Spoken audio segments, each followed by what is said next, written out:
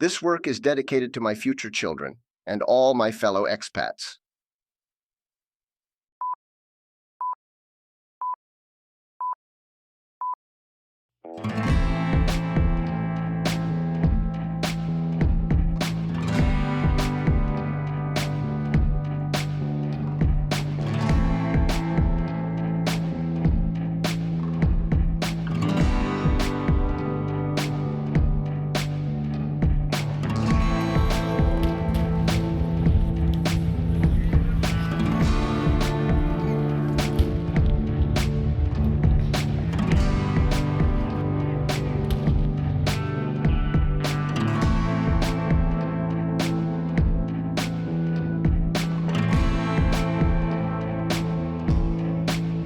Chronicles of a Nomad, Memoirs of an Immigrant. A novel by Alex Alvarez. Read by the author.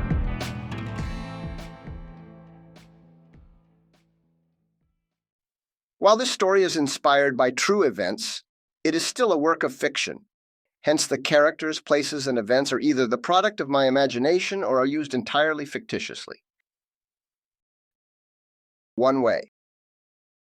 We may have all come on different ships, but we're in the same boat now. Martin Luther King, Jr. It was October of 1997, and I was 15 years old. We were ready to cross the immigration check at the Dallas International Airport, and I was pleading with my mother to line up in another, faster queue. She followed her line-cutting instincts and switched quickly, but I stayed in my own queue under the pretense that I would join her if her turn came up first. My intention was not to delay the inevitable. It was simply to arrive at the immigration counter with as much distance from her as possible. Don't get me wrong. I love my mother very much. She just happens to be the kind of person who acts guilty all the time. Every move, every comment, and every facial expression gives her away in the presence of any kind of authority figure, from the CIA all the way down to the Boy Scouts. Even when she is not doing anything wrong, which is rarely the case, the moment she senses a guard nearby, she starts acting like a prisoner of war wearing a stolen uniform while trying to escape. My poor mother was sweating, trembling, and drawing way too much unnecessary attention. What's curious about this is that she really had nothing to worry about, because out of the two of us, I was the one planning to burn the return ticket. She just came along to help me through my transition and, of course, to turn every garage sale in the state of Colorado into a sold-out success. When I saw her waltz past the immigration counter, I heaved a sigh of relief. Everything went fine on my end, too, so I thought that perhaps I was just being paranoid. But the time had come for us to face our next challenge. A 30-minute window to board our next plane. Unfortunately, my high command of the English language was only good enough to say things like, "May I help you carry your suitcase, Mr. Johnson?" And neither one of us knew which way to go. Armed with common sense, I started walking toward the nearest departures display to find our gate number, but my mother had other plans. She simply wanted us to follow the hordes of people that had just gotten off our plane because their rush must have meant that they knew where we were meant to go next. The fact that we were at one of the busiest airports in the United States meant nothing to her, since from her perspective, every passenger on our flight was also going to Denver. Despite all evidence to the contrary, my mother was quite an experienced traveler. She had been to Europe several times, and it wasn't her first time visiting the United States either. But even if one would assume that reading information displays would be her weapon of choice, instead, she relied solely on instinct. Venezuelan mothers master the dark art of intimidation by osmosis. Their powers manifest shortly after giving birth, and from then onwards, they embrace yelling as their main means of communication. You see, by shouting loud enough, a mother can permanently edge her commands onto her child's psyche through the shockwave emitted by the soothing melody of her screams. Everybody knows it, and it works on husbands too. "Carlos, get a move on!" my mother screamed from a fair distance away. "We are going to miss our flight!" Since good kids who wish to live long and happy lives do not yell back at their mothers, from a distance, I pointed at the departures display to let her know that I was looking for the correct gate number. However, I've now come to believe that perhaps she saw the wrong finger, because that moment she became possessed by the four horsemen of the apocalypse, and all the plagues of the ancient world started raining upon me. If only I had packed an umbrella. She ran towards me, blowing steam off her nose like a raged bull, and then turned us into the centerpiece of a ridiculous scene a mere few steps away from the immigration counters that I was so cautious about. Now, even though I did not show her the finger that could have triggered her irrational behavior, doing so would have been so very much more satisfying. That, at least, would have justified why she decided to unleash the wrath of Khan in all its destructive glory. The more I tried to keep her quiet, the louder she screamed. As our argument continued, it suddenly felt as if we were being pulled under the shade of a rain cloud. Finding it odd, we turned around only to find ourselves at the mercy of a creepy giant who was wearing what looked like a police uniform. At that point, our sweet exchange of love came instantly to a halt. "Is there a problem?" he asked. The resonance of his deep voice made my knees shake, and although I didn't fully understand what he was saying, when a man like that addresses you directly, you know you're about to be transported into a merciless world of hurt. A moment later, his mistress arrived, and from then on, Hightower let her do the talking.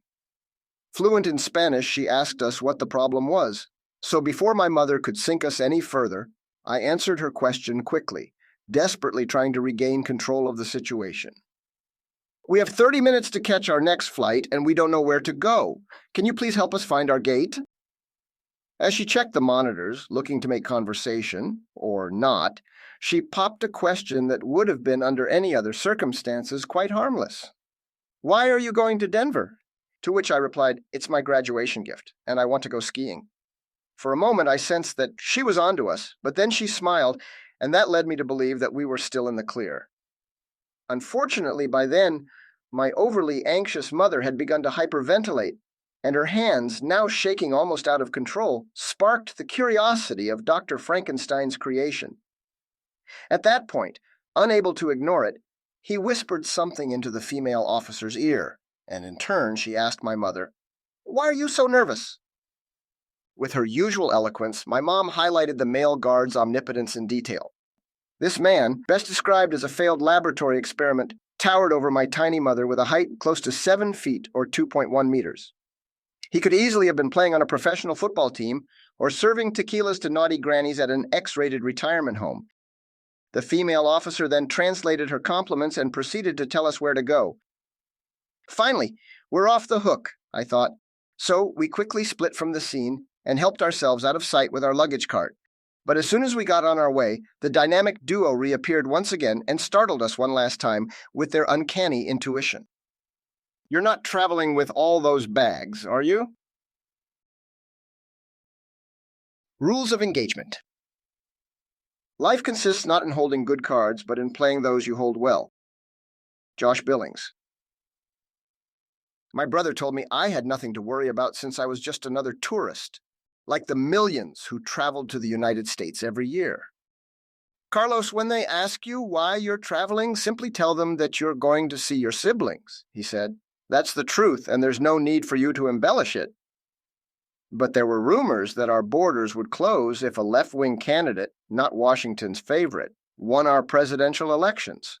If that were to happen, the exodus of Venezuelans trying to escape to the United States would result in the likely denial of most tourist visa applications. Even though I could have applied for a student visa at the consulate, enrolling in an American university would have cost an absurd amount of cash that, regardless of how well we lived, my parents were in no condition to fork up. Another option would have been to apply for a green card through my siblings as a dependent minor, but the waiting period for this type of applications was long, and I would have had to remain with my parents for many more years. And things in Venezuela were getting ugly fast. Everything was a disaster. The economy was in shambles, violence was ubiquitous, and the probability of a dictatorship had become near certain. I had to take my chances and leave the country however I could, even if only as a tourist, before the situation at home turned sour for real. Once in the States, I could try to apply for legal residency with the help of either one of my siblings and then safely wait whatever number of years necessary while learning English, going to school, and working. It seemed like a good plan at the time. But of course, if I were to be asked my reason for entering the United States, the only acceptable answer would be to visit my siblings for a couple of weeks. Only a fool tests the depth of the water with both feet. It was my first time migrating, and I was too young back then, so I shouldn't be too hard on myself. But still, when I think of all the useless junk I packed, I can't help but wonder, what was I thinking? Even before we ran into trouble, I knew that it would probably be a good idea to keep a low profile at the airport, especially if I hoped to avoid having to show my Zorro underwear to a customs clerk, or worse yet, an immigration officer. For me, from the very beginning, it was abundantly clear that I could not afford to draw any attention to myself, because if anyone so much as glanced at my luggage, it would be evident that I was packing way too much for a short 2-week vacation, not to mention that all my stuff would reveal my evil plans for world domination. But as you now know, as obvious as it may have been to try to stay out of trouble, what happened was the opposite. As if our loving display near the immigration counter wasn't enough to raise suspicion, I was also carrying a small quantity of incriminating evidence inside our large suitcases. The best way to illustrate the kind of junk I was carrying is, of course, to include a condensed list of some of the things I had on me. Cassette tapes, lots of them. It seemed logical at the time. Americans must have their own music, I thought. Besides, every Latino in the USA lived either in Los Angeles or Miami, so I wasn't expecting to find any in Denver.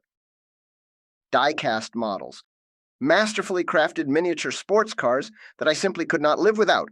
Could you? A couple of baseball gloves and about 2,000 trading cards. You know, those rare collectibles that could not possibly exist in the United States. Photographs and a couple of goodbye letters. 2 weeks is a long time to be away from your best friends. School certificates. Vacation is the perfect time to start in a new school. Ask any teenager. A joystick. Hey, maybe it would help me ski better. Fake Oakley shades. 0% UV protection, but 100% cool. Surgical gloves. Better safe than sorry. A piano. That's right. A heavy 3-foot-long Casio keyboard. I know. It's a whole lot of useless junk. The lesson here is that immigration and relocation are not synonyms. Nevertheless, none of this arose any suspicion because it was out of sight. The keyboard, which obviously did not fit anywhere, was well hidden under the pile of bags we were hauling on our rented luggage cart.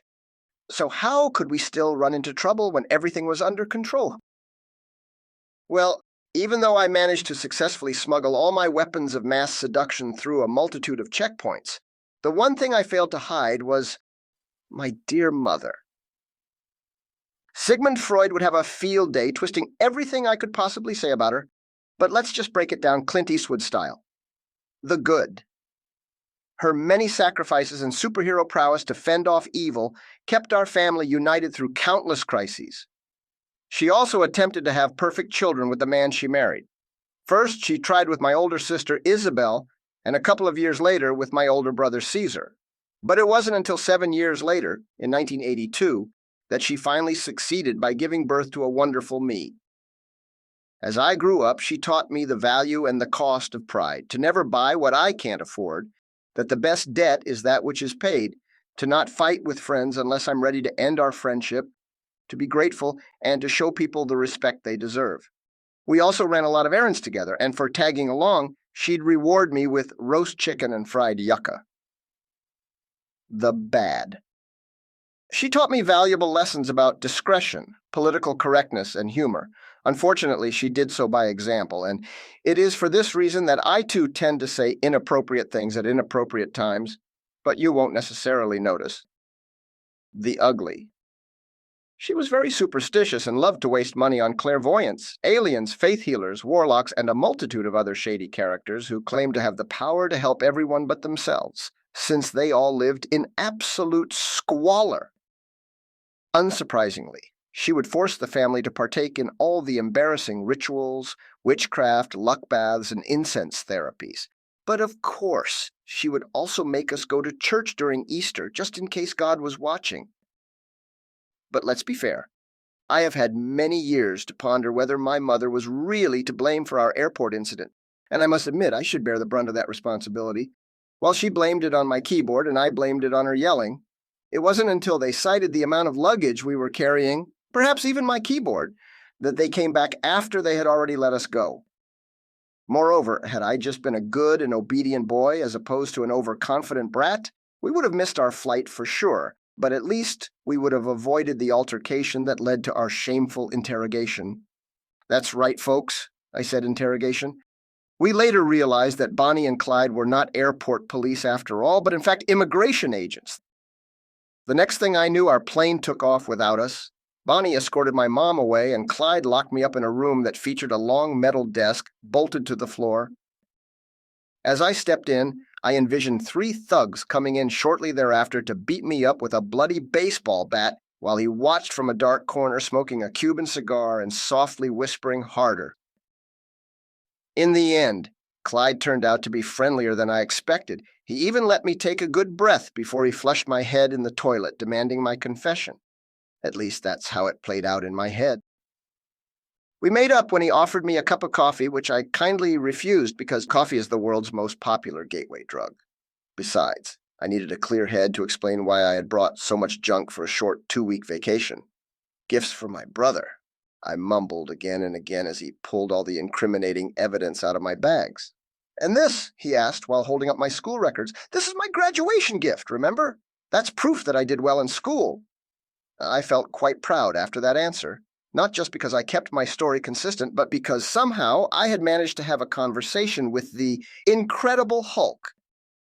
My English was improving exponentially, and I suddenly realized that all the years I had spent playing adventure games by LucasArts had been a worthy investment. Too bad it looked as if I wasn't going to be able to really reap the rewards of knowing a second language.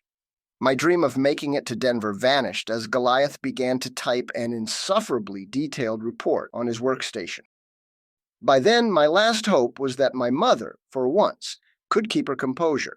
Otherwise, our next stop might not be a return flight to Venezuela, but a one-way bus ride to a migrant detention camp near the Mexican border. Chapter 1. Natural Selection. Part 1. Inherited Traits. We are survival machines, robot vehicles blindly programmed to preserve the selfish molecules known as genes. Richard Dawkins. Apart from my mother's lips and my father's nose, I wonder what else I might have inherited from my parents' genome.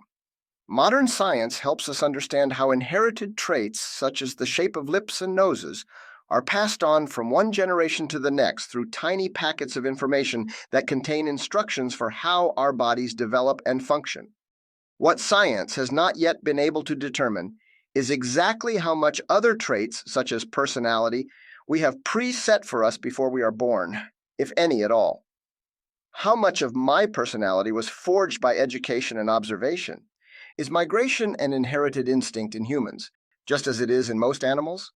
Or is it a conscious decision based on our own personal experience? When I look at my life as a migrant, I cannot help but wonder about my parents' lives when they were my age. They too emigrated from their hometowns in search of opportunities, leaving loved ones behind and venturing into the unknown. This is not to say that our personal stories were remotely similar, because in stark contrast I had loving parents and 2 bright siblings who protected and mentored me. I grew up in a nice neighborhood, lived in a large penthouse, and played in the back seat of a brand new car year after year. I had comforts, nice toys, good nutrition, and even benefited from private education. So as opposed to my parents and most other children, I had everything. The difficulties they endured while growing up made their lives infinitely more challenging, because they did not grow up in a nice suburb surrounded by tall buildings and large avenues, but in underdeveloped rural towns surrounded by dirt and misery. My mother, Bianca, was born in 1947 in the Andean region along the border with Colombia. At the time, her town was so disconnected from the rest of the country that their customs, accents, and lifestyles had more in common with their Western neighbors than they did with other Venezuelans. That region was rich in coffee plantations during a time when coffee was our nation's main export. Juan Vicente Gomez was the dictator in the late 1920s, and during his mandate, our nation acquired its current dependence on oil exports, which resulted in the impoverishment of wealthy farming states such as my mother's. After being a major coffee exporter, our country then transformed into an importer and began to exploit our newfound product, oil. Venezuela then entered a new era of industrialization that expanded the country's infrastructure and fast-tracked its development. But unfortunately, for a large chunk of the population, the price was just too high. Ruling such a volatile nation without a solid base was risky business for any national government, so centralization became an important goal in the Gomez agenda. This inspired people and businesses to relocate to Caracas, the country's capital, and once investors, both local and foreign, joined the oil frenzy, farming activities nearly ground to a halt. Rather than expanding our ability to export different products and bring prosperity to every corner of the country, such were the government incentives in oil contracts that anyone still investing in crop production was considered a fool. My mother was born after the Andes had gone bankrupt, so she grew up in extreme poverty. Her grandfather, whom she never met, immigrated from Italy during the golden coffee days, and one of his sons became my mother's dad. Unfortunately, he did not live long, so my mother was raised by her uneducated mother alongside her two brothers and sister, resulting in a life that is unimaginable to me. Such was the lack of minerals in her diet that she loved eating wet dirt after a good rain. So much, in fact, that the first time I heard her share the stories about her dirt-eating days, she started salivating, since to her wet dirt was akin to cake. In the end, her seemingly fun anecdote was tarnished by her account of her mother's savage beatings for getting her dress dirty, the only one she had. I never met my grandmother, but she was infamous for rejecting people's generosity, financially or otherwise, so I don't feel I missed out. Someone whose pride is worth more than her children's well-being isn't someone I'd get out of my seat for, especially since she passed this toxicity onto her children, one of whom became my mother. After the coffee plantations were abandoned, the Andes region was left at the mercy of the Colombian drug cartel, and it was quickly overrun by leftist guerrilla fighters who would then recruit young Venezuelans to join their cause, or else. Pillaging and kidnappings were common occurrences, but fortunately, my mother managed to evade all such incidents. However, given the desperate situation in the region, chiefly due to their poverty and isolation from the rest of the country, the locals were left with very few choices. They could either voluntarily join the guerrilla, guaranteeing their family's safety and food supply, or be drafted by force and end up in their ranks without a family to go back to. Although extortion was and continues to be the guerrilla's most effective recruitment tactic, my mother explained that back then, many people saw them as their only way out of misery. Today, when I think of what it must have been like to live in such dire conditions, I guess the easiest way to stop being victimized was to join the aggressors. As starving peasants in an isolated region in the middle of two countries, it would seem logical to me that Andeans in general would feel little loyalty toward the government that left them at the mercy of foreign terrorists. Joining the guerrilla must have been the closest thing to job security they had at the time. Despite repeated attempts, I only managed to get my mother's version of this story once, and when I noticed how upsetting it was for her to speak of her youth, I changed the subject and made a mental note to discuss the guerrilla matter with the mother of my friendly neighbor, Raul, because she too was from the Andes. Bringing up the subject at their house, it felt like talking to my mother all over again. Another time, I spoke with a couple of other Andeans from that generation, and they too agreed that although the guerrilla were the invaders, once the towns were subdued, most locals would accept them as simple figures of authority rather than enemies, especially after they swelled their ranks with locals. At age 16, my mother found herself alone. Her older sister, Luisa, had fled to the oil-rich city of Maracaibo, and her two brothers, older Antonio and younger Victor, had fled to Caracas. She was tired of living in constant fear of the guerrilla, but most significantly, of her very own mother.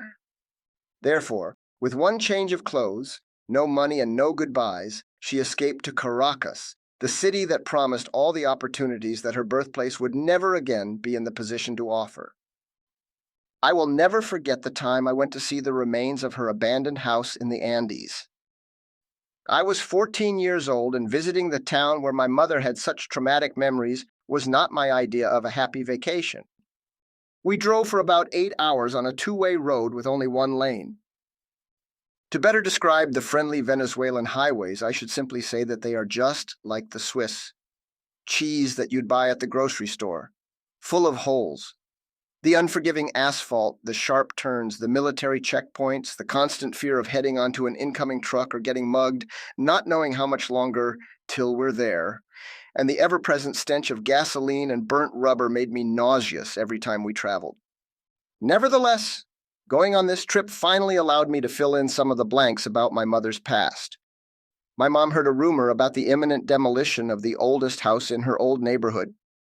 A little construction made of a material used over a century ago that consisted of interwoven sticks, bamboo, and mud. Based on the description, she had a hunch that it could be the house where she grew up, and my dad insisted that it was prudent to say goodbye if that was the case. As usual, I was not informed about the purpose of our trip until we finally arrived. I guess my parents thought that by keeping me in suspense, I would happily agree to join them in their adventure, thinking that we would be going to Disneyland instead. By car. After a long argument about where to turn and which street was which, we started asking directions from every old man sitting at their porch in a rocking chair. But it was a lost cause. They were all incomprehensible. By mere chance, we arrived at what looked like a dollhouse, if you could even call that a house. It had one window, and the front door was exactly the height of my tiny mother. The walls and roof appeared to have been sucked from within, and the whole structure looked like a sandcastle after it had been stepped on. But even though the roof was ready to collapse, this humble construction was a true relic of the past. My mother was speechless. I tried to think of any other occasion when she had kept her thoughts to herself for so long, but I couldn't. Judging by her silence, I had a feeling that this could turn out to be a significant event. My dad pulled over next to the house, and we stepped out of the car after the dust settled. I remained quiet for as long as I could, trying to make sense out of the uneven proportions of the small building, but as usual, I couldn't keep my mouth shut. Can a house shrink in time? My magic words brought my mother back from her quiet place, and even though I wasn't really expecting an answer, she replied with a bizarre calmness, "Perhaps, but this one hasn't." My dad laid his hands over my shoulders to give her some space, and as I watched in awe, she slowly approached the house, caressed the front door, and burst into tears. I don't remember ever seeing my mom cry like that before. I had seen her tears of laughter, usually after joking about something inappropriate among family and friends, but I had never seen these tears of sadness. Finally understanding where she had come from and seeing her reaction to it deeply broke my heart. This house was no bigger than my bedroom, and it did not even have a bathroom or a kitchen. Yet, my mother grew up in it with her mom and 3 siblings. After she regained her composure, my dad and I hugged her. This is the only family hug that I recall not happening at New Year's Eve or at some other festivity. Just a few minutes earlier, we had been screaming at each other, and now we were united by a profound feeling of love and understanding. Before that day, I always thought that her childhood stories were just an exaggeration aimed at teaching me to be grateful for what I had. But that afternoon, I arrived at the conclusion that my mother's tragic early days were not a fable, but a fact. Never again would I judge her for being who she was. My father, Salvador, was a year younger than my mother and was also born and raised in poverty, but in a northwestern town instead of the Andes. In great contrast with my mother, he had many, and I mean many, siblings.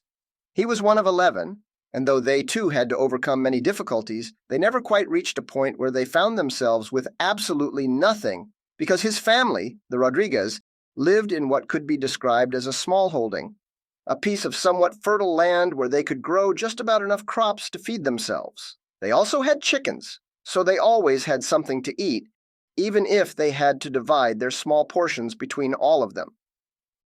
Out of his siblings, my father was one of the youngest and was probably the most ambitious of the bunch. My grandma, Teresa, was the only one of my four grandparents that I had the opportunity to meet. She was a caring family woman whose lifelong commitment was first to feed her children. Then, as her children grew older, she began to spoil her grandchildren with her cooking as well. As most other kids, I was not a big fan of soup, but that was not the case when we visited Grandma. She made the best soup on the planet, and if there ever was a place other than home where my parents gave me the right to request to be fed, it was at Grandma's. My mother never admitted it, but her jealousy was too obvious. Grandma's soup was the only soup I would eat voluntarily, and it was so good that I would even keep track of how long had passed since the last time I had some. Despite my many attempts to bring up the subject, I never heard much about Grandpa, but I suppose there was a good reason for that, since in terms of role models, my dad always looked up to his older brother Mario, who took him under his wing even though he was only 7 years older. The same age difference I have with my older brother Caesar. Interestingly, something about my dark-skinned father and my fair-skinned uncle was so much alike that whenever we went out together, my cousins and I would joke about having to be careful or else we'd end up going home with the wrong dad.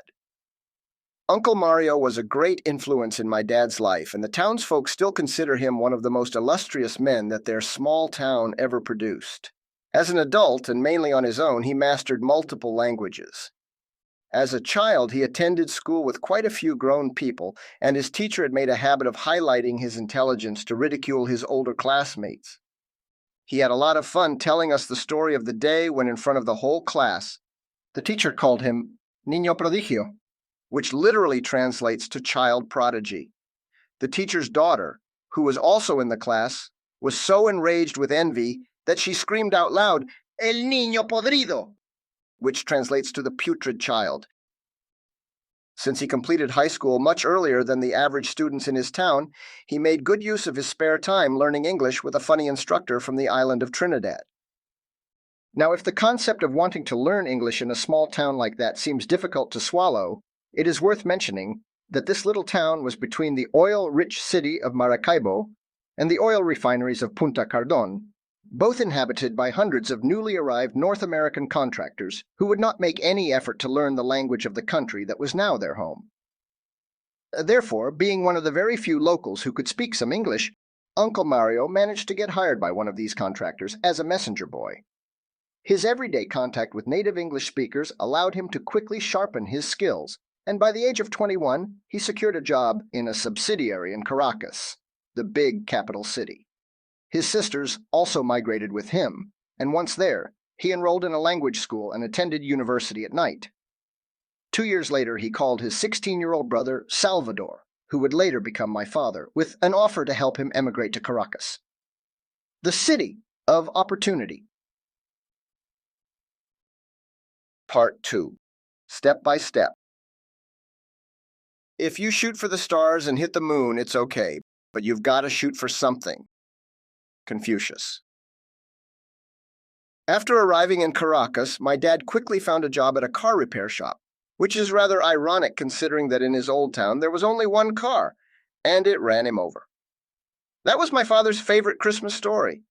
He was 4 years old, and he'd been gifted a little suit with shiny brass buttons like those common in military uniforms.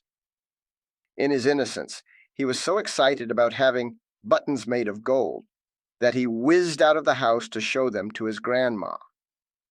Unfortunately, he did not reach his destination because the only car in town happened to be driving by. Despite the obvious, he was very lucky.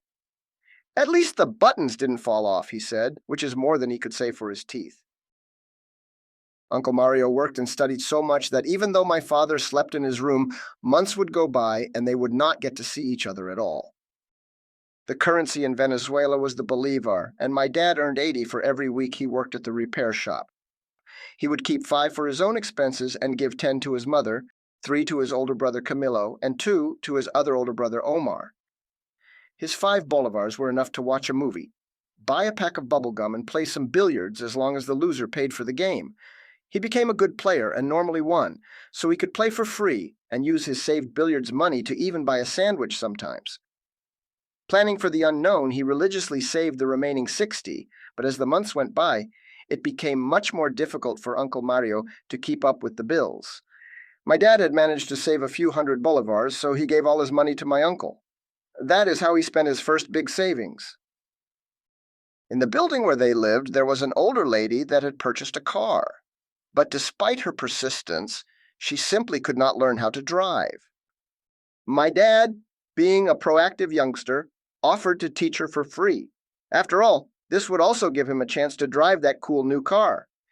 With his help and a lot of praying, she finally learned to drive. She was so thankful that she asked her husband to submit an employment recommendation on behalf of the young Salvador for being such a nice kid. Finalvin was a prominent financial institution at the time, and the lady's husband worked there. He spoke to human resources about my dad, and surprisingly, they offered him a job filing documents for the bank's executives. The pay was low, but the benefits were very generous. Christmas bonuses amounting to triple pay. Personal loan pre-approval for up to 3 months of wages. Self-renewing car loan pre-approvals every year, and preferential rates on new vehicle purchases. Using these incentives wisely, my dad managed to purchase a new car within his first 6 months of employment, and although most Venezuelans would agree that things haven't changed much since, back then, buying a new car was a luxury that only a selected few could afford. Also, delivery of any newly purchased vehicle would normally take several months, and he got his the same day. He attended school at night, and at the age of 21, he met Bianca, a 22-year-old damsel who would later become my mother. When she immigrated to Caracas, she worked as a housemaid and as a cashier at a supermarket. She later moved to Maracaibo and lived with her older sister, Luisa, who had also worked as a maid but was now a nurse. Thanks to her, Bianca found a job at the same hospital as an X-ray lab assistant, and after she gained enough experience, she returned to Caracas and got a similar job at a local hospital, this time as an X-ray specialist. Strangely, and even though Luisa still had fresh marks of abuse, she was working long and hard so that she could help her mother leave from the Andes and move in with her, away from the misery of their old town. The same supermarket where my mom used to work was the one where my dad shopped for groceries, but it was at night school that they eventually met. To impress her, my dad would show her his good grades. What he chose to not show her were his bad ones. This was indeed a smart choice, but I'm sure that his grades were not necessarily what my mother felt attracted to. My dad was a charming, muscular, and very good-looking bachelor who worked at a bank and drove a brand new car. Yet he was quite humble, a rare quality for someone with those attributes. The undeniable symbols of status and security that came packaged with the young Salvador made him an irresistible bachelor for the beautiful Bianca. When I see the old black and white photos from when she was in her 20s, I can honestly admit that my mother was gorgeous enough to be a movie star. She was gifted with abundant black hair, dark eyes, a refined nose, impeccable skin, and a toned physique. Her attributes complemented one another in perfect harmony. Salvador, on the other hand, had a paintbrush-like mustache and wore bell-bottom pants with tight shirts. But since that was fashionable in the 70s, they still managed to make a great-looking couple. Side note, now that retro is fashion again, or so I'd like to believe, I own and wear one of his tight shirts from that time. It is nearly 40 years old, and it is still in mint condition. They just don't make them like that anymore. By the time they met, my father had already gained a good reputation at work for being dependable, and even though he still had to work many extra hours to just break even, in my mother's eyes, he was much more than the company's paper boy. In 1973, at the age of 26, the young Bianca gave birth to a cute baby girl whom they named Isabel, in honor of the pure, strong, and noble Queen Isabella of Spain, ruler of Castile and Aragon. During her entire pregnancy, out of necessity, Bianca had to continue working in the X-ray room, despite the obvious risks to her child. Her last day at work was a Saturday, and she gave birth the following Tuesday. But even though the extra income would have helped, she still became a full-time mother. The first thing she did after holding her baby girl for the first time was to count her fingers and toes, and even though it's common practice, she really had reason to believe that her exposure to radiation might have been harmful. Thankfully, they were blessed with a healthy child. Now that the family had grown to 3, my dad negotiated a 15-year loan for a small condo in the very humble suburb of La Pastora. He loved Isabel very much, but because he had no clue about how to father a girl, he hoped to someday have a boy. All his life, he had been the subject of racial jokes for having a skin tone that was darker than the one that was socially acceptable in Venezuela, so he wanted his boy to be fair-skinned like his mother. He also wanted him to be smart and left-handed so that he could one day be good at baseball and perhaps even work at a transnational oil company. My dad's older brother, Omar, was not only popular for his personality, but because he landed a job at one of those rich North American oil refineries, mainly for being such a good ball player. Working at an oil company was my dad's ultimate dream. Salvador's fatherhood wish appeared to have come true 2 years later in 1975 when Bianca gave birth to a fair-skinned, left-handed boy just like his father wanted him. For his apparent greatness, they named him Caesar, in honor of the great Roman emperor. By then, Salvador was working additional hours at the bank and had even licensed his vehicle as a taxi in order to be able to take passengers on his way to work, on his way back, and on weekends and evenings. It was the only way to afford their small condo while putting aside some money to prepare for the unknown. He used his next big savings to cover the down payment for one more vehicle, which he too licensed as a taxi to rent out to another driver. This way, he managed to have 3 sources of income, to the point where he started earning more money by running his cabs than he did by working at the bank. However, he understood quite well that everything was thanks to his ability to exploit his employee benefits to their full potential.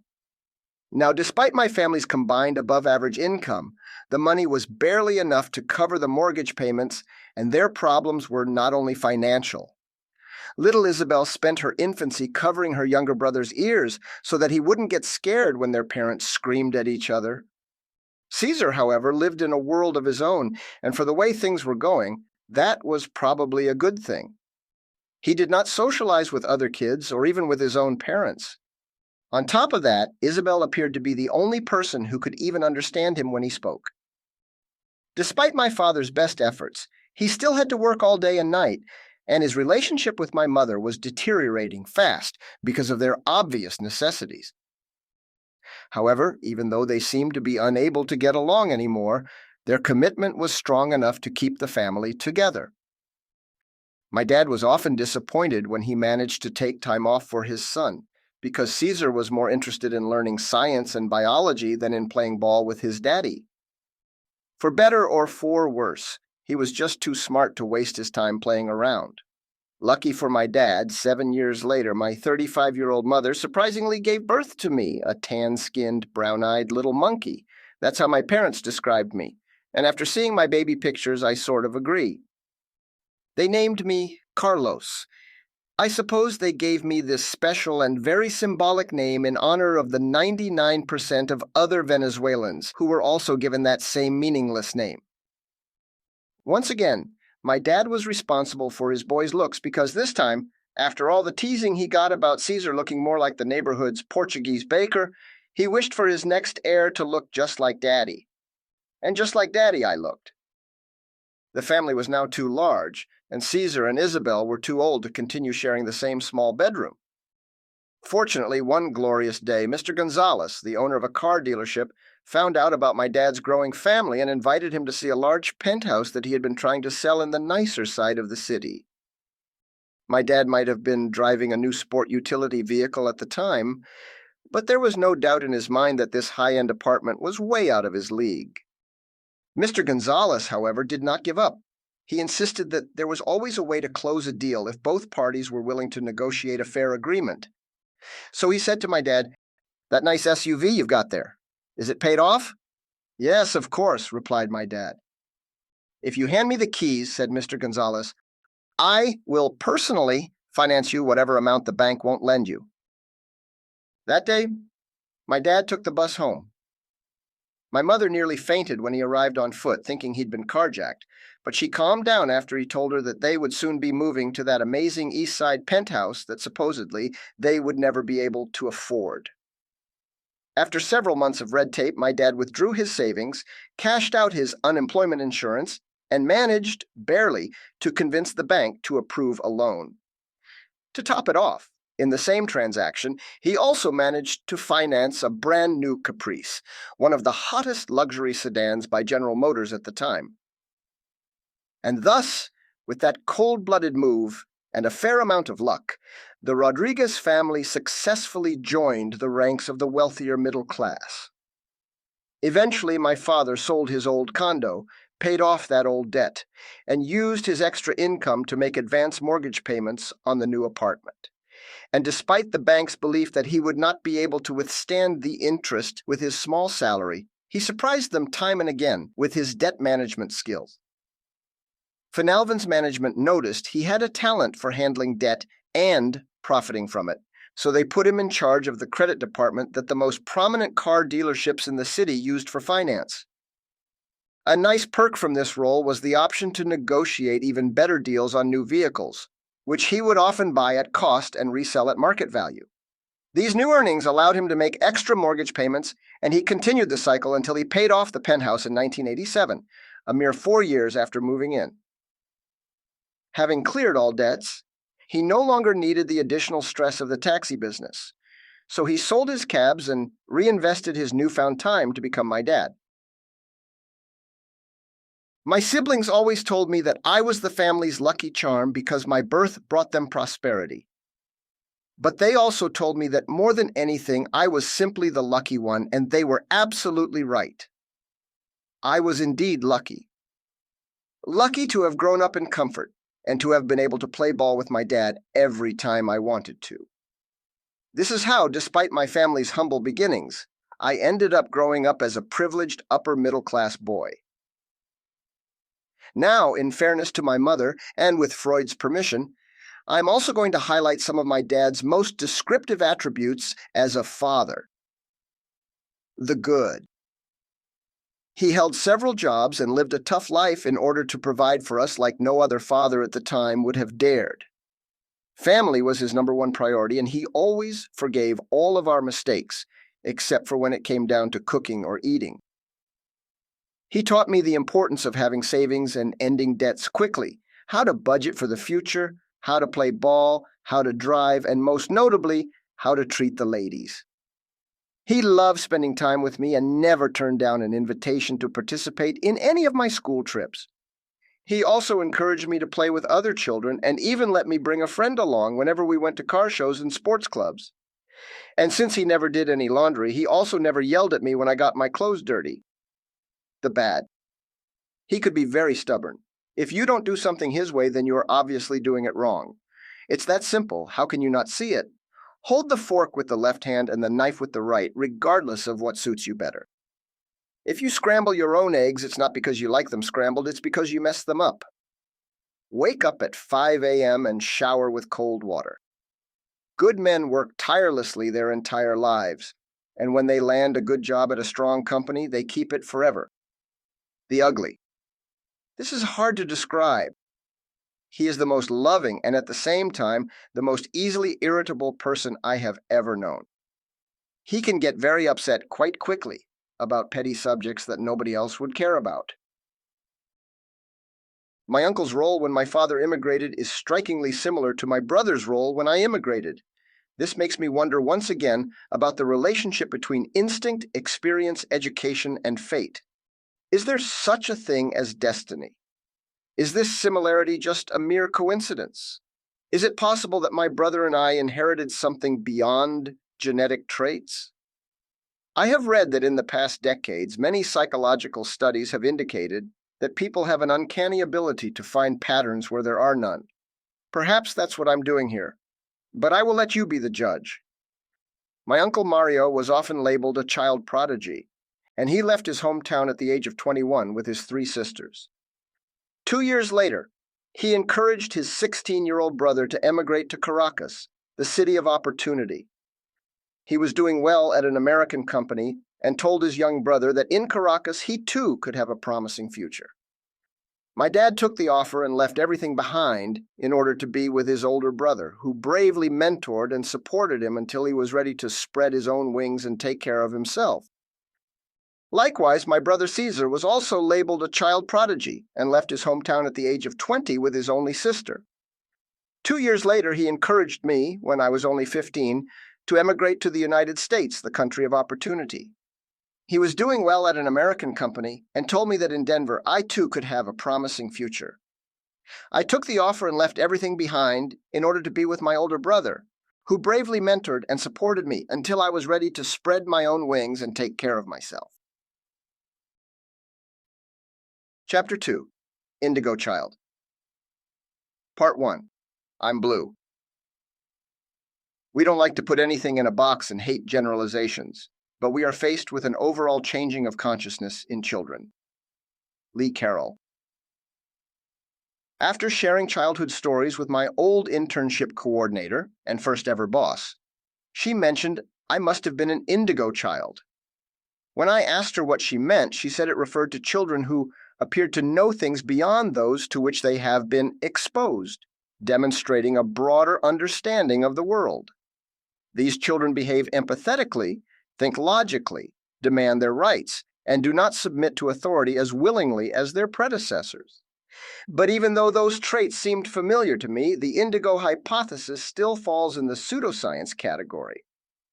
I believe these traits could best be attributed to my generation's access to cutting-edge information technology. For example, TV documentaries and rentable VHS tapes taught me more about history and science than school ever did. However, during my infancy, I struggled with adults because they constantly told me that I was disobedient and that I loved to make big deals out of nothing. Yet this undesirable attitude, when exhibited by adults, is referred to as strength of character. Throughout my childhood, I was often told off for being disobedient. I said this then, and I say it again now. Blindly accepting orders is not a strength, it's a weakness. If I was asked to do something, the request first had to be logical, and then it would have to be presented to me respectfully, or else I would not comply. Often, I was called melodramatic for making problems sound bigger than they supposedly were, but what people fail to realize is that the size of a problem is relative to the person experiencing it. For a rich man who drives a Ferrari, having a mechanical failure in the middle of the highway without enough battery on his smartphone to call a tow truck is a serious problem. For this same person, breaking one of his 6 crystal glasses minutes before his 5 investors from Japan show up at his Swiss chalet to discuss a business merger could also be stress-inducing. But for someone who is homeless, worrying about these so-called problems would be proof of insanity. This is equivalent to comparing the insignificant problems of children with the real problems that adults face. Today, I take great comfort in knowing that my disobedience was neither a character deficiency nor senseless rebellion, but simple proof that my young age was not a limitation to my ability to understand and care about the world around me. But before we even attempt to understand ourselves, I believe we must first remember not only our past, but the actual way in which we were raised. Our first impulse would be to say that we cannot remember a thing from our childhoods, but I strongly believe that we are all capable of keeping at least some recollection of those early years in life, even when we couldn't yet speak. One of such memories that takes me back in time is cruising in my turbo stroller without a care in the world and looking around. Therefore, when I see babies in their strollers, traveling comfortably like ancient emperors, I don't wonder what they're thinking. As far as I recall, all I did was watch people, animals, objects, and sometimes I would also try to mimic the sounds they made. So, I suppose they do the same. Another early memory is from a time I was being bathed in the bathroom sink by my mother. She was holding me with one hand and letting the warm water drip onto my tiny body with the other. She made funny faces and tickled my fat belly. I was kicking the water with the clear intention of splashing her, and the memory fades away after she wrapped a soft white towel around me. I probably just fell asleep. Getting bathed like this was a soothing therapy that no adult could ever enjoy. I must have been just a few months old for my mother to have been able to hold me with just one hand. I also remember when she used to lay me next to her on the bed until I dozed off, and how much I enjoyed wearing my blue onesie. Even though I wasn't ready to walk yet, being fully clothed with only one garment was joyous enough. However, I'm sure I wouldn't have liked this outfit as much had I known that the Teletubbies would share the same sense of fashion in the future.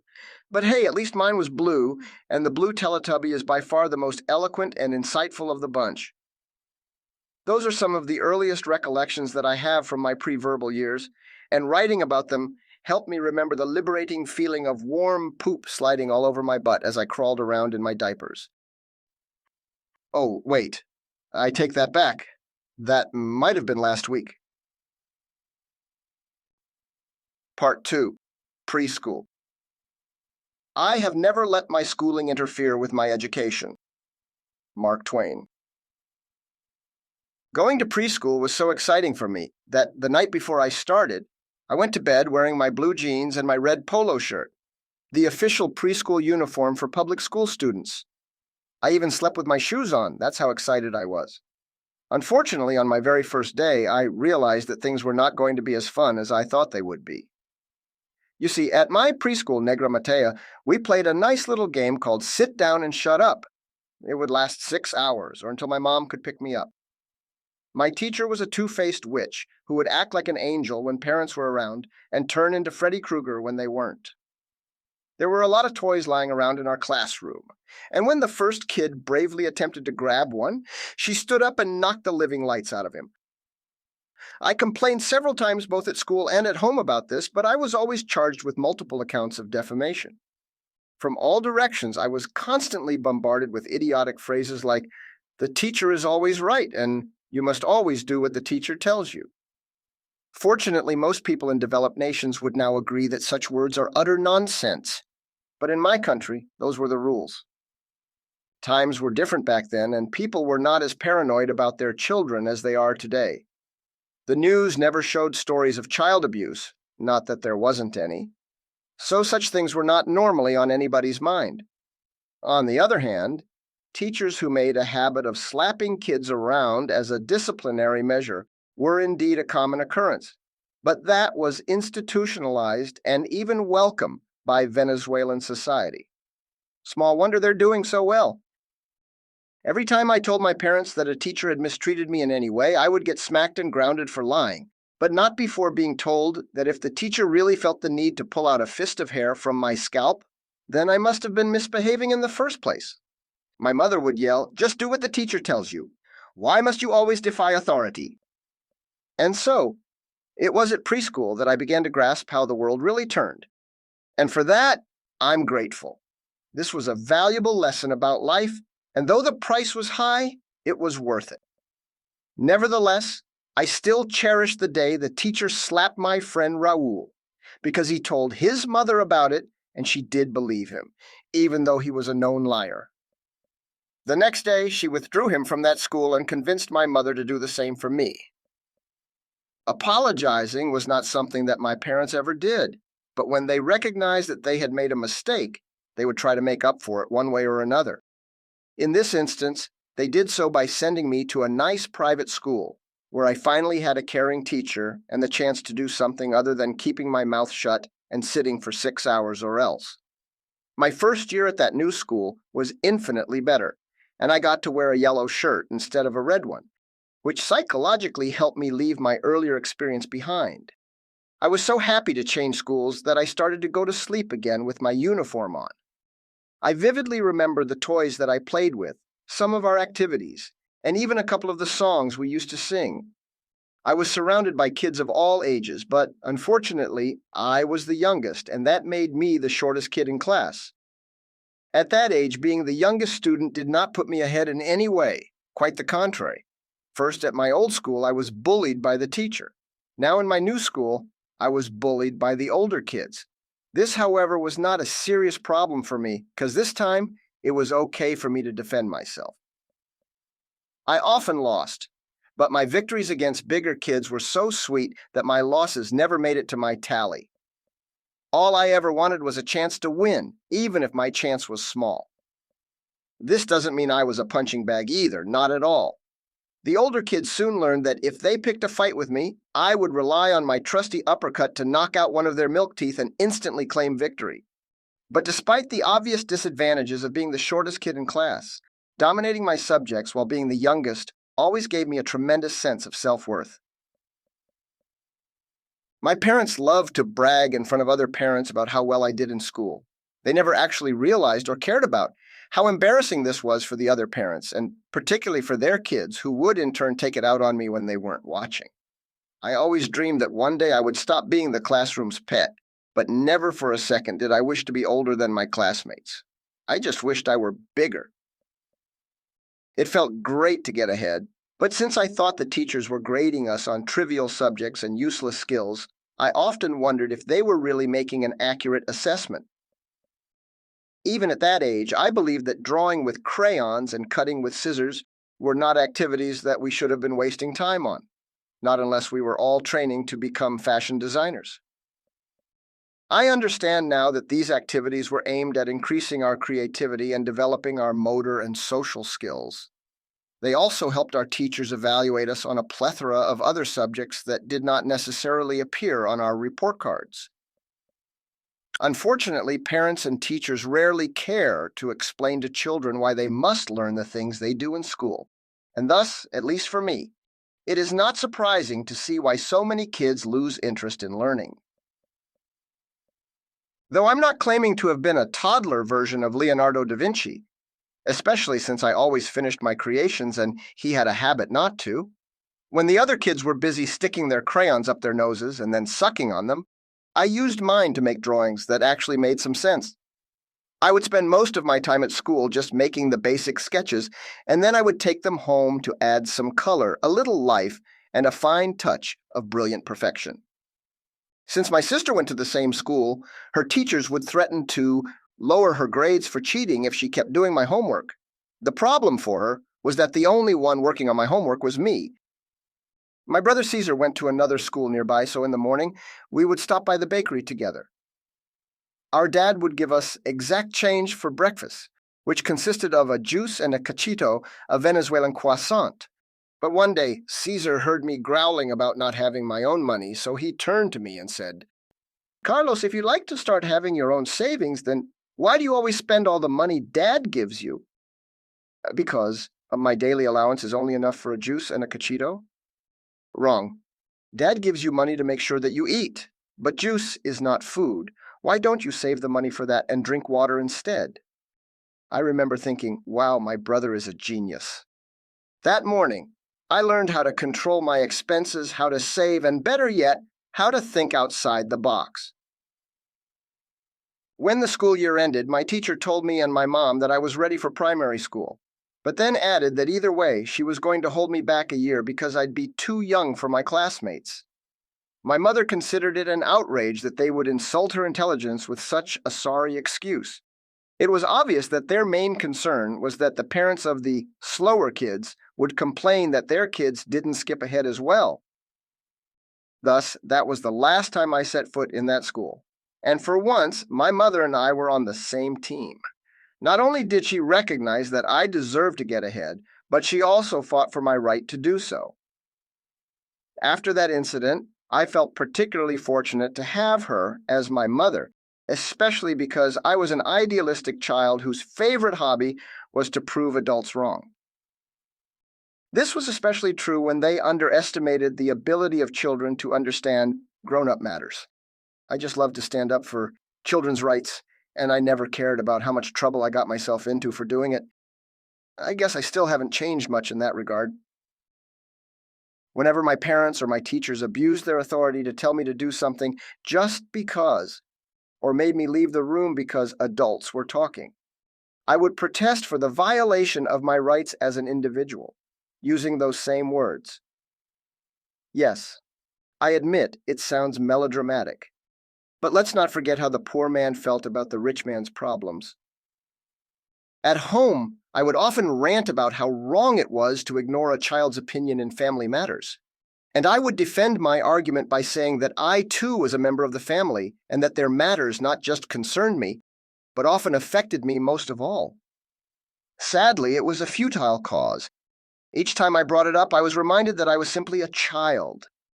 And in Venezuela, a child is not a person. Part 3. When I Grow Up. We've had bad luck with children. They've all grown up. Christopher Morley. On more occasions than I cared to count, grown-ups would say that I would either become the next Simon Bolivar, the revolutionary oligarch who led the liberation of Venezuela, or the next Adolf Hitler. At first, they would laugh as if it were the first time somebody had come up with such an unoriginal observation. But then they would realize that I very much disliked the comparison and would give me that absurd look, as if the devil were staring right at them through my eyes. Although I was just leaving preschool, and it wasn't until much later in life that I learned that kindergarten was a German word, I already knew who Adolf Hitler was, probably from watching war movies and documentaries. So I considered the comparison to be quite outrageous. Even worse was the fact that my parents used to laugh too, rather than to stick up for their son, who had been the victim of an aggression. That's not to include all the times that it was my own family coming up with such nonsense. One time I got so frustrated that I decided to leave home for good. It was a Sunday afternoon, and I must have been about 5 years old. It was the perfect time to make my now infamous announcement in front of the whole family. I'm leaving home. Other kids would have peed themselves to claim attention, but I did not want attention. I wanted to be taken seriously, and peeing myself would certainly not get me the result I was after. "Fine," said my mother, as I stood between my family and the television set, "but hang the keys by the door on your way out." Heartbroken, I started packing my little clothes and my favorite action figures into a blue bag where I always put my stuff whenever we went on vacation. I did so as slowly as possible, and every time I put something new in the bag, I would take the long way around to make sure everyone saw how serious I was. When I finished packing my most precious possessions, I filled my heart with the courage to emigrate from home, and finally said my last goodbye to everybody. But as I dragged my feet toward the front door, my dad yelled out, "Carlos, wait!" It worked, I thought. I have finally earned their respect. But then he said, "That bag you're carrying is mine." And with those cold words, he delivered the final blow that put an end to my emancipation campaign. Today, I can fully accept that I was overreacting and that some of those jokes about my revolutionary instincts were indeed funny and perhaps even well-founded. But that does not mean that I condemn my reaction at the time. I just wasn't mature enough to understand how difficult it is for adults to treat children with respect when they are still growing milk teeth. That is obviously something I did not recognize back then, so having to constantly put up with such injustice infuriated me to levels that I thankfully have never reached again. Sometimes the rage was such that I would bang my head against the wall just to try to make the anger go away. Once I even knocked myself out, so at least that time it worked. Nevertheless, after realizing how close I came to cracking my own skull, I easily arrived at the conclusion that banging my head against the concrete wall was probably not the best way to deal with my frustration. So from that point forward, I started to bang my head on the mattress instead, at least until the day I missed the soft spot and split my forehead open against the footboard. Now, every time I look in the mirror, I see the scar that reminds me that I should let my children play more active roles in my family. Not having the right to vote or even to just sit and listen was so depressing that if I had been born in the year 2000, I would have probably been an emo. But despite the obvious flaws in my anger management methods, at some point, I did start to believe that maybe, just maybe, my teachers had not been exaggerating when they said that I was somewhat above average. Now, that wasn't something I came to believe just out of the blue. Rather, it was the inevitable result after having this conversation with every other kid I knew. "What do you want to be when you grow up?" "A superhero," to which I'd reply, "Such as?" "Batman." "You ignorant fool.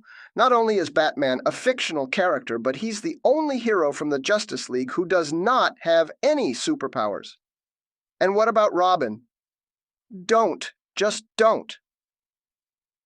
The Batman TV series was a hit in the 80s, and it seemed as if every other kid wanted to be Batman at the time. This is not to be confused with the cool Batman with the Kevlar suit that we have seen in the latest films. This was the one that came out in the 60s. You know, the one with man boobs, a black Speedo, gray long johns, and a big yellow belt to hide his beer belly. If he had any superpower at all, it must have been the ability to defeat villains through sensory overload. How ironic is it that back then I used to think that the Joker was the one with the eccentric sense of fashion?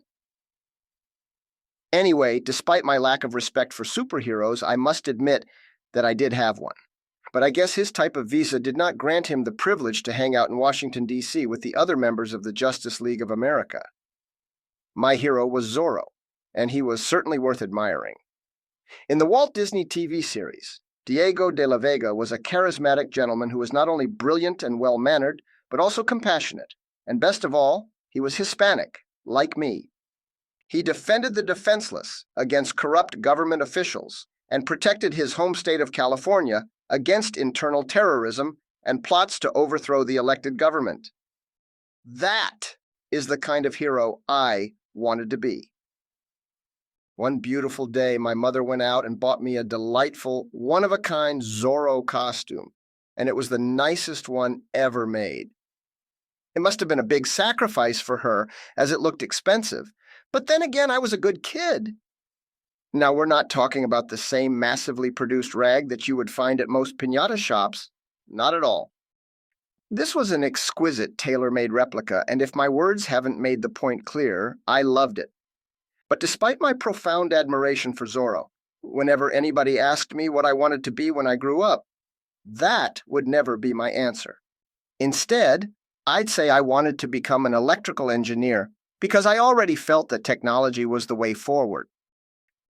Side note, had the internet been around then as it is today, I probably would have said web developer, which is not surprisingly one of my fields of expertise today. So I'm not too far off from what I had in mind as a child. Besides, even if I don't get to play with scissors, I still can cut and paste. I guess the time I spent in preschool wasn't such a waste after all. And even though I could also say that I have addressed the masses, I have not rebelled against the government, sort of, and invading Europe is not in my to-do list yet. Therefore, and much to the disappointment of many, I may not have entirely lived up to other people's expectations. Then again, I'm young, and still have plenty of time to cause a revolution. Part 4. Drunks have softballs. Play the game you love, and love the game you play. My dad founded the softball team of Finalvin, the bank where he worked, and also helped organize a league where all the other financial institutions participated with their corresponding teams. He took me to all his games, and I enjoyed them like no other sporting event I've ever enjoyed since, because I got to see my dad play while I made friends with his friends' children. Baseball, however, was the most popular sport in Venezuela by far, so one of the first times he took me to a game, I asked him why they played softball instead. Some other player overheard my question and elegantly cut in the conversation by saying that softball was for old men who sucked at real sports. We had a good laugh and agreed that no other answer could have addressed my question more accurately. Most of the players played a little drunk, and I say most because the rest of them played completely drunk. Also, it never mattered which team won. They all played for the love of the game and to have an excuse to get away from work, family, and politics. Therefore, they played with their co-workers, brought their wives and children, and talked trash about the government while they waited for their turn at bat. Go figure. After the games, players from all the teams would combine their coolers, turn on the music, and throw a big party with food, drinks, and softballs flying all over the place. And since most players also brought their families, there were plenty of other kids to play catch with. Our favorite game was to knock the beer out of someone's hand. We picked on those who were too drunk to have any credibility if they told on us. The best thing at these gatherings was that nobody ever talked about whose kid was better than whose, so things always happened the way they were supposed to happen, and I always had a terrific time. I absolutely loved and still do the smell of dry beer mixed with the urine that's been stuck under the bleachers for months. It smells like baseball, and there is not a better smell in the world. After the improvised parties, everyone who could still walk in a straight line would then head out to a bar. That usually meant everybody, since they seemed to be immune to the most obvious effects of alcohol, or maybe I had just gotten used to seeing them drunk. My dad would sometimes join them to shoot some pool and to make me play a game that I now call, "Can you get a kiss from the bartender girl?" Our strategy was simple. My dad would give me some cash and I would enter the bar alone. Since I was no taller than a baseball bat, nobody would notice my presence until I had already used my hands to climb up on a bar stool. The bartender girl would then look at me surprised, but just before she would get a chance to ask where my dad was, I would begin my trademarked pickup routine. "Good afternoon, miss," to which she'd reply, "Oh my, what's a big man like you doing in a bar like this?"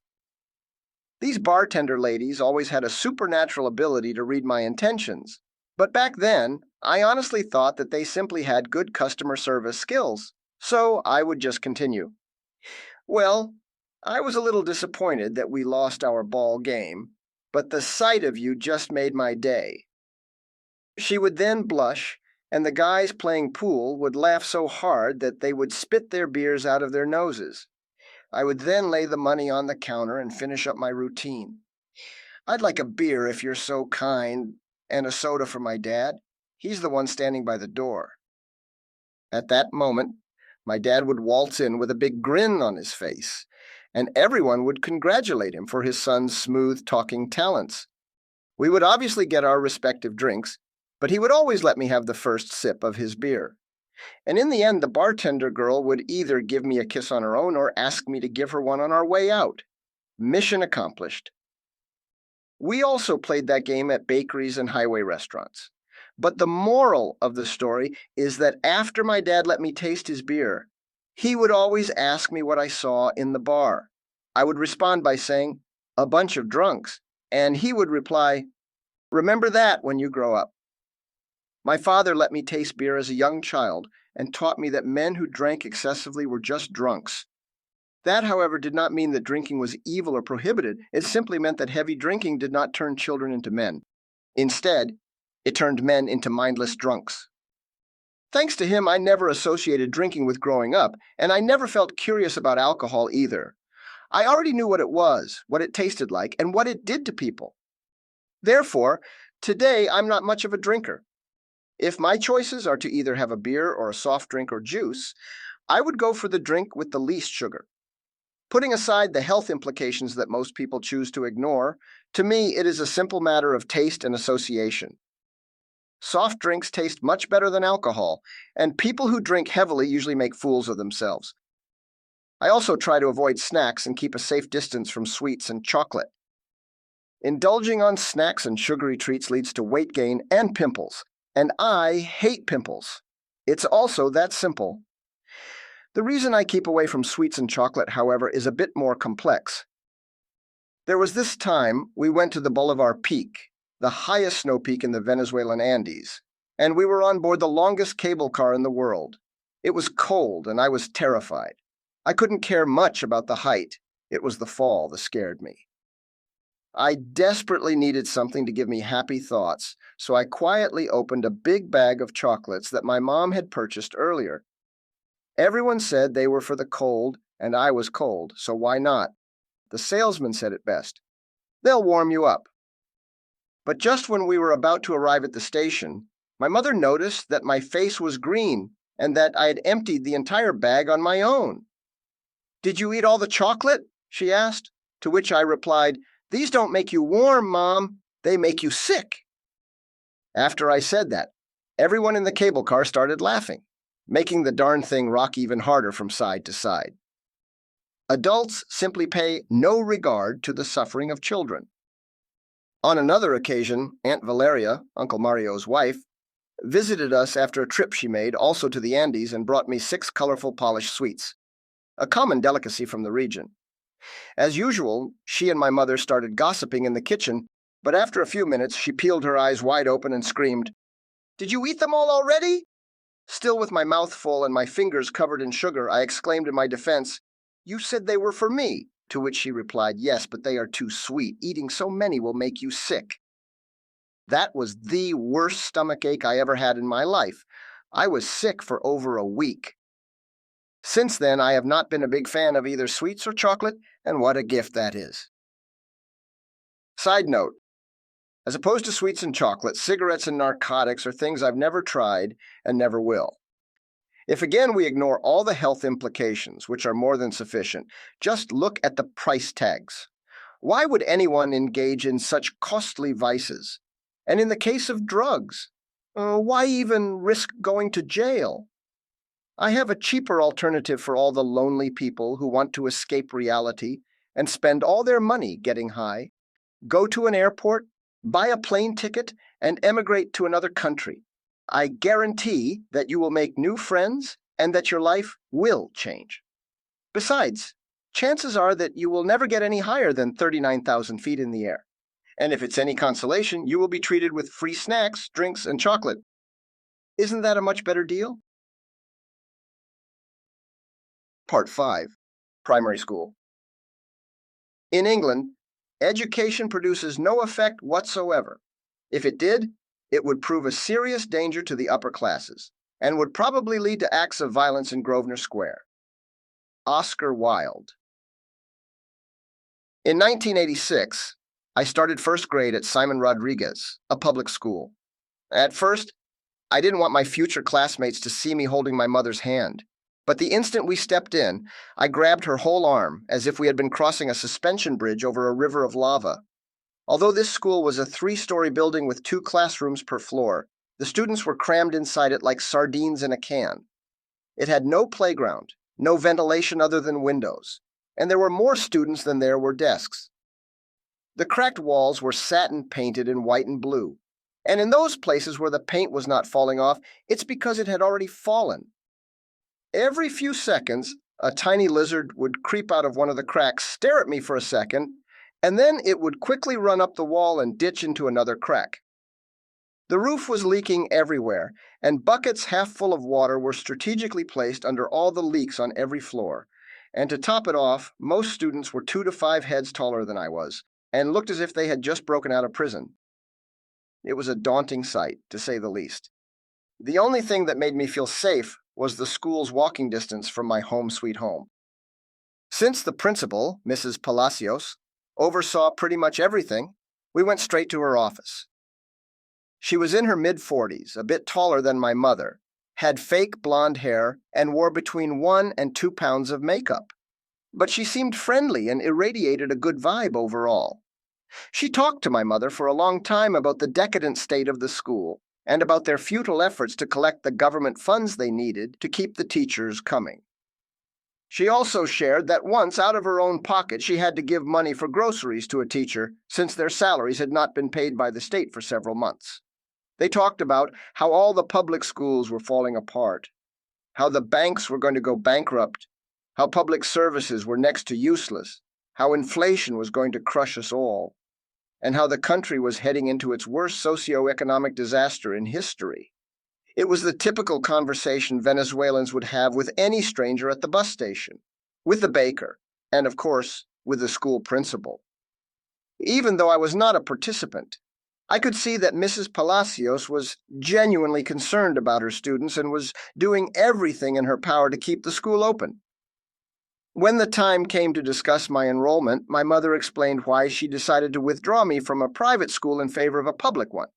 The reasons were many, including money and transportation, since my dad again had to work extra hours just to keep up. But it all came down to the fact that I was ready for first grade, and my previous school wanted to hold me back a year. I was then given an entrance exam, but since it was a public school after all, I knew from the start that it was purely symbolic, so I didn't stress much and completed it effortlessly. When Mrs. Palacios re-entered the classroom to review it herself, she looked over her shoulder to make sure my mom was far enough and then whispered in my ear, "Is this the type of school you want to go to?" "Yes, ma'am," I answered. "I'm looking forward to making new friends, and I'd be lucky to be under your care." I know, it sounds like a bunch of baloney, but I meant it, and it was what my father had always taught me. Be nice to the ladies, and the ladies will be nice to you. Yes, I was quite scared at first, but after hearing about everything they had to endure to try to give poor kids a chance, How could I say anything else? She then showed me a big smile and said that I was the cutest kid she'd ever met.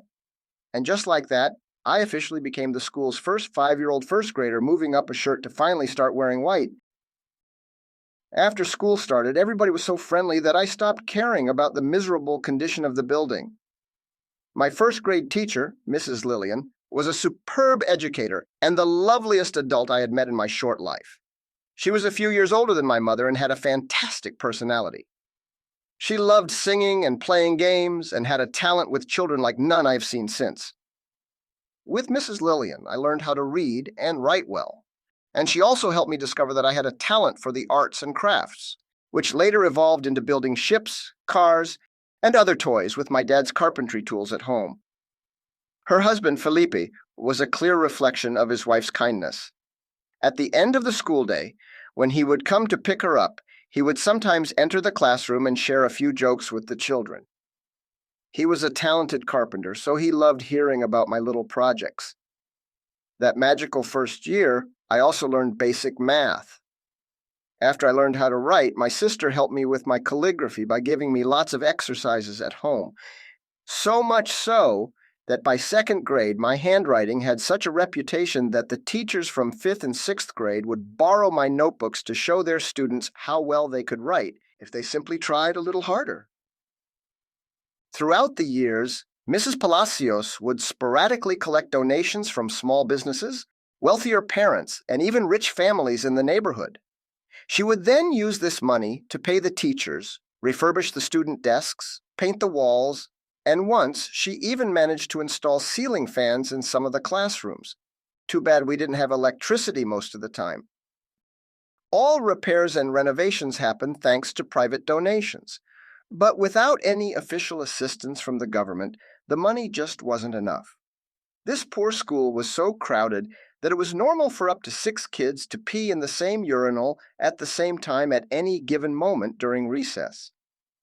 Sometimes the bigger kids would cut in line and, of course, pee on the little ones. At that point, someone would scream, "Piss fight," and pee would start flying off in every direction. Hygiene was never at the top of our priorities, and these wet fights remain as some of the strongest, smelling memories I have from those days. Going to school with kids from the slums taught me to see the value in people rather than the value of their clothing. I learned that everyone had something to offer, and that we all deserved a fair opportunity in life. When I started 4th grade, I was 8 years old, and my classmates were 12 on average. But contrary to popular belief, by going to a public school with poor and older kids, I did not learn to curse, misbehave, or steal, and I never saw a single kid smoking or drinking. Ironically, these are all things that I did see rich kids doing in private school.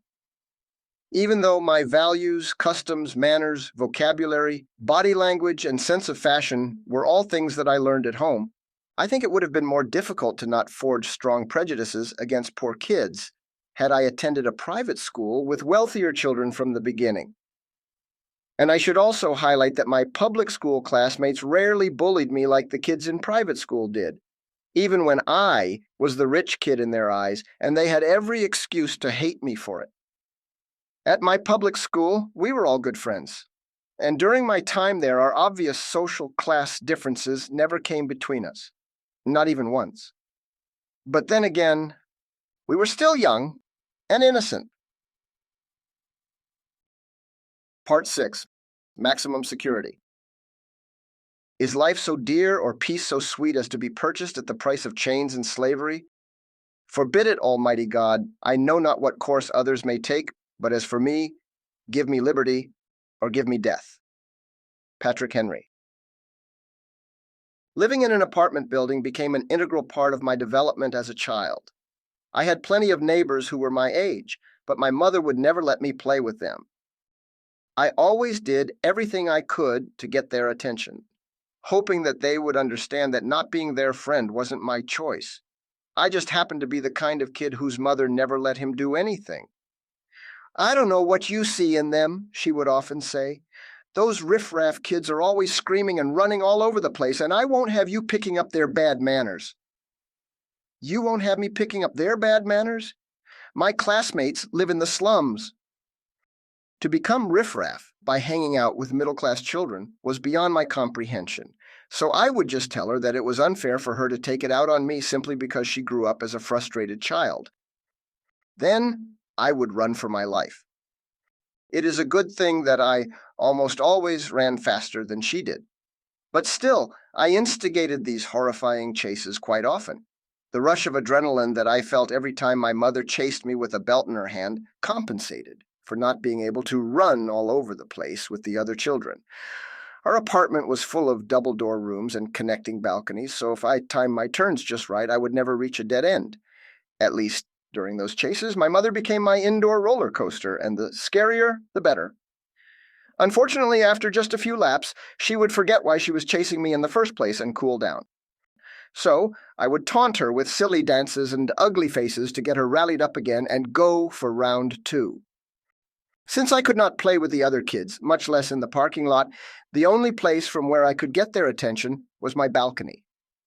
I always wondered how the world looked from the tall windows I could not reach. From my perspective, I had to look up, and all I could see was the sky with planes and vultures flying in circles. But even though I couldn't see the other kids, I could still hear them running, screaming, and laughing below.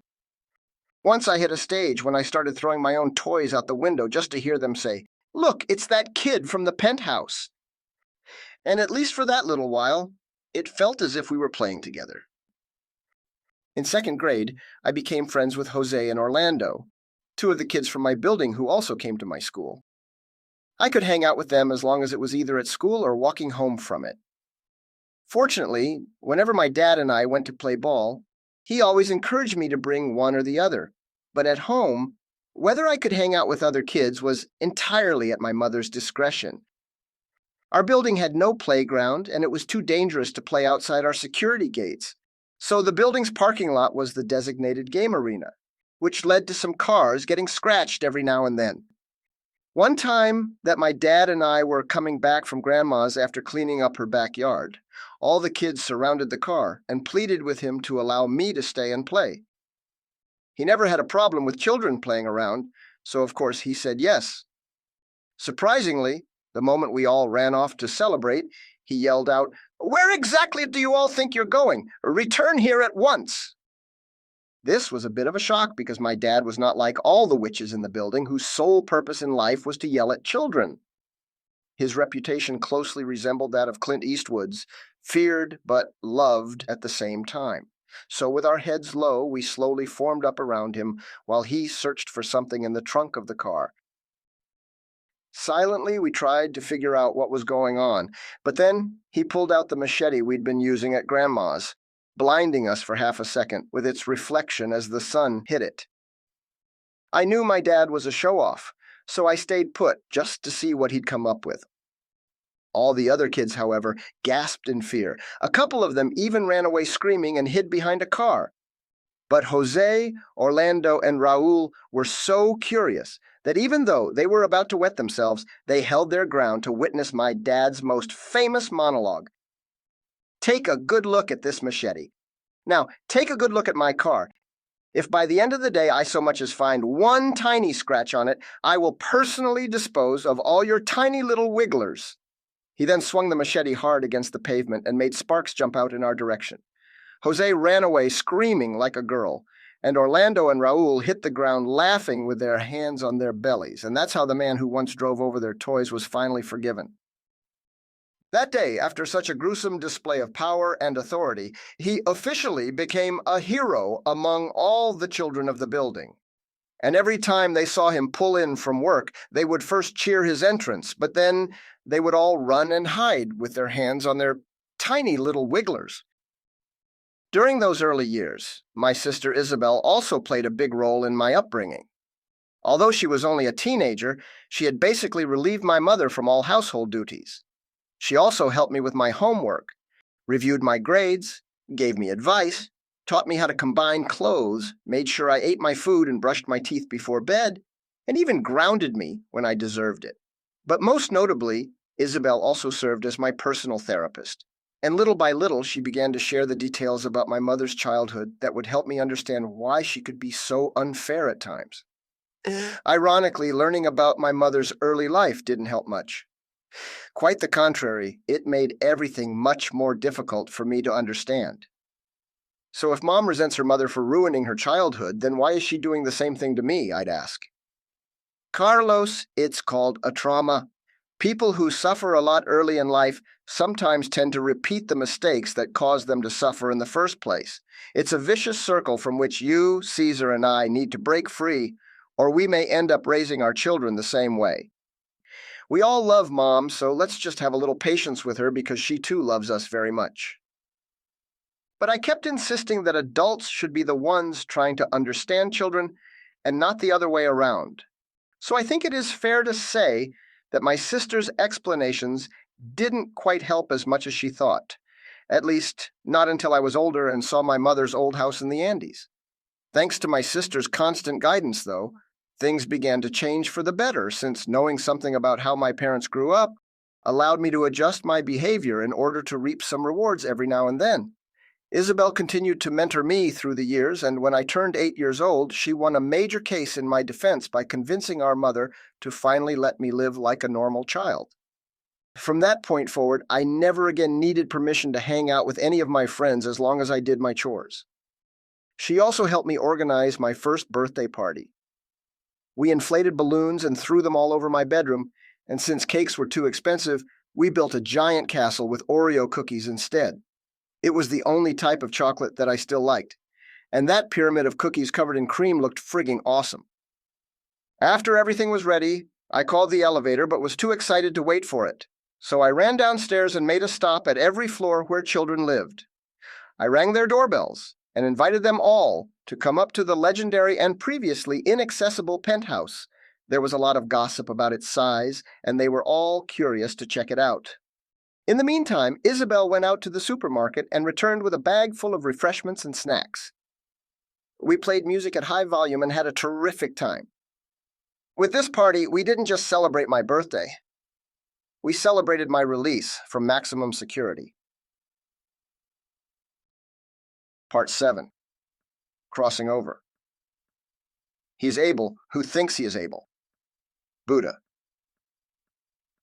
Fourth grade was particularly significant in my development as a child because I not only changed the way I saw myself, but also the way I saw the world. It all began when Isabel spotted a strong deficiency in my education. The math problems in my homework were way too easy for a fourth grader. It was a serious issue that needed to be addressed, and I had to start fixing it by learning the multiplication table. To help me, my dad would call me from work and teach me rhymes and tricks to remember the numbers easier. I can appreciate how great it was to have a father who would interrupt his busy workday to help me with my math, but back then, I thought it was a complete waste of time because I was first in my class and I never even had to study. That year, near the end of the school term, I got my first citation ever. A citation was the most horrifying thing that a young student could get. It was a piece of paper summoning one of your parents to meet face-to-face with your teacher and the school's principal to discuss your school performance and conduct. They were normally handed out to students who had wreaked some serious havoc. So, with my head low and with no clue as to what I might have done to deserve the ultimate punishment before getting expelled, I handed the citation to my mother as soon as I got home.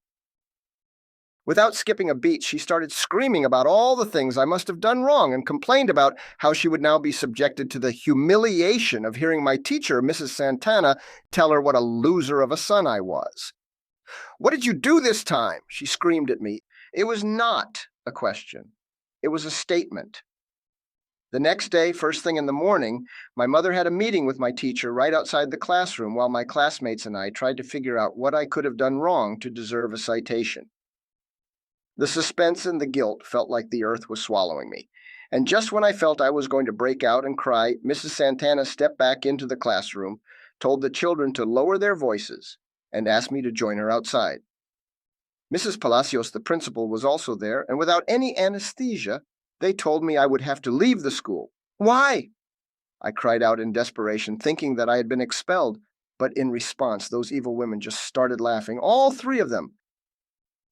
In the end, it turned out to be true. By the end of the school year, I did have to find a new school. However, I had not been expelled, and I had done nothing wrong. In fact, the problem was that I was doing too well. And the principal considered it a waste for me to continue attending a public school when they could just as easily put me in their sixth grade class, and I would keep cruising the same.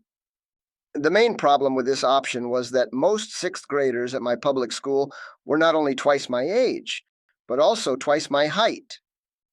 So after all the options were laid on the table, they agreed that it was better for me to move on to a private school for fifth grade. I would still graduate a couple of years earlier than most other kids, and the narrower age gap with my new classmates would also allow me to make more compatible friends. Initially, I did not like the idea of not skipping ahead if I could, especially after having the principal's endorsement. But after further consideration, I realized that I was quite tired of being the shortest kid in class, never able to compete in any sports, and what I considered to be the worst part, always being shorter than the girls. Graduating a couple of years ahead of time was good enough for me.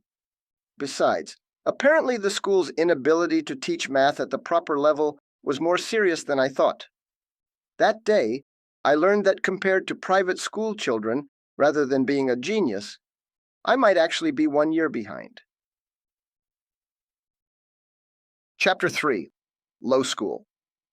Part 1. First class as a second-class student. Men are born ignorant, not stupid. They are made stupid by education. Bertrand Russell. The big day of the admissions test finally arrived. It was my chance to enroll in one of the most prestigious private schools in the country, St. Augustine High. This school boasted of installations that you would never dream of finding in a public school. Even other private schools were jealous of them. Students could learn music, foreign languages, play baseball, basketball, and even soccer. Not to mention that they also earned indisputable bragging rights. Over 2,000 lucky boys and girls at St. Augustine High got to receive Venezuelan education of the highest standard in installations that resembled those of schools in the United States. When I entered the school with my mother, I did not really see what all the fuss was about. Sure, it looked big, but not as massive as everyone had described it. I must have been blinded by the jewelry all the students were wearing. Although everyone still wore a standard school uniform, the only common denominator was that they were all wearing Calvin Klein jeans, Timberland shoes, and Tag Heuer watches. Some of these wealthy kids were wearing well over $100 in clothing accessories, and in Venezuela, in the early 90s, that meant they were swimming in cash. Thus, the major difference between St. Augustine High and my previous school was neither the installations nor the quality of education, but the massive difference in socioeconomic status. Upon arrival, we were first ignored by the receptionist. My mother then announced that we had an appointment and asked where the entrance exam for fifth graders would be taking place. The receptionist then glanced at us with disgust from head to toe and answered rudely. "What school is your child transferring from?" She was twirling a cheap pen with her fingers, trying to look all-important. "Simon Rodriguez." "Simon Rodriguez?" she asked. "Never heard of it." To never hear of a school that's within walking distance is very unlikely. She was the typical case of the janitor who acts like he owns the building. She probably thought that as the receptionist of a private school full of richy-rich wannabes, she had inherited the inalienable right to decide which aspirants were worthy of assimilation. "It's a public school in our neighborhood," my mother answered.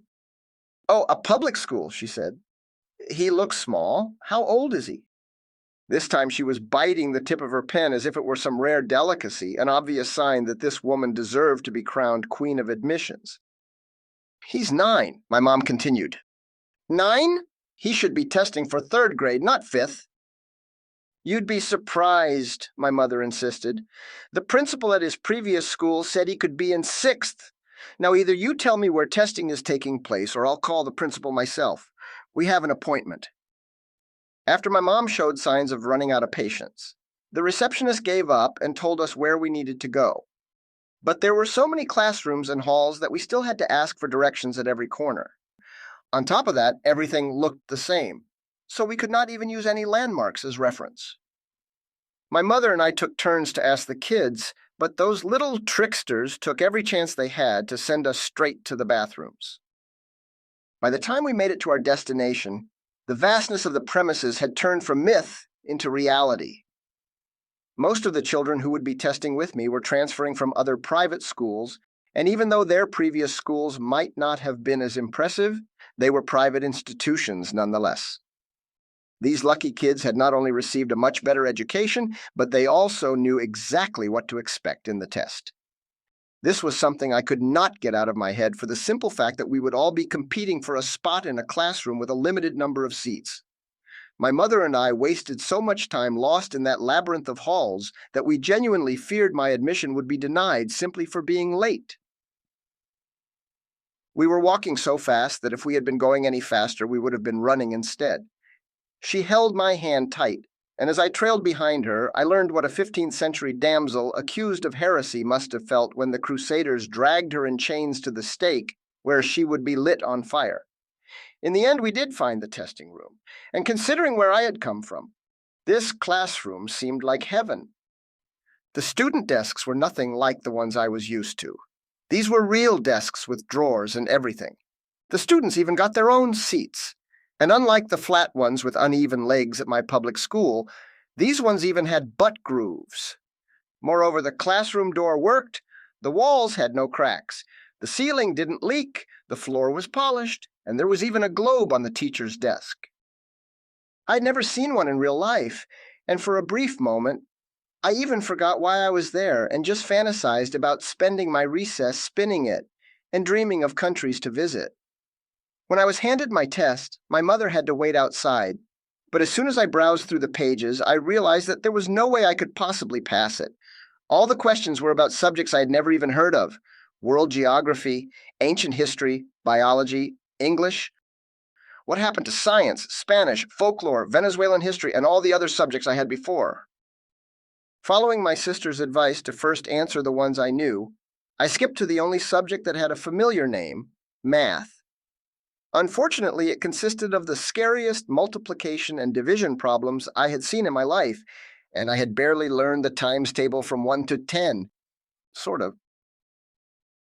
What I mean by that is that I could multiply any number by 7, but I could not multiply 7 by any number other than 1 and 10.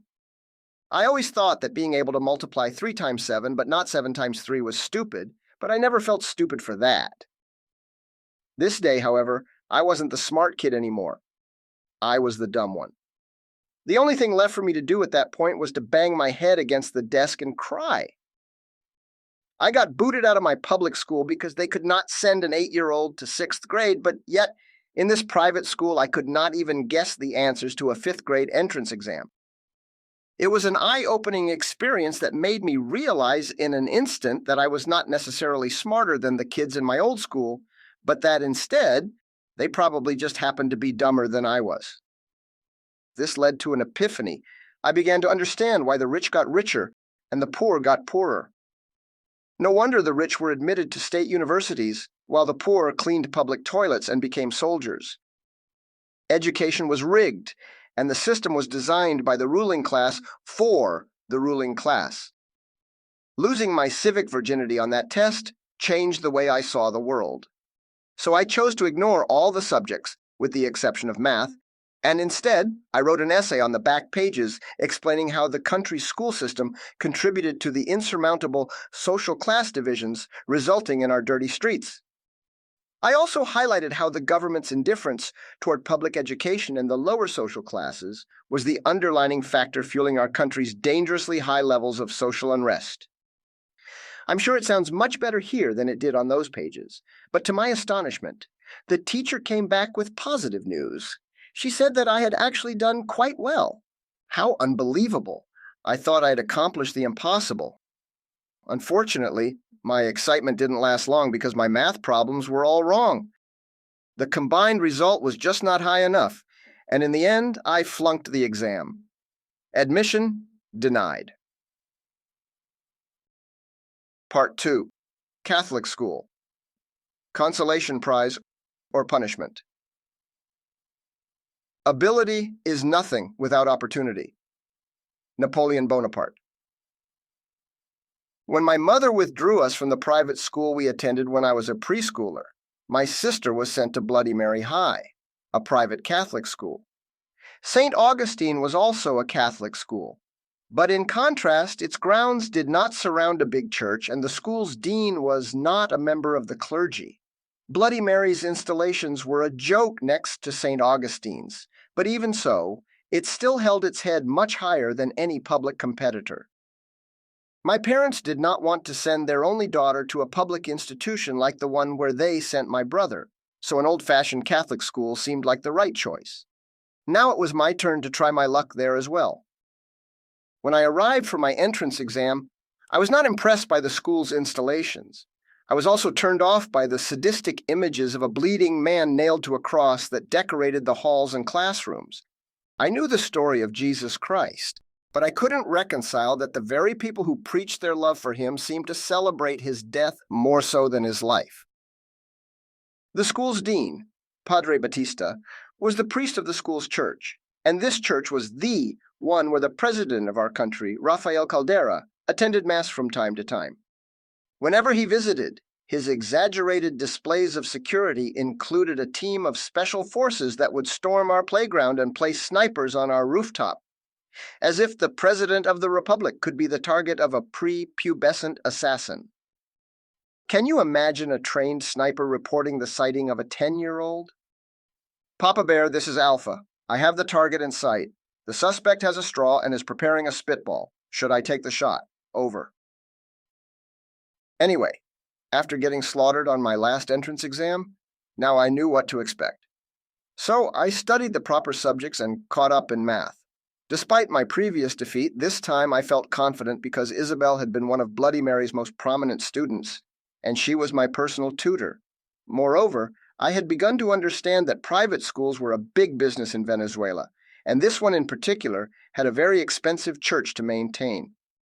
Therefore, to them, a new student meant more money. Even if I failed again, I was convinced that they would take me in simply to prevent my parents from withdrawing my sister.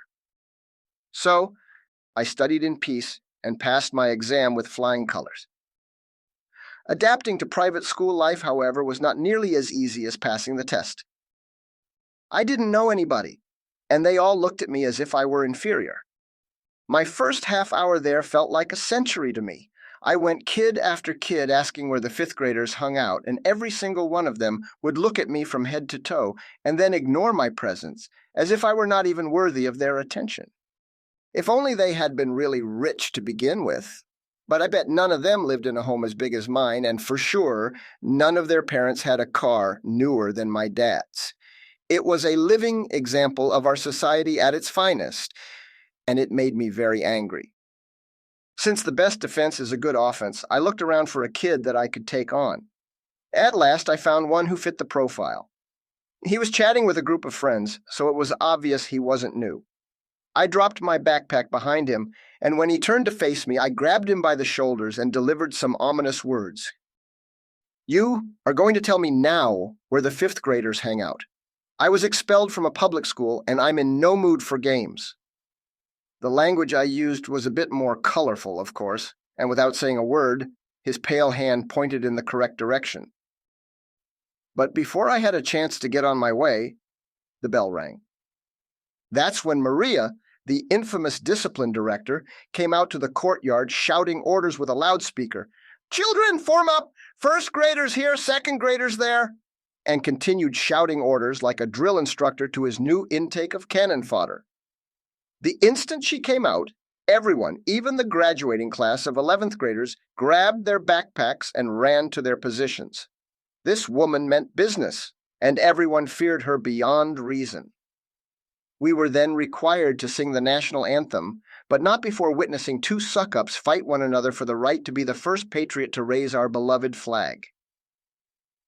In Venezuela, ladies always go first, so the boys were right behind them in a single file formation from the smallest to the tallest. As the shortest, I was lining up right behind the tallest girls. And since our classroom was on the 5th floor, that meant I had a front row seat to the underskirts show as we marched upstairs. Apparently, attending this crooked elitist school had some perks after all. When we entered our new classroom, the teacher proceeded to assign our places and asked returning students to take a seat. About 1/3 of the 45 subjects in this social experiment remained standing, and one of them was the kid right behind me. His name was Bernardo. After all the new victims confessed their identities and where they had come from, Bernardo and I started talking and became friends instantly. We shared our frustration about having to learn to get along with a bunch of conceited classmates, and laughed about Maria's absurd display in the courtyard with her loudspeaker. We nearly shared the same birthday, but I was 9 years old, and he was 10. We spent the entire recess joking and discovering the surprising number of other things we had in common. We shared the same sense of sarcasm and humor, the same ideals about social justice, the same taste for food and girls, and we even used the same slang, even though we hadn't grown up in the same neighborhood. At last, we had found each other's evil twin and agreed on our own version of the Treaty of Versailles to unite forces against the system as super best friends in our very own and much cooler Justice League. Part 3. Definitely punishment. The clergy converted the simple teachings of Jesus into an engine for enslaving mankind, and adulterated by artificial constructions into a contrivance to filch wealth and power to themselves. Thomas Jefferson. This new school taught a very interesting subject, religion. I call it interesting because our religion instructor, Cristiana Camacho, was a 20-some-year-old nun wannabe who read passages from the Bible and then told us what we had to learn from them. The best part was that she would commonly say or do the exact opposite of what she was preaching. And whenever I confronted her for the seemingly frequent inconsistencies, she would kick me out of the classroom and send me to Maria's office for a lecture on discipline, obedience, and to be reminded that God did not let bad children into heaven. What a bliss this school was! Almost once a week, we were forced to attend Mass at the prestigious Bloody Mary Church, which was also attended by people from the neighborhood who willingly went to pray, punish themselves, and give their hard-earned cash to a rich church plated in bronze, silver, and gold. As much as I disliked being forced to go to Mass, I loved admiring the beautiful artwork in our church's interior. Everything except those long, butt-flattening benches was a masterpiece. The large walls and the roof had been painted by hand and depicted the story of Jesus Christ from his sentence to death to his resurrection. The motif itself sickened me, but the technique of the artist, may he rest in peace, was impeccable. The images looked as if they would jump out of the walls if anyone could just conjure the right spell. Artistically, it was a breathtaking sight. Psychologically, it was creepy as hell. At first, I simply attended Mass like every other kid, just sitting there, not paying attention, staring at my wristwatch and waiting for the punishment to end. But after I turned 13, the age when the devil claims the souls of children who have not been through First Communion, I became quite annoyed by the whole concept and began to sin by asking evil questions, a clear sign of the devil's influence over my soul. Why must you force us to come to church? Shouldn't you be giving us an invitation instead? How come you don't allow us to ask the priest any questions during Mass? Isn't he God's messenger? So one day, in front of the entire student body and dozens of devoted self-punishing Catholics, I raised my hand and interrupted Mass. Mrs. Camacho, who was walking around like a prison guard, teleported to my location in a split second, gripped my arm tightly, and whispered angrily in my ear, "What on earth do you think you're doing? This is not a class, and Padre Batista is not a teacher. Lower your hand immediately." I was so outraged by the senseless prison rules that I answered loudly to make sure everybody heard what I had to say. Aren't you the one who says that God sends his message through our priest, and that we must come to church to communicate with him? If Padre Batista cannot teach religion and cannot answer in God's name, then who the hell is going to do it? You? My voice echoed in a way I did not originally anticipate. Even Padre Batista himself found it appropriate to stop his monologue until he could be certain the devil had left the premises. Normally, one could hear constant whispering during Mass, but this time, the entire church fell silent the moment I spoke. Now, just in case you are wondering, I must stress that I didn't do this because I was a short-tempered little brat. I just felt the urge to protest. I was being indoctrinated against my will, and to me, this was the right place to stand up for myself.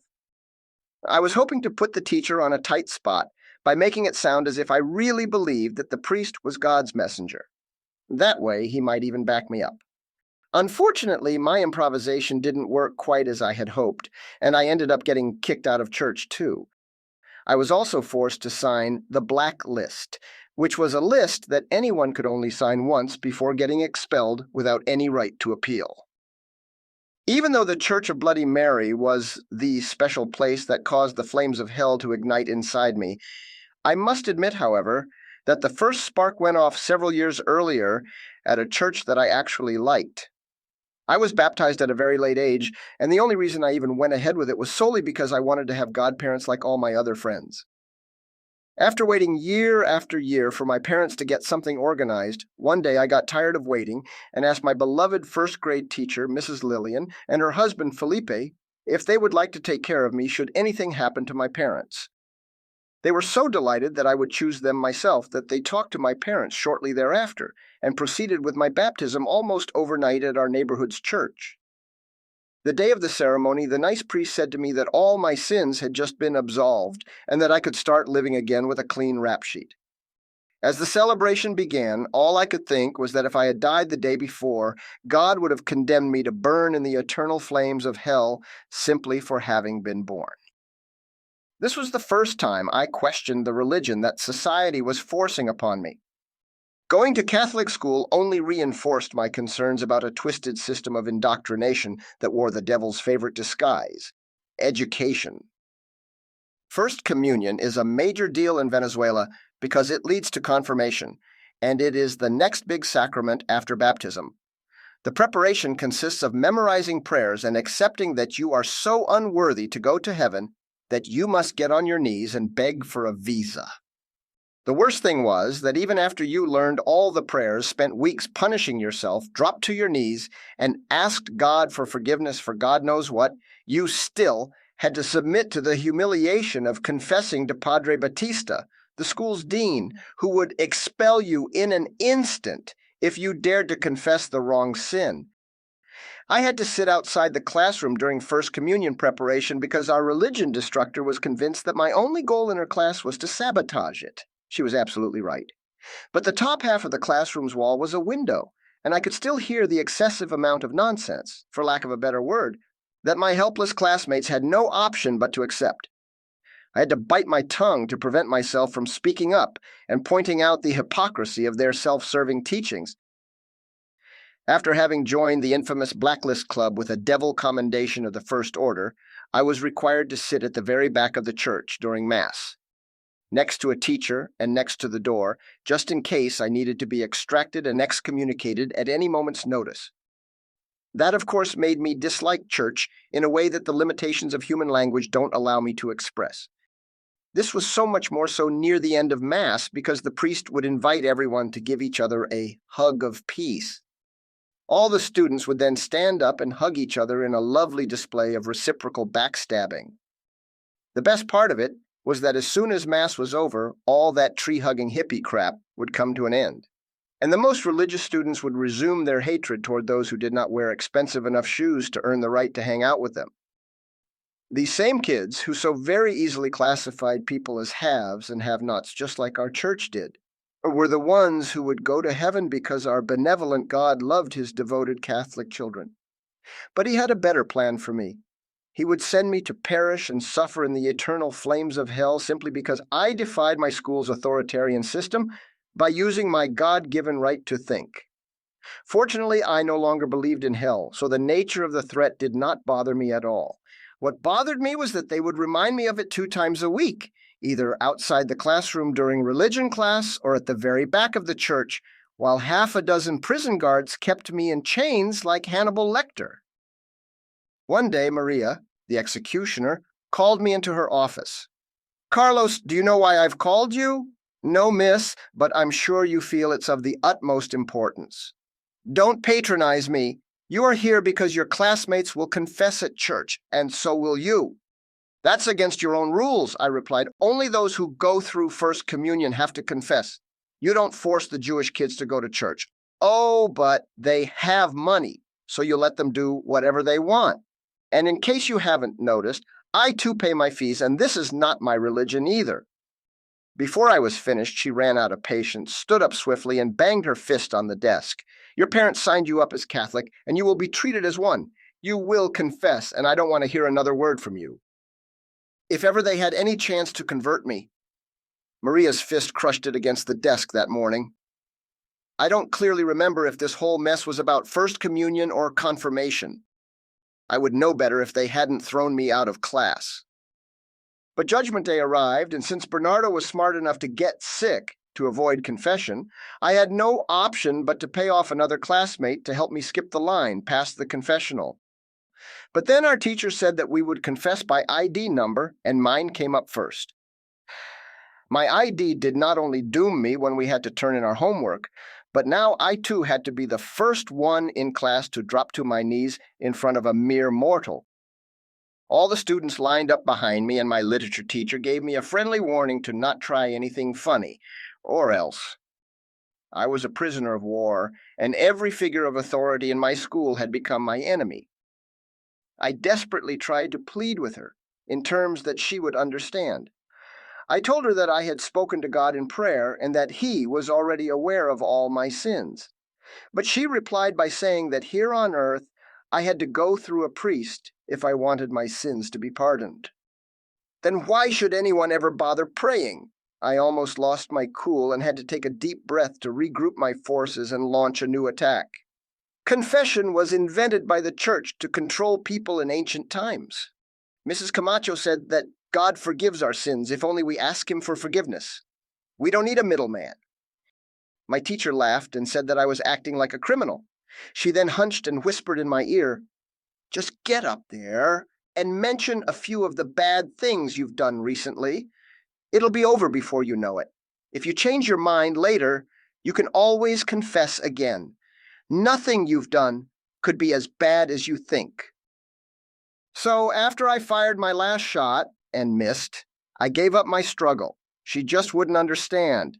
I then approached the confessional and rolled the curtain shut behind me. Padre Batista started reciting some gibberish. His thick Spanish accent, combined with the odor of his armpits and the stench of digested booze, made me so dizzy that I nearly lost my bearings. But when he finished, I proceeded to confess my greatest sin. "Padre, I confess that I am too proud, and it is because of this pride that I am unable to continue my confession at this time. I will come back when I'm ready. Please forgive me, for I have sinned." He told me to pray a dozen of this, 2 dozen of that, and to ask someone else for forgiveness. Only then would my sins be absolved. Off I went, and the next victim came up covered in tears. My teacher asked, surprised, "Was that it?" "Yes, ma'am," I told her. "Now please forgive me. I have some praying to do." Even if I had known that it was going to be that easy to not incriminate myself in front of Padre Batista, I still would have fought for my right to choose whether confessing was right for me. My rebellion was not about avoiding a meaningless confession, but about making a stand against the unacceptable way in which they imposed their beliefs and sacraments upon children who were never taught about other religions and were never given the right to make up their own minds. I always thought that the whole point of going to school was to expand our minds and learn how to think logically and scientifically, not to be converted into God-fearing puppets of our society and government. How naive of me. Part 4. System Buster. The object of teaching a child is to enable him to get along without a teacher. Elbert Hubbard. The serious deficiencies of the school system in which I was brought up and their constant abuse of power became clear at the end of every trimester when the most celebrated educators were the ones who flunked the largest number of students. In contrast with my public school, here I had a different teacher for each subject. Some were nicer than others, but the result was always the same. If everyone did well, that meant that the teacher was not good enough. In 8th grade, one of our nicest teachers got fired after we had just celebrated that mostly everyone in our class had passed the subject. What a coincidence. Her replacement was a disgrace. This new teacher, Mrs. Castro, wore so much hairspray that instead of a head full of hair, it looked as if she was wearing a helmet. Also, her excessive use of perfume destroyed our still underdeveloped sense of smell. But what really mattered to us was that she commonly made spelling and grammar mistakes, for which we were disproportionately punished in our exams. She would also insult us and curse. By then, I had already become battle-hardened and had lost all faith in the future of Venezuela, let alone its school system. Day by day, the situation in the country was getting exponentially worse. And even though only my brother had decided to leave, I suspected that my sister would be leaving as well. She had graduated as a sociologist, and as such, none of us understood where we were headed better than she did. My motto at the time was, if I give away my right to think, I'll be giving away my freedom. And factoids and dates were the only things our new world history teacher cared about. As if that wasn't enough, she kept getting them mixed up, and when we started to call her out on her errors, she arbitrarily began to lower our grades. Yet another abuse of power, I thought. This looks like a job for me. So I started a rebellion, collecting enough signatures and testimonials to give the principal no option but to let Mrs. Castro go. After all, we the students paid their salaries. Never had a campaign of this sort been successful at my school, so it was a great victory. Unfortunately, by valiantly leading the revolution that ousted an unelected autocrat, I became public enemy number one. In other words, the school's principal reached the end of her patience with me and decided to put an end to my constant defiance of their holy ways. Mrs. Pinto, the principal, may have looked old and frail, but she was strong and ruthless. She called me to her office to reward me with one of those citations that meant bad news. Something told me that this time, it would not be a promotion like the one I got in 4th grade. As she handed it to me, she shook her head and told me that I was just not performing well enough to remain in her school. That moment, I realized that I had become Zorro after all, but unlike Diego de la Vega, I did not have the wisdom to wear a mask. My sister Isabel was the one to show up for the citation. She had become my legal guardian at school and was well aware of both my resilience and my low passing grades. While I sat next to her, the principal debated that I was too young to be in 8th grade and that my low grades were evidence that I just didn't have the chops. What the principal didn't expect was for my sister to know that half of my older classmates had lower grades than I did. It was obvious that Mrs. Pinto had just launched a crusade, and luckily for me, Isabel saw right through it. She argued quite well in my defense, and at times even left the principal without a valid argument. Once again, I was well represented by my lawyer, Isabel, who was the only adult who understood what I was going through. The agreed settlement was that if I didn't improve considerably within the next trimester, I would have to find a new school during midterm. And since most private schools don't accept students in the middle of the school year, that meant I would lose a full year if I didn't succeed. After we left the principal's office, Isabel yelled at me for having played my cards so wrong. To be the smartest kid I've known, understand the system as well as you do, and still not be able to exploit its weaknesses, you must be the dumbest kid in the world. Darn it. The ambiguity of her words actually made sense. I had chosen to make enemies out of my parents and teachers, and now I could even lose an entire school year.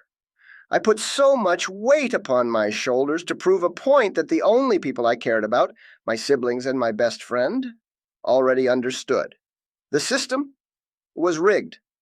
The big difference was that rather than turning that to an advantage like my siblings did, I decided to make a political statement by becoming a martyr. Instead of hiding in plain sight like they did, my pompous defiance only helped me make an enemy out of Pontius Pilate. Caesar and Isabel got it right from the beginning. They noticed the system's weaknesses and used them to their advantage, excelling in school and keeping my parents happy at home. The only thing my parents demanded from us was to bring them good grades so they could brag about us. That was it. But thanks to my self-destructive methods, I now had to go above and beyond to prove to Lucifer, my principal, that I was smarter than she gave me credit for. After her efforts to find a last-minute replacement failed, Mrs. Pinto had no option but to temporarily demote herself to the low rank of world history substitute. From that point forward, my classmates no longer found me as amusing as they did when we got Speed Racer disqualified. On her first day, after a long and awkward silence, she addressed the class formally. Young men and women, you know me as your principal. But as long as I'm in this classroom, I will only be your world history teacher, and you need only call me Mrs. Pinto. However, since you are such a demanding audience, and the reason Mrs. Castro is no longer with us, come forward one more time and tell me what it is you expect of me as your teacher. Eager to get the ball rolling, I raised my hand before she could even finish her intro. My buddies nearby shook their heads in disapproval, and some even tried to make me reconsider. When Mrs. Pinto took heed of me, my friend Bernardo, who was sitting behind me, leaned forward and whispered in my ear, "I'll see you in hell." I stood up and described the way I believe lessons should be taught in order to turn students into rational thinkers rather than mindless trivia bots. I also proposed a new grading system and a test structure that rewarded intelligence over memory. My classmates, many of whom did not like me, to say the least, nodded in favor of my recommendations and even began to voice their support. Some of them even dared to make suggestions of their own. Mrs. Pinto remained silent like a chess grandmaster preparing her next move, and after the class began to lose discipline, she stood up abruptly and said, "Good news, everybody. I just found your new substitute teacher. From now on, Carlos Rodriguez will teach world history. And if you don't like him, you can fire him."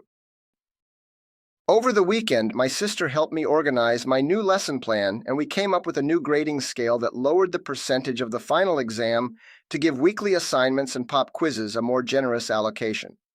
Our new plan also encouraged participation and critical thinking, allowing the smartest students to come out from the shadows and begin to shine on their own. Not surprisingly, for me at least, some of the brightest students turned out to be the ones who cared the least about school and had the lowest grades, while those who commonly had the best grades just happened to be the ones with the most discipline. My lecture was an unprecedented success. I was expecting many of my classmates to sabotage me by throwing pencils, belching, and farting, but I suppose they were fed up too and were willing to try something new. Mrs. Pinto again sat quietly at her desk, and I started the class by thanking the students in advance for their participation. I then explained my new and exciting grading system, which got everyone's attention from the very beginning. But Mrs. Pinto interrupted briefly, saying that I could not change the percentage of the final exam. However, she did support my recommendation to introduce extra credit assignments, which was a new concept entirely. My argument was that it helped students stay motivated even if they had already failed to turn in a paper or had done poorly on a quiz or two. After I noticed that the saboteurs on my watch list were actually paying attention, I wrote on the blackboard the topics that I would be covering, and marked those that they should pay close attention to because they could appear on the next quiz. I then spent several minutes explaining the culture and the beliefs of the ancient Egyptians, making funny remarks about how such beliefs compared to ours. After that, I asked opinions from the students who were rarely given a chance to participate. I pulled out the layout of an ancient temple and asked everyone to write on their notepads what they thought each room could be used for. I walked around the room revealing the correct guesses and sharing the most outrageous ones out loud, and we had a good time. By the end of the lesson, I threw a pop quiz that almost the entire class aced. About 5 minutes before the bell rang, Mrs. Pinto sent me back to my desk and asked everyone to raise their hand if they preferred the new teaching format. The decision was unanimous, and my classmates cheered me on as I made my way back. My teaching license, however, didn't last long. Mrs. Pinto effectively took over from there, but she held her end of the bargain and continued to use my method as agreed. After a couple of lessons, we even began to like her, and often we were pleasantly surprised by the insights shared by students who trailed behind in every other subject. In a scale from 1 to 20, where 10 was the passing grade that everyone would normally struggle to reach, our class moved up to a 15-point average from the time I taught my first lesson.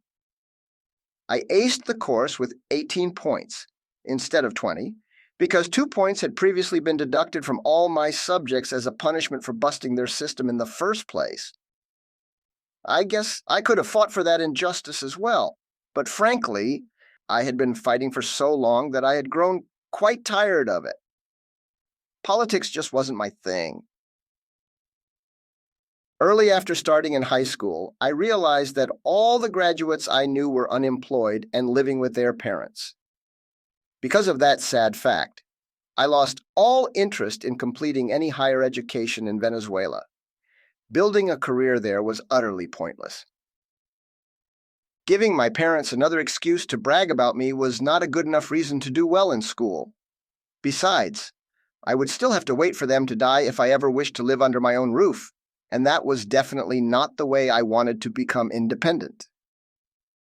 Either way, during my short stint in the 11th grade, I did well enough in every subject to remove any doubt that I was blaming the educational system to justify my own mediocrity.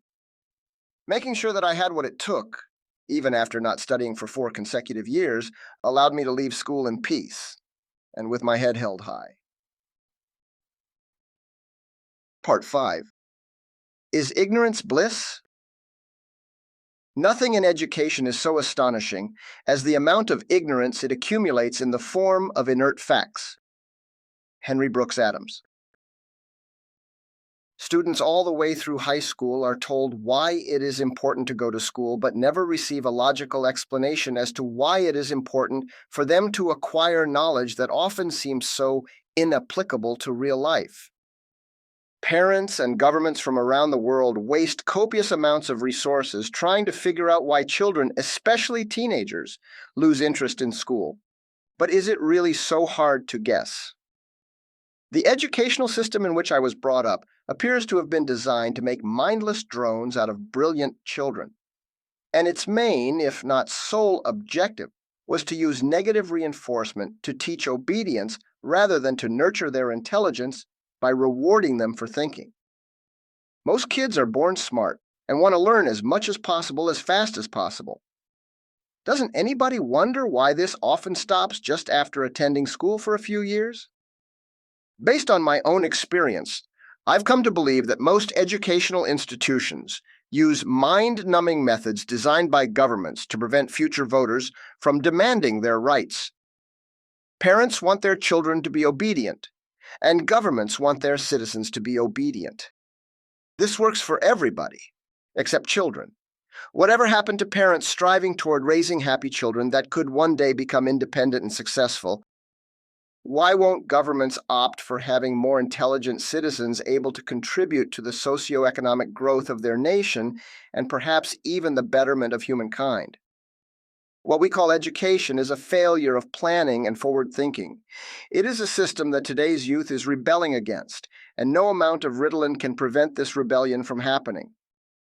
Most children today, teenagers in particular, suffer from the deficiencies of our methods. Perhaps that's why it's so challenging to keep them focused and obedient. The purpose of marketing is to gain the attention and trust of the target audience. These strategies have been mastered by the consumer industry, the armed forces, and the governments of the world. We can easily notice its effectiveness during electoral campaigns. Early school is the only market where the target audience is completely ignored, since all the marketing conducted by educational institutions, from preschool to high school, is aimed at the parents, not the children, even though they are, in fact, the consumers. So it seems rather obvious to me why so many children lose their interest in learning. It's merely a consequence of either losing their trust in school or never having earned it.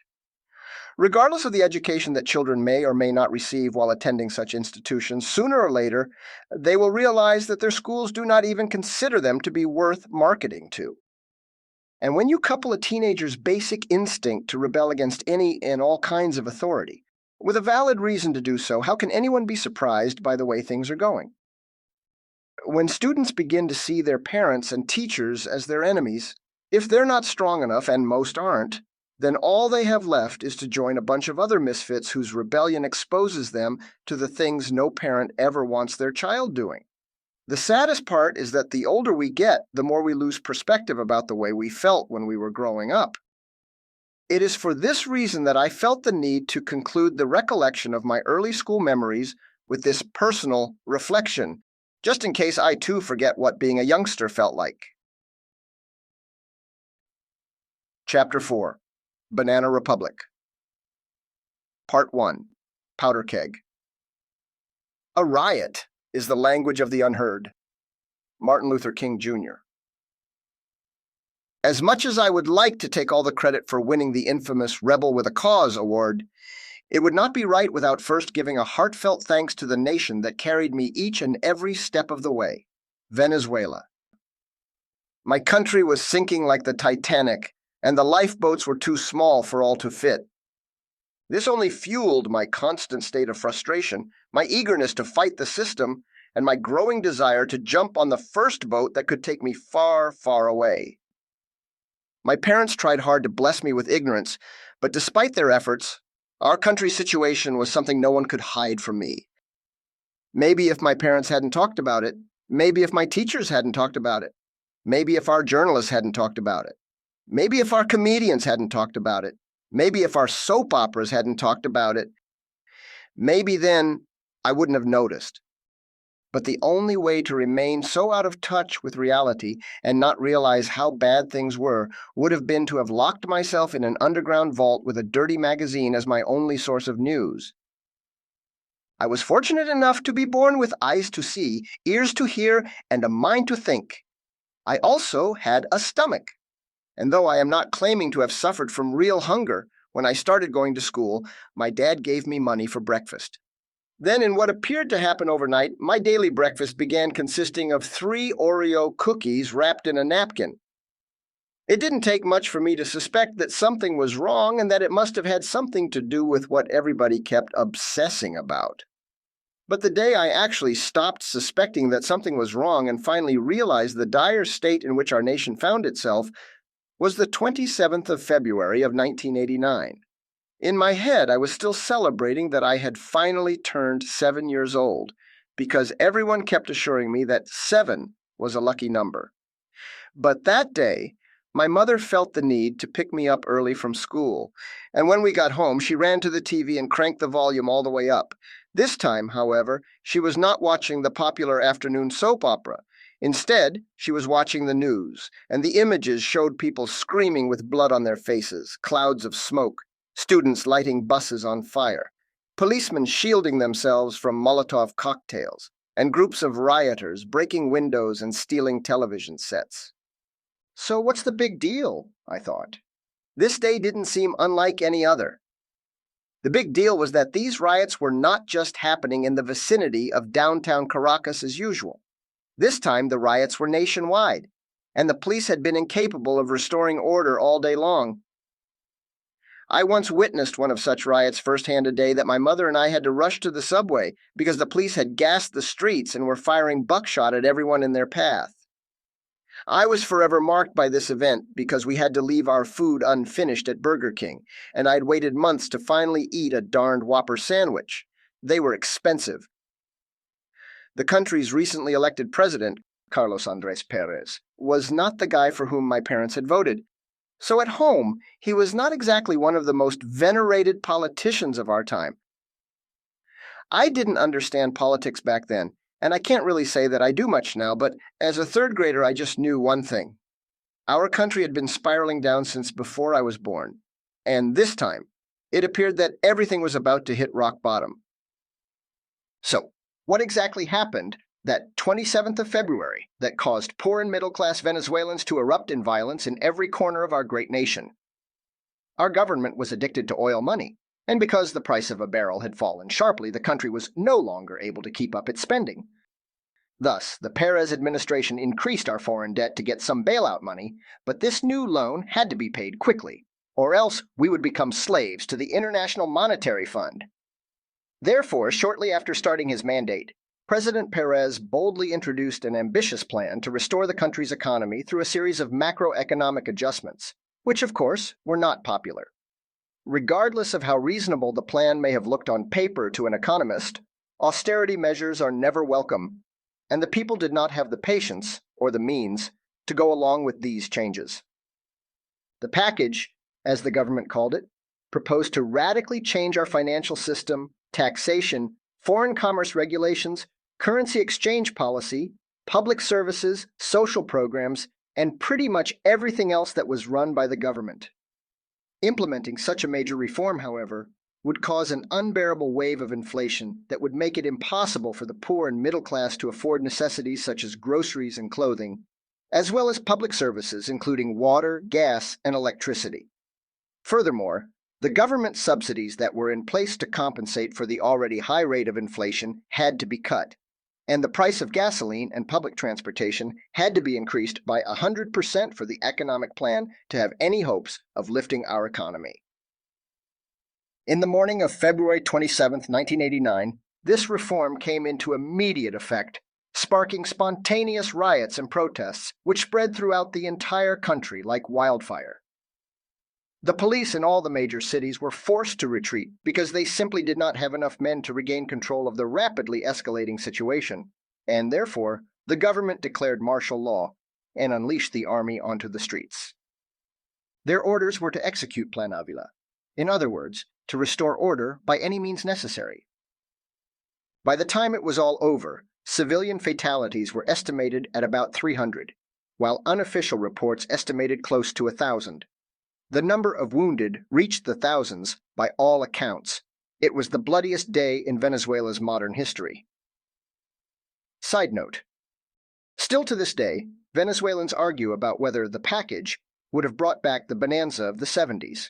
Unfortunately, its socioeconomic ramifications were so significant that we never got a chance to find out if restoring Venezuela to its former glory was ever a real possibility. Part 2. Coup d'etat. Revolutions have never lightened the burden of tyranny. They have only shifted it to another shoulder. George Bernard Shaw. During the early twilight hours of February 4th, 1992, I was awakened before dawn by the screams of a woman who lived in a building nearby. Since it was common to be woken up by screams, gunshots, and speeding vehicles, I covered my ears with my pillow because I had to get up in a couple more hours to go to school. But the screams continued, and this time, they were coming from every direction. Then someone pulled out a cooking pot and started banging on it with a spoon. "That's it," I said, as I got up to find out what was going on. My mother was already up and looking out the window trying to figure out what was happening, when another woman cheered at the top of her lungs, "Coup d'etat!" Excited, my mom turned on the television set and yelled at my dad, "Salvador, wake up, it's happening!" Then she ran to the kitchen, grabbed a cooking pot, went to the balcony, and frantically started banging it just like everyone else. Suddenly, people in their apartment started flipping their lights on and off like a Christmas tree. They were actually celebrating. Near and far, I could also hear telephones ringing. There was no news on television about any kind of revolt, but someone knew something, and that someone told someone else. Rumor waves kept rolling in until another tiny piece of the giant puzzle was revealed. "I guess I'm not going to school," I mumbled as I tightened my shoelaces, in case we had to go somewhere in a hurry. What bothered me the most was the gossip. Everyone seemed to have a good source at some military camp somewhere, or knew some government official that heard something from a good source of theirs. This went on and on for a couple of hours, and once the sun came up, the news channels finally confirmed that a military revolt was indeed underway. "You don't say," my mother scoffed at the news reporter. We had been hearing rumors of a military revolt for such a long time that we ended up thinking that it would never really happen. Nobody knew who was behind it, but the people were fed up with our government and felt that our situation could only be fixed by another Marcos Pérez Jiménez, a ruthless but effective military dictator who seized power by force and transformed Venezuela into the most modern nation in Latin America during the 50s. However, this time the name of the man behind the events was Lieutenant Colonel Hugo Chavez.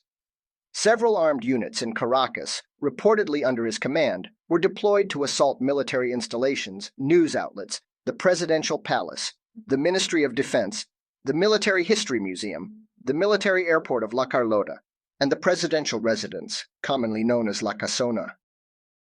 Rebel forces in the important cities of Valencia, Maracay, and Maracaibo were commanded by other high-ranking officers who had successfully started completing their objectives since early in the evening. Later, a military truck pulled up by our building and a dozen soldiers stormed the entrance of the shopping center across the street.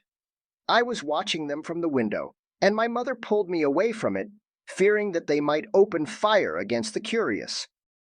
The moment we stepped back, that same crazy woman that woke me up earlier screamed at the soldiers, "Are you with us or with the government?" Obviously, they did not reply, but it goes to show the extent of support our government had at the time. Some of the heaviest fighting occurred in the vicinity of Santa Cecilia, an otherwise calm, high-class neighborhood that surrounded the presidential residence. It was just a few minutes away from where I lived, and Adriana, one of my closest school friends, lived there. From my balcony, I watched the empty streets and heard the very distinctive sound of automatic weapons fire echoing from her direction. I thought of how terrified she must have been. Chavez was allegedly using the Military History Museum as his base of operations, but after a series of betrayals and effective counterstrikes by the government forces, he surrendered. He was then paraded on television under custody and was allowed to give a short speech in which he assumed full responsibility for the revolt, congratulated the forces and the rest of the country for achieving their objectives, and accepted his defeat in Caracas with his infamous words, "For now." That evening, official reports announced a tally of about a dozen dead and 50-some wounded, while unofficial sources reported more than 50 dead and over 100 wounded. The next day, ex-President Rafael Caldera addressed Congress with a speech that justified the revolt and heavily criticized President Perez. At home, the feeling was one of disappointment, because things would now return to normal, and everyone was quite tired of the way things were. We were all hoping for a big change, certainly not a military dictatorship, but a change of government would have been welcome for sure, at least for a while. A few days later, I asked my dad to drive me to Adriana's neighborhood. I just felt I had to see it with my own eyes to believe it, but when we got there I realized that she had not even shared half of it. The whole area looked like a war zone, soldiers and tanks on every corner, empty bullet casings on the streets, impact holes on the walls of most houses, and nearly every window shattered. It was heartbreaking to witness how low we had fallen as a nation. After the riots of 1989, everyone accepted that our government was doomed to end badly and that it would happen sooner rather than later. But after the coup failed, most people assumed there could not be another revolt anytime soon. Nevertheless, just a few months later, on November 27th, another group of officers from the main four bodies of the armed forces, this time including the Air Force, staged a second coup while Chavez was still in prison. This second incident was short-lived, but it was much more frightening than the first, especially because now I had a clearer understanding of what a military government would mean for our country. In the capital, the insurgents assaulted the national television station and massacred everyone inside. In the city of Maracaibo, they took control of the military airfield, and dissident pilots managed to take off on 3 Mirage 50 jets, several small T-27 fighters, and 4 North American Broncos. These later ones were turboprop-driven light attack aircraft armed with bombs and machine guns. A small squadron of Loyalist F-5 fighter jets was destroyed on the ground before they could take off, and the Broncos later appeared over the city of Caracas, flying in formation. Apart from them, the skies were clear. Everyone in the city went up to the rooftops of their buildings. We and our neighbors did too, and watched the planes flying low, wondering what their intention was. In contrast with February 4th, this time I was really scared. These planes were flying just a few hundred feet above our heads, and since my family and I lived on the top floor, I feared that one of them could end up colliding with our apartment.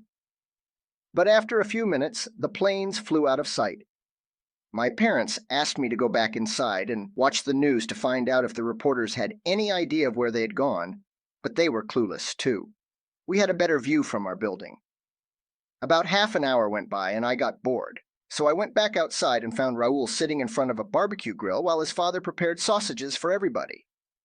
There I was, scared out of my socks because the city was under siege and my neighbors were having a party.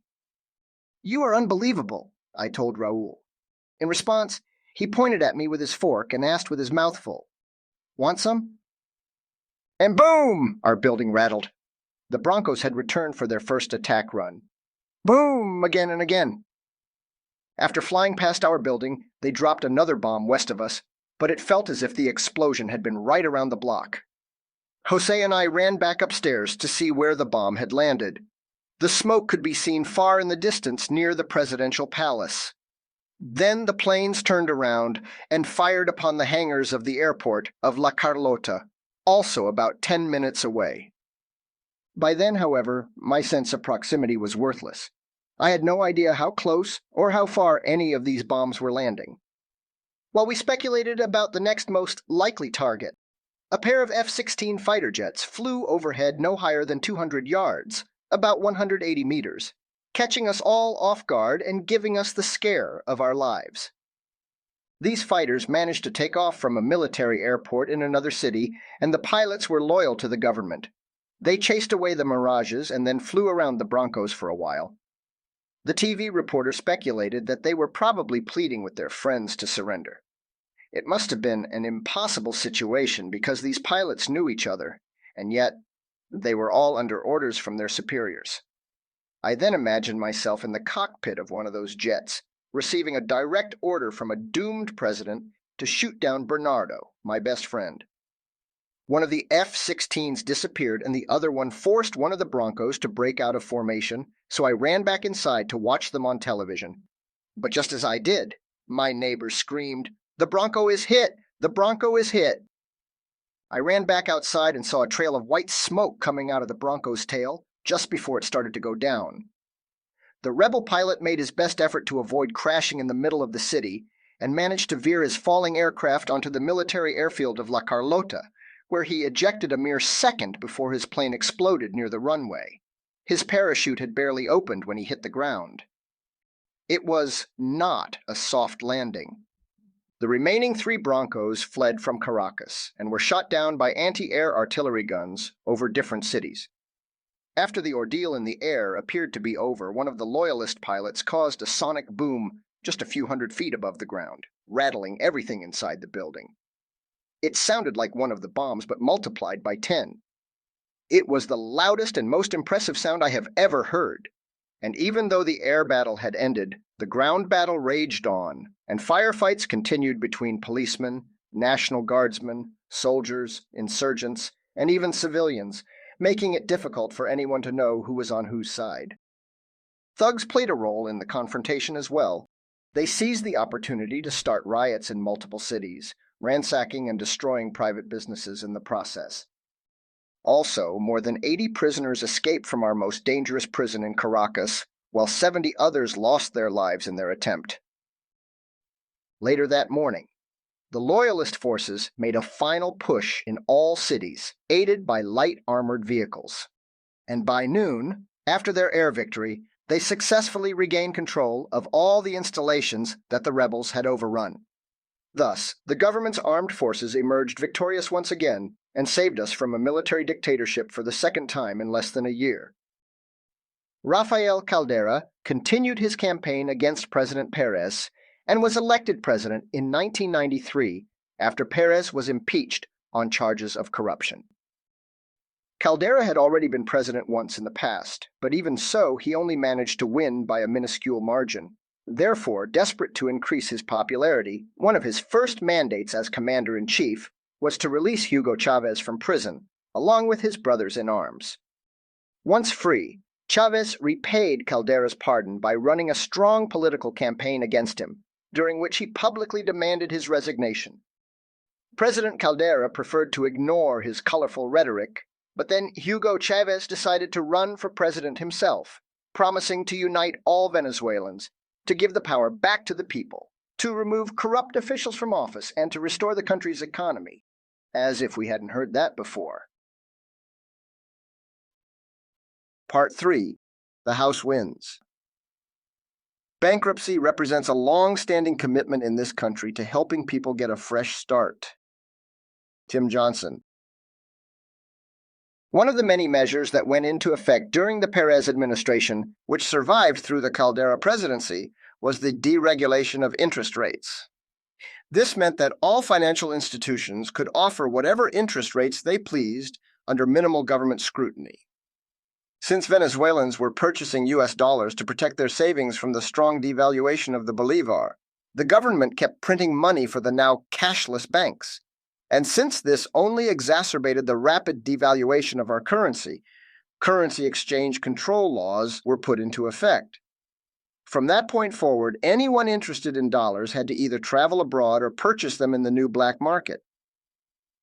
Aiming to regain trust and convince the public to redeposit their cash, banks then started offering rates for deposits that were considerably higher than their loan rates. It was madness. Banco Marino was one of such banks, and since no other bank could compete with their rates, they ended up monopolizing the banking industry. As a result, Banco Marino was considered the strongest financial institution in the country at the time. The bankers used the money deposited by their customers to purchase property in the United States and to issue uncapped cash cards to the government officials in charge of monitoring their activities. The close relationship between the government and the bank became obvious when the ministries began to transfer their accounts, including the pension funds of the military and the National Oil Company. This all happened behind the scenes, and unfortunately, the public did not find out about it until it was too late.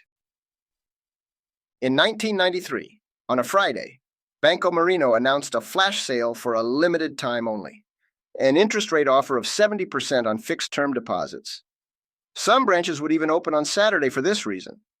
The masses withdrew their savings from all the other banks, exchanged their dollars back to bolivars, and gathered all the cash they were still stashing at home to deposit it all at their nearest branch. And so did my father. We were visiting relatives 1 hour west of Caracas, and my dad had plans to transfer our savings from every other bank that Saturday. It was a hot day, and the only highlight of the trip so far had been that a large salmon that we bought earlier that day had rotted in the trunk of the car in a matter of minutes.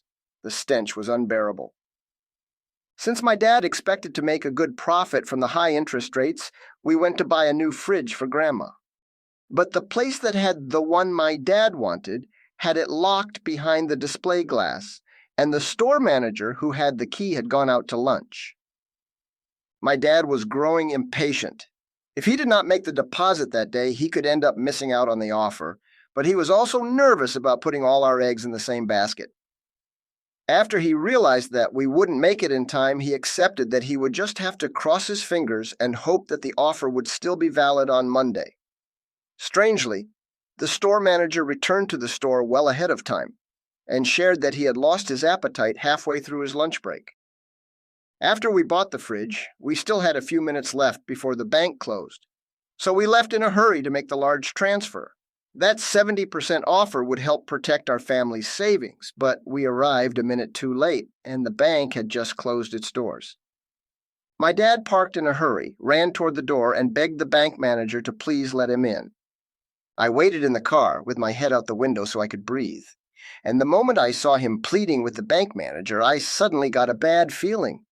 I didn't know he was planning to trust a single bank with the family's entire savings, but sensing his anxiety made me ponder about all the bad omens that had been warning us all day about this fishy transaction. The rotten fish, the locked fridge, the store manager's loss of appetite, and now a closed bank reopening its doors to accept a final deposit. This transaction was simply never meant to happen. Before my dad entered the bank, he gave me one last look, and we stared at each other for an awkward moment before he went in. In my head, I wondered, should we really be doing this? Later, he shared that he wondered the same thing. Banco Marino never reopened, and most other Venezuelan financial institutions followed suit shortly thereafter. The bankers had planned it all along. When they realized that they could no longer sustain their lavish expenses, they wired all the money to their personal accounts in the United States, fled in their jets, and were granted asylum overnight. They had stolen countless millions and had also been responsible for bankrupting nearly 1 million hard-working Venezuelan citizens and over 70,000 businesses. I suppose this level of crookedness gave them extra points in their green card applications. When Venezuelan authorities put the bank under investigation, they reported that their systems were accessed remotely, and all data was wiped clean. Because of that, the total stolen amount was anybody's guess. It was the perfect crime. During this crisis, 10% of our population lost their life savings, and many more, including my dad, also lost their jobs after the companies for which they worked went bankrupt, too. The father of one of my classmates jumped in the tracks of the subway, and every day more and more parents would do the same. Suicides became so common that the most frequented subway stations had a cleanup crew on standby next to the tracks. We had a small black and white TV in our kitchen, and as we watched the news, my dad sat at the table with his head low. He was devastated. My siblings hugged him and told him that we would be all right, and my mother, without saying a word, repeatedly washed dishes that were already clean. I was standing just outside, heartbroken to see my dad feeling so responsible for something he couldn't have predicted. He then lifted his head and told my brother and sister that I tried to warn him and that he just wouldn't listen. He insisted that I gave him the look that told him something was wrong. Fearing an uprising and further currency flight, President Caldera suspended our constitutional rights and fully prohibited the trade of foreign currency. Meanwhile, the government negotiated yet another loan from the International Monetary Fund to reimburse part of the money that the citizens had deposited in the banks that went under. After several months, we recovered most of what we had deposited, but it was pretty much worthless by then because this new crisis prompted a series of additional macroeconomic adjustments that caused the prices of common necessities to skyrocket and tank the value of our currency even more. The bolivar lost 70% of its value, and our domestic fuel prices went up by nearly 800%, causing an equal or greater increase in the prices of all other consumer goods. To add insult to injury, supermarket shelves remained empty for months, and since the bank where my dad worked went under too, he didn't even have a job anymore. Part 4. Almighty. The government of a truly democratic country fully reflects the values of the majority of its voters. Where I come from, the average Joe thinks that presidents are omniscient, omnipresent, almighty deities that can solve everybody's problems. They are expected to fix the nation and iron our shirts, wash our dishes, mow our lawns, find us jobs, and convince stray dogs to quit pooping in front of our building. No wonder they never fulfill the expectations of our people. Although it is nice for Mr. President to care about his citizens, it's unrealistic to think he could possibly take care of everybody's needs. That is why we elect governors, mayors, and all the other government officials, so that they use their influence and budgets to take care of the issues that pertain to their respective towns and departments. A single public servant cannot possibly be aware of everything that happens in the complex machinery of government, much less be responsible for it. In 2007, I told a college-educated friend of mine who still lived in Venezuela that the vast improvement our national soccer team had shown in recent years was impressive. His instant reply was, "I know, man. That's the one thing this president has done right. How the commander-in-chief is responsible for making our soccer team play any better is beyond me. Was he their new coach? Did he score any goals?"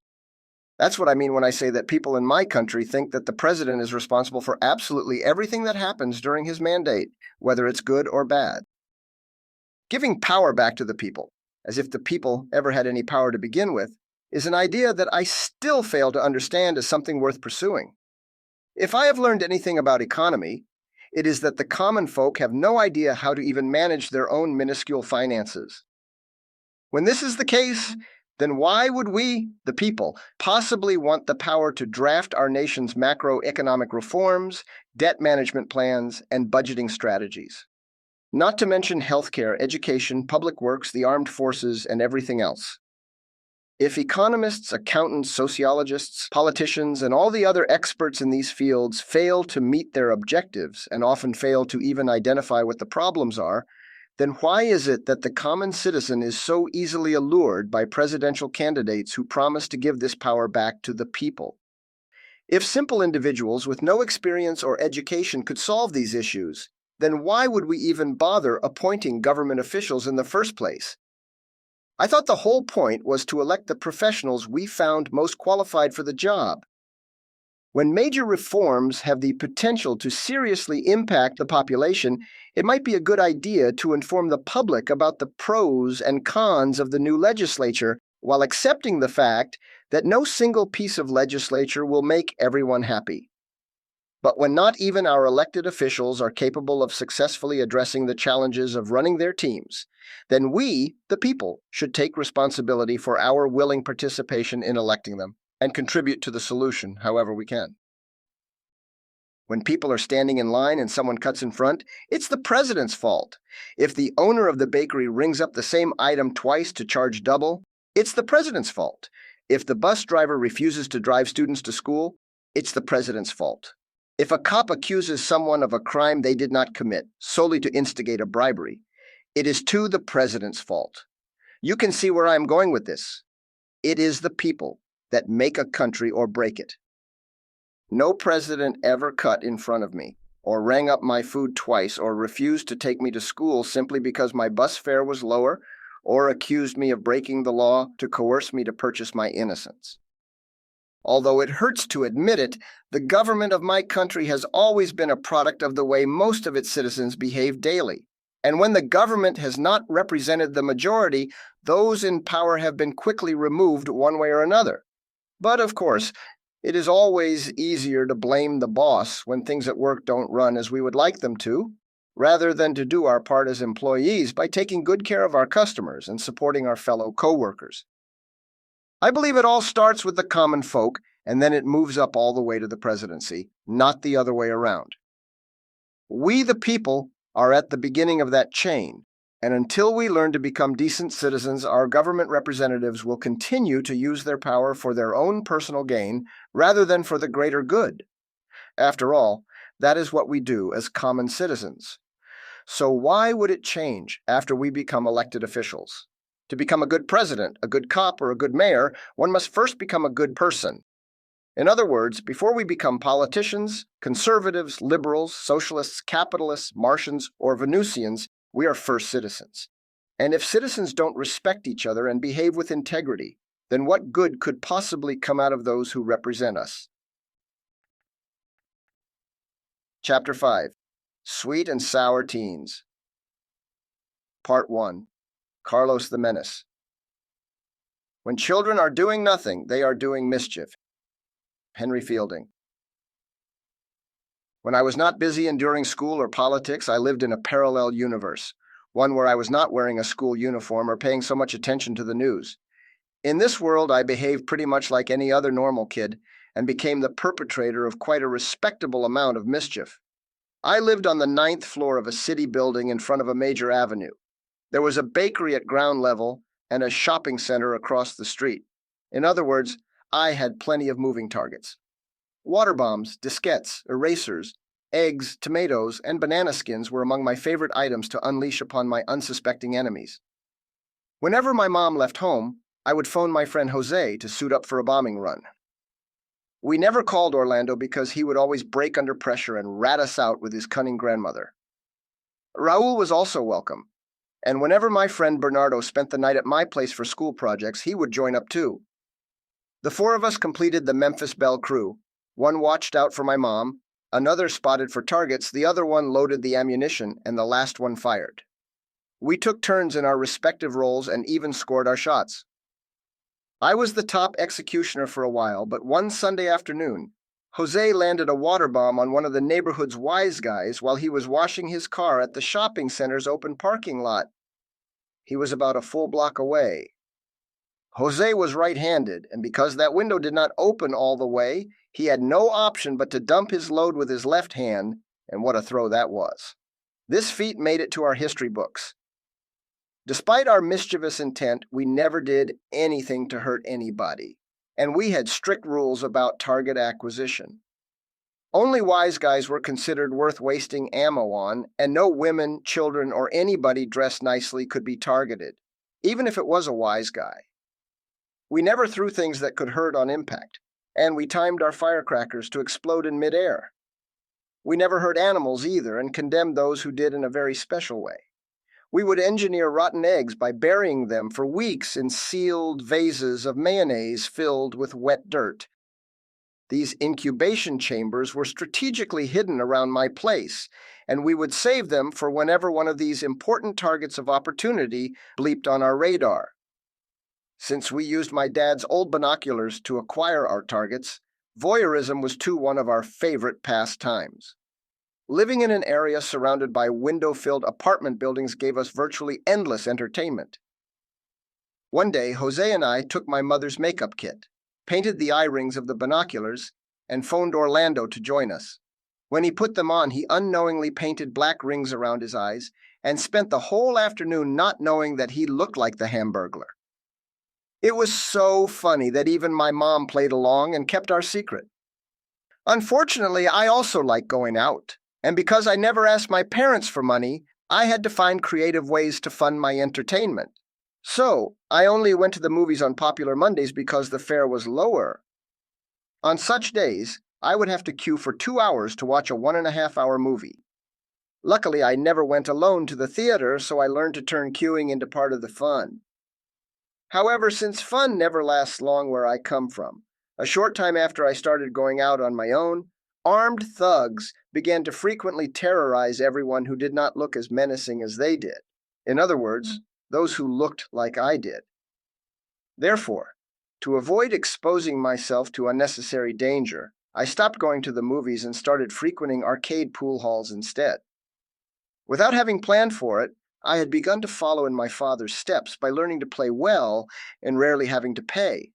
But since nobody would want to play with me if I won too much, I made good use of my little boy look and my big mouth to master the divine art of hustling. I would taunt older guys to the point they fell victims to peer pressure and would eventually agree to teach me a lesson. Then, I would purposely get owned the first round, and when my older opponents started bragging to their friends about their victory, I would offer a second round with cash on the table. Systematically, my victims fell for it time and again, but after scoring a few wins this way, I would have to leave the premises in a hurry because then everyone would know exactly how much money I had in my pocket. For this reason, I could never accumulate any significant winnings through hustling. But at least my earnings were often decent enough to be able to take a girl out for ice cream at McDonald's. Times were hard, though, and prices were high, so my pool cash alone did not cut it for long. I needed something more profitable, and that something was illegal. Part 2. Selling Crack. On Fire. There is no greater happiness than freedom from worry, and there is no greater wealth than contentment. Lao Tzu. December was the season when the illegal fireworks industry shined at its best. Churches from all over the country organized impressive firework displays, but that never stopped people of all ages from wanting to get their hands on at least 100 phosphorites, pen-shaped cardboard rolls filled with tightly packed gunpowder. To light one up, you needed to scratch the tip against the side of a matchbox. Phosphorites were by far the most popular firecrackers in Venezuela for their reliable timers, attractive price, and delightful explosion. My friend Bernardo was a pyromaniac and loved to blow up his die-cast models and action figures with all kinds of small explosives. What a crime that was, wasting a perfectly good phosphorite blowing up a Lamborghini or euthanizing a G.I. Joe.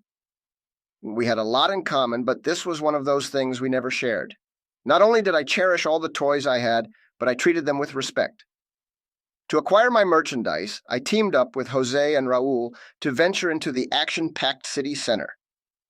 My mother, without realizing it, was solely responsible for my ability to roam around such untamed territory. I learned my street trading skills as a young child by watching her deal with merchants while we ran errands together. As the alert kid that I was, I always paid close attention to the dark alleys and learned the ways of a fireworks merchant well before I hit the target age. I loved fireworks, so when I became old enough to ride the subway on my own, I knew the time had come to get my hands on some contraband. But since having fireworks would not be much fun if my friends didn't have any, I asked Jose and Raul to join me in my quest. Besides, to successfully pull this off, I needed a tactical team because if I dared to go alone, I would end up getting myself kidnapped, raped, stabbed, or all of the above. There is power in numbers, and even though Raul was only 14 years old, he was almost 6 feet tall, or 182 in meters, and already had a beard. He helped us look older and gave us credibility. Jose was also 14, but his pink cheeks didn't look nearly as menacing. I was only 12, and subsequently at least a head shorter, but I knew every street corner where these distributors hid, and I'm proud to say that I was quite an effective negotiator. We all had different attributes and different wants and needs. Jose was a sucker for volume, so he always went for the cheap, short-fused, tricky trackies. And Raul was obsessed with size, so he was only interested in rocketeers, large rockets that would light up the night sky. I, on the other hand, only cared about profit, so I looked for phosphorites, the all-time favorites. The first time we went hunting was a dangerous adventure. We knew that at least 1/3 of the distributors would just take our money and disappear. The other third would turn out to be crooked cops who would repossess our merchandise right after they sold it to us, and only the final third would be the honest distributors who would complete the deal. I had two gifts. One was my ability to recognize the real distributors from the crooks, and the other was my ability to negotiate wholesale pricing for our combined purchase. Fireworks sales near my private school were rare, and the price of a box of phosphorites around that nice neighborhood was 9 times higher than the prices I got in the city center. Finally, I can get something valuable from this school, I said to myself. It was an immaculate market for my new, highly profitable business. Since my tough-looking competitors in the area were simply too intimidating for mommy's little boys to do business with, I became Bloody Mary's #1 supplier. Even when my merchandise was priced at least 20% below market value, I was still making a solid 700 to 800% profit on everything I sold. I always thought that if my dad found out about those numbers, rather than grounding me for my shady endeavors, he would have most likely sponsored my next purchasing run. To put things in perspective, my first Christmas in business, I started out with 1,000 bolivars. It was a loan from my mother, and by the 1st of January, just a few weeks later, not only had I paid her back, but had also reached a net worth of 40,000 bolivars, which I used to buy that infamous keyboard from Bernardo. The second year we went hunting together, things did not go as smoothly as they did the year before. We ended up doing business with a crooked cop who had repossessed the merchandise from his previous buyer. I may have been fairly good at detecting them, but I wasn't psychic. Once we realized the conundrum that we found ourselves in, we had to split from the scene as fast as we could. After running for a few blocks, just when we thought we were safe, the oversized rocketeers that Raul still carried on his back gave us away near a couple of real police officers, and again, we had to bolt out of there. We successfully escaped, but after having been so close to a horrible fate, I decided that having another go at it was simply not worth the risk. No amount of money could pay for the tranquility of not having to constantly watch my back. Few things are worse than being chased by bad cops. Jose and Raul did another run the next year, but I didn't. For me, peace was priceless. Side note: most of what I know about my father's early years and what he did to support us, I learned in my mid-20s. This story makes me reflect once again about how much we inherit from our parents and how we don't come to realize it until we start to reflect deeply. Unconsciously, I was following in his footsteps as a young teenager by playing pool for entertainment and money, and using any spare change to take my dates out for ice cream. He also started out purchasing vehicles at wholesale cost directly from the distributors and made a profit by selling them below market value. Just as he did with cars, I generated substantial profits from my fireworks sales. Even as a young child, I was so business-oriented that my family often called me the Turk, since I would commonly buy bulk, clothing, school supplies, etc., thinking of nothing more than the resale value of my merchandise. All of this happened before I even heard about the way my father grew up and how he accumulated wealth.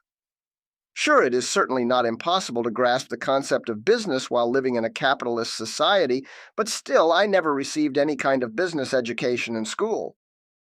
Could this be another trait I inherited? Part 3. Close Encounters of the Bullet Kind. I'm not afraid of weapons or bullets, but I am terrified of people who carry them.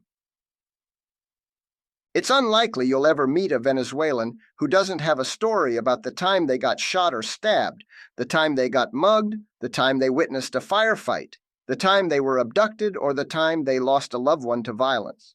And those who live near the Colombian border tend to have horrible stories about losing someone at the hands of the guerrilla, most commonly through kidnappings and hijackings. In Caracas, however, I always got a false sense of security by spending most of my time at home and by never going out either too early or too late. At least that meant that whenever I went to Bernardo's house and it became too late for me to return on my own, as in 7 p.m., then I'd be allowed to spend the night and return home after breakfast. The same rules applied to him, and when he spent weekends at my place, we would look forward to the action-packed Saturday night street show from my balcony. We would watch the late evening gang fights outside the shopping center, the occasional drive-by shooting, and or some nasty car accident where the party responsible would make a run for it. On a couple of occasions, we might have even witnessed all of it happening at once. My mother always said that staying at home was the only way to remain safe. Her theory wasn't entirely flawed. We lived in the penthouse of a 9-story building, and our front door was bulletproof. The building's entrance had 3 security doors, for which you needed different keys to either enter or exit. You also could not use the elevator unless you had a special magnetic device to enable it, and all the windows up to the 8th floor were protected by iron bars, as if Spider-Man could one day resort to a life of crime to feed his spider babies. One day, however, I realized that staying at home was not nearly as safe as I had been led to believe. It started as a peaceful Sunday morning, and my mother was making breakfast while I sat at the kitchen table watching the sports channel on television. My dad was dozing off on the couch while the baseball highlight reel was on. Suddenly, we heard a shattering noise, and since I was always guilty until proven innocent, my mother turned to me to see what I'd broken, but the noise had come from another room. We went together to check it out. "Oh, darn!" my mother exclaimed in despair. "A bullet broke the window. We're going to have to get a new one. Go tell your dad." That's right. A hot bullet made its way into our home, and the upsetting part was that we had to buy a new window. That's the extent to which extreme violence had become a common everyday occurrence in Caracas. Not to highlight the fact that my parents considered to not replace the window because A, it cost money, and B, the chances of another bullet breaking the new window were actually quite high. Living like this was our daily medicine. While my mom picked up the glass shards and my dad assessed the damage to the wall, I found the cold bullet in a corner. I picked it up and realized that if any of us had been there just a moment earlier, the bullet wouldn't have been the only thing lying on the floor. "It's amazing how this harmless little bullet has the power to kill someone," I said poetically while I showed it to my parents. After they saw it, I put it in my pocket as a reminder that bullets are harmless, inanimate objects, and that nothing is more dangerous than the people who use weapons for harm. And of course, it would also be cool to show it to my friends. By that time, my friend Orlando was no longer living in our building. His mother was raising him by herself, and after he became a teenager, it became too difficult to keep him safe from all the danger. So they packed their things and immigrated to the United States, just as anyone who could would. Although that was my first close encounter with a bullet, it was certainly not the last. At age 14, I was walking alone through the indoor parking lot of a shopping mall, thinking of all the wise guys I had just punished at the arcade's pool hall, when I noticed a skinny kid about my age walking into the mall with his head low. He was wearing a printed t-shirt, an unbuttoned long-sleeved plaid shirt, blue jeans, and a Nike baseball hat, a fashionable outfit for any teen at the time. Since he was alone and well-dressed, he did not seem like an imminent threat. Besides, I was not wearing a wristwatch, and whenever I went out, I wore my cheap shoes. Not that I ever had any expensive ones. However, if there is one thing you learn after spending any time in Caracas, it is that anyone, anywhere, no matter how well-dressed, can kill you for any or no apparent reason at all.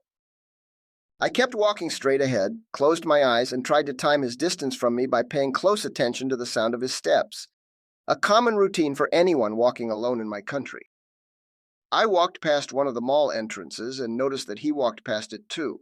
I thought, if I was on my way out and he was on his way in, how come he's still out here?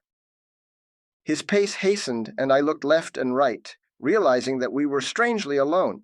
He was now just a few steps behind me, and by then I knew that this was no coincidence. He was a hunter and I was his prey. But instead of panicking, I got angry. Angry that I had to live like that every frigging second of my life. Angry that my brother and sister had left for the United States, and I couldn't go with them. Angry that I had to go to a faraway mall for a mere chance to have a good time because I couldn't even breathe in my own neighborhood, and now there I was. A lone calf with a young lion on my tail with something to prove. He poked me, and I immediately turned around and threw myself over him. My unexpected reaction took him by surprise, and after knocking him off his feet, I unloaded everything I had on him. If you're beginning to think that I lost control and attacked an innocent tourist who just needed directions, you'd be wrong. This kid had a revolver and he poked me in the back with it. In the quick struggle, I paid attention to his face to see if I knew him, but it was just some random guy. Then the gun fired, and after I froze for a second, he kicked me off him and ran away, leaving his smoking gun behind. Fortunately, nobody was hurt, at least not by the bullet. As he ran away, my first instinct was to get up on my feet and chase him, but I stopped at the sight of what I now think was a .38 caliber Smith & Wesson Model 10 with a short barrel, like the ones old cops used to carry. So I picked it up, aimed it at him, and thought of what good it would do to society to get rid of a thug who would, without any doubt, strike again and with more success. But I took too long. He zigzagged past some columns, and I lost sight of him. The creep escaped, and I just stood there like an idiot, holding something that might have already been used to kill someone. So I did what any decent teenager would have done in my position. I unloaded the gun, let the bullets fall to the ground, pocketed my trophy, and ran away before reinforcements showed up. That day, I couldn't take the bus home. Although I lived far from there, I just needed to walk that off. My adrenaline rush was so high that after a few blocks, my hands and knees began to shake to the point where I had to sit down on the sidewalk. Before I knew it, I found myself crying with a gun in my pocket, the one that could have killed me for no damn reason. I wasn't asked to put my hands up, and he didn't even ask me for money. What on earth did he want? What if I see him again? Will he have another gun? Should I have kept the bullets? What should I do? I must have been having a panic attack, but I think I was probably more frustrated than anything else. Once I regained my composure, I started feeling proud for having reacted the way I did, and for leaving the scene victorious. Instead of just another defenseless victim, I now felt like a gladiator having defeated a lion on the arena. So I wiped off my tears and caressed my new war trophy, my new companion, my new bodyguard, my new friend, my precious. A delusional sense of invincibility overwhelmed me for a moment, and at least for that short while I welcomed it. But then who knows why I started to feel guilty, as if I had done something wrong. I couldn't understand why, but that gun in my pocket started to feel heavy, and for the first time that afternoon, I was frightened. I realized it wasn't right to keep it, especially when it was so easy to find a good use for it.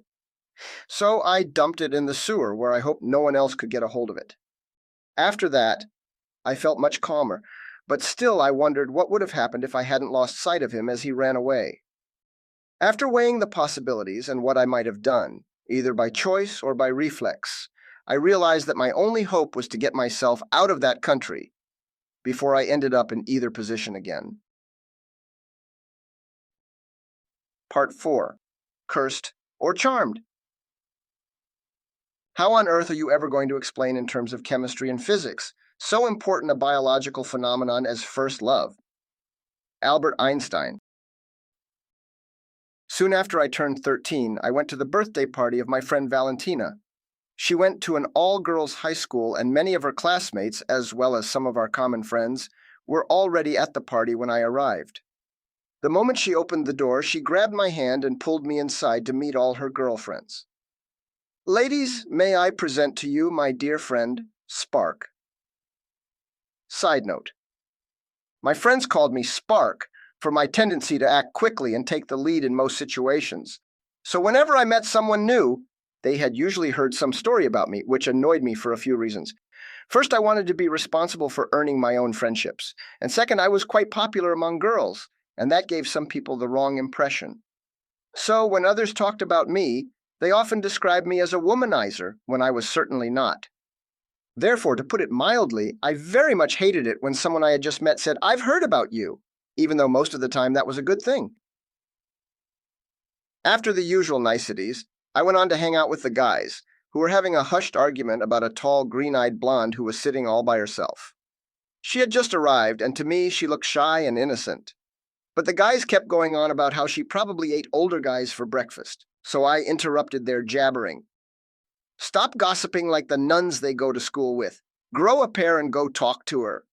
One of the guys replied on behalf of the wild pack of kittens he was representing and said, "Since you're so tough, why don't you go?"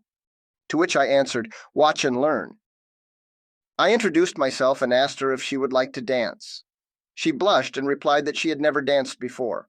Go figure.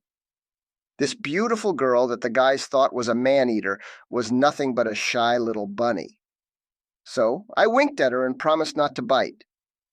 Her name was Christine, and since she was almost a full head taller than I was, our incompatibility helped us become good pals. I turned out to be the first guy with whom she had ever danced, and I also became one of her very first male friends. So, a few weeks later, she started to share my adventures with her younger and shorter cousin from out of town, Victoria. Victoria lived several hours away from Caracas, but she visited often and always stayed with Christine. She loved dancing, and even though Christine would tell her about my amazing moves, I believe her ability to recognize good dancing was likely impaired by the fact that she had never danced with anybody before. Either way, she managed to spark her cousin's curiosity and told me that she'd bring her along to the next party on the calendar to give us a chance to meet. It was September 21st, 1996, and I went to pick up Raoul at his apartment. As I waited at the door, his mother kept straightening his tie while he tried in vain to look as if he didn't need help. "He looks fine," I said. "Let's go." Looking all spiffy with our funeral best, we proudly began our victory walk to Elizabeth's house, just a few blocks from our building. It was her cousin's quinceañera, a formal party that wealthy parents throw for their daughters when they turn 15. On the way there, we teamed up with a handful of other friends, and after we arrived at her house, we chilled outside for a while, making our presence known but without ringing the doorbell. We were too cool and preferred to wait for Elizabeth to come out and invite us in. This was as private as any event could be. I think it was the only time in my life I'd been to one such party where the police did not have to make an appearance. The main factor contributing to the success of this evening was that Elizabeth's older sisters personally greeted everyone as they came in, so all the crashers eventually got tired of getting bounced and left. Another contributing factor was that they too attended the same all-girls school that Valentina and Christine did. So, apart from her older brother, there were only about 5 other guys there, including myself. The other 36 guests consisted of schoolgirls and aunts. That's right, aunts. I had never seen so many aunts, and they held strategic posts all over the house. At one point, I noticed one of them dancing alone and made a joke about it. At first, I thought it was funny, but then I felt guilty and imagined how much it would suck to be at a party with nobody your age to dance with. So I walked over to her and extended my hand. "You kids don't know how to dance," she scoffed. "Is that so?" I replied without hesitation. "Then how do you explain the polish on my belt buckle?" She peeled her eyes wide open and her cheeks turned red, but my comment successfully sparked her curiosity. We danced a couple of pieces, and everyone at the party joked about the way I was corrupting Elizabeth's aunt. What everyone failed to notice was how willingly she polished my buckle. After the music changed, everyone took a break from dancing, and my friends continued to give me a hard time. Then I noticed that Christine had arrived, and just as I was about to go greet her, some girl snuck up behind me and started my favorite conversation. "So, are you the famous Spark?" Here we go again, I thought. The girl's voice was not familiar, and I didn't feel like spending the rest of the party disproving whatever she might have heard about me. So, without even bothering to face her, I answered bluntly, "Whether or not you think I'm famous is totally up to you, but Spark, I am indeed." If there is such a thing as an infallible pickup line, that was certainly not it. In my defense, I was simply not interested in being nice to anyone who would greet me like that. To my surprise, however, she simply stood there despite having heard what should have been enough to get rid of lice. The least I could do was see who it was, but as I turned around, I ended up facing the most dazzling girl on the planet. Her almond-shaped eyes sparkled like a million stars, and her gleaming dark hair covered her bare shoulders. For the first time in my life, I was mesmerized by someone's beauty. Noticing the absence of words, she elegantly extended her delicate hand and greeted me the proper way. "I'm Victoria, pleased to meet you." She then smiled and took my breath away. I tried my best to hide my impression, but something quite frightening was happening. My world started to spin, and my heart began to pump so rapidly that I thought I was going to faint. At the same time, my mind was bombarded with images of what I now think were premonitions that made it clear that this girl had just changed the course of my life forever. Before meeting Victoria, I always thought that love at first sight only happened in movies, but I could not have been more wrong. There are indeed many kinds of love, but if there is such a thing as love at first sight, then I'm sure this was it. It was so much to take in that I knew if I didn't take a break, I would end up face up on the floor with stars circling over my head. So I excused myself and tried to find some comfort next to my buddy Raoul. He was standing there quietly enjoying the female scenery, and after he noticed I was there, he took a sip from his drink and asked me, "So, where is the ghost?" "Raoul, something bad happened," I answered. "Something really bad. I just met the girl I'm going to marry." I was serious, but the apparent exaggeration of my comment made him laugh so hard that he lost his grip and dropped his drink. His bottle shattered on the floor, and I used the diversion to gracefully strafe out of sight and leave the house unnoticed. I then sat on the sidewalk and took some time to reflect. What just happened, I wondered. How could I fall in love with someone I don't even know? How could this be the girl I'm going to marry when she lives halfway across the country? We don't even stand a chance.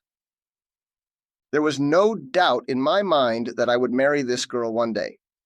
What gave me a headache was the insurmountable logistical challenge to make that happen in the foreseeable future. Not to mention that I would never be able to have another girlfriend again for the rest of my life. If it wasn't her, then it couldn't be anybody. Meeting my wife at that age was petrifying. Nevertheless, after careful consideration, I realized that if I were indeed going to marry this girl, it would not be any time soon. So I stood back up, straightened my suit, went back into the party, and asked her to dance with me. The next day we spoke again, but over the phone. Since I called her at Christine's house, it was obviously a three-way call. In other words, a call when two people spoke on the phone while at least one of them is unaware that there's a third person eavesdropping. Christine's number one talent was gossip, and we couldn't really hide much from her. It was obvious that we liked each other, so she cut into the conversation and suggested that we should all go out, play some pool, and get ice cream at McDonald's, our idea of a perfect date.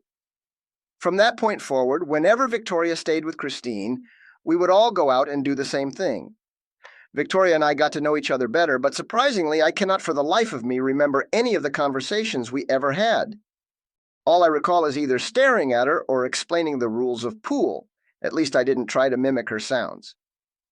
Unfortunately, as much as we liked each other, we knew that nothing could ever happen between us because of the long distance separating us. So while we chose to enjoy each other's company whenever she came to town, we never engaged in anything other than friendship. We lived too far, we were too young, and there was simply no way for things to ever work between us. Chapter 6. The American Dream. Part 1. The Ring. We hold these truths to be self-evident that all men are created equal, that they are endowed by their Creator with certain unalienable rights, that among these are life, liberty, and the pursuit of happiness. U.S. Declaration of Independence. From the time my siblings emigrated to the United States, I knew that sooner or later the phone would ring, and one of them would make me an offer I could not refuse. This day came one summer afternoon in 1997, just 2 years after they left, and it was Caesar, my 22-year-old brother, calling me from Denver. "Carlos, we need to talk about something serious. How would you like to graduate in the United States?" I had been waiting for this day from the moment they left, so I answered enthusiastically, "I would love to." But perhaps I was being too optimistic by thinking that I really had a say in the matter. I was only 15, and my parents had the power to choose where I went and when. Even though my brother was being honest with his question, at the time it didn't feel as if he was really asking me whether I wanted to go, but rather that he was testing the waters to see how I, the beast, would react to my parents' decision to send me away. It was a relief that I wanted to go because I'm not too sure that staying would have been one of my options. Yet Caesar made it sound as if my opinion really mattered, and carefully explained that there were two ways for me to proceed. A, I could stay in Venezuela while he submitted an immigration application on my behalf, for which I would not know the final verdict until many years later. Or B, I could enter the United States as a tourist, enroll in school, learn English, and with my brother as my legal guardian, hope that he could one day sponsor me for a green card.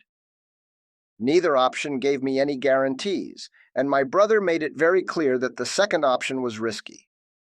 If I chose it, I could end up forfeiting my chance to ever gain legal residency if immigration laws changed while I was there. But since staying behind posed much greater risks, I preferred to take my chances building a future in a place where I could live long enough to have one. Year after year, insecurity and inflation were continuously at a record high, and coup d'etat plots had become as common as street shootings. Besides, my mother kept insisting that the devil had possessed me and there was nothing else she could do to save me. Only my siblings could free me from his influence, so sending me away was the only way for me to have a chance to reclaim my soul. I had to live in a constant state of alert, keeping my guard up all the time, and living like that was absolutely exhausting. And yes, I was scared too. I felt that if I didn't take my first chance to get out, I would soon become another number in one of those sad statistics that nobody cares about until they've contributed to the average.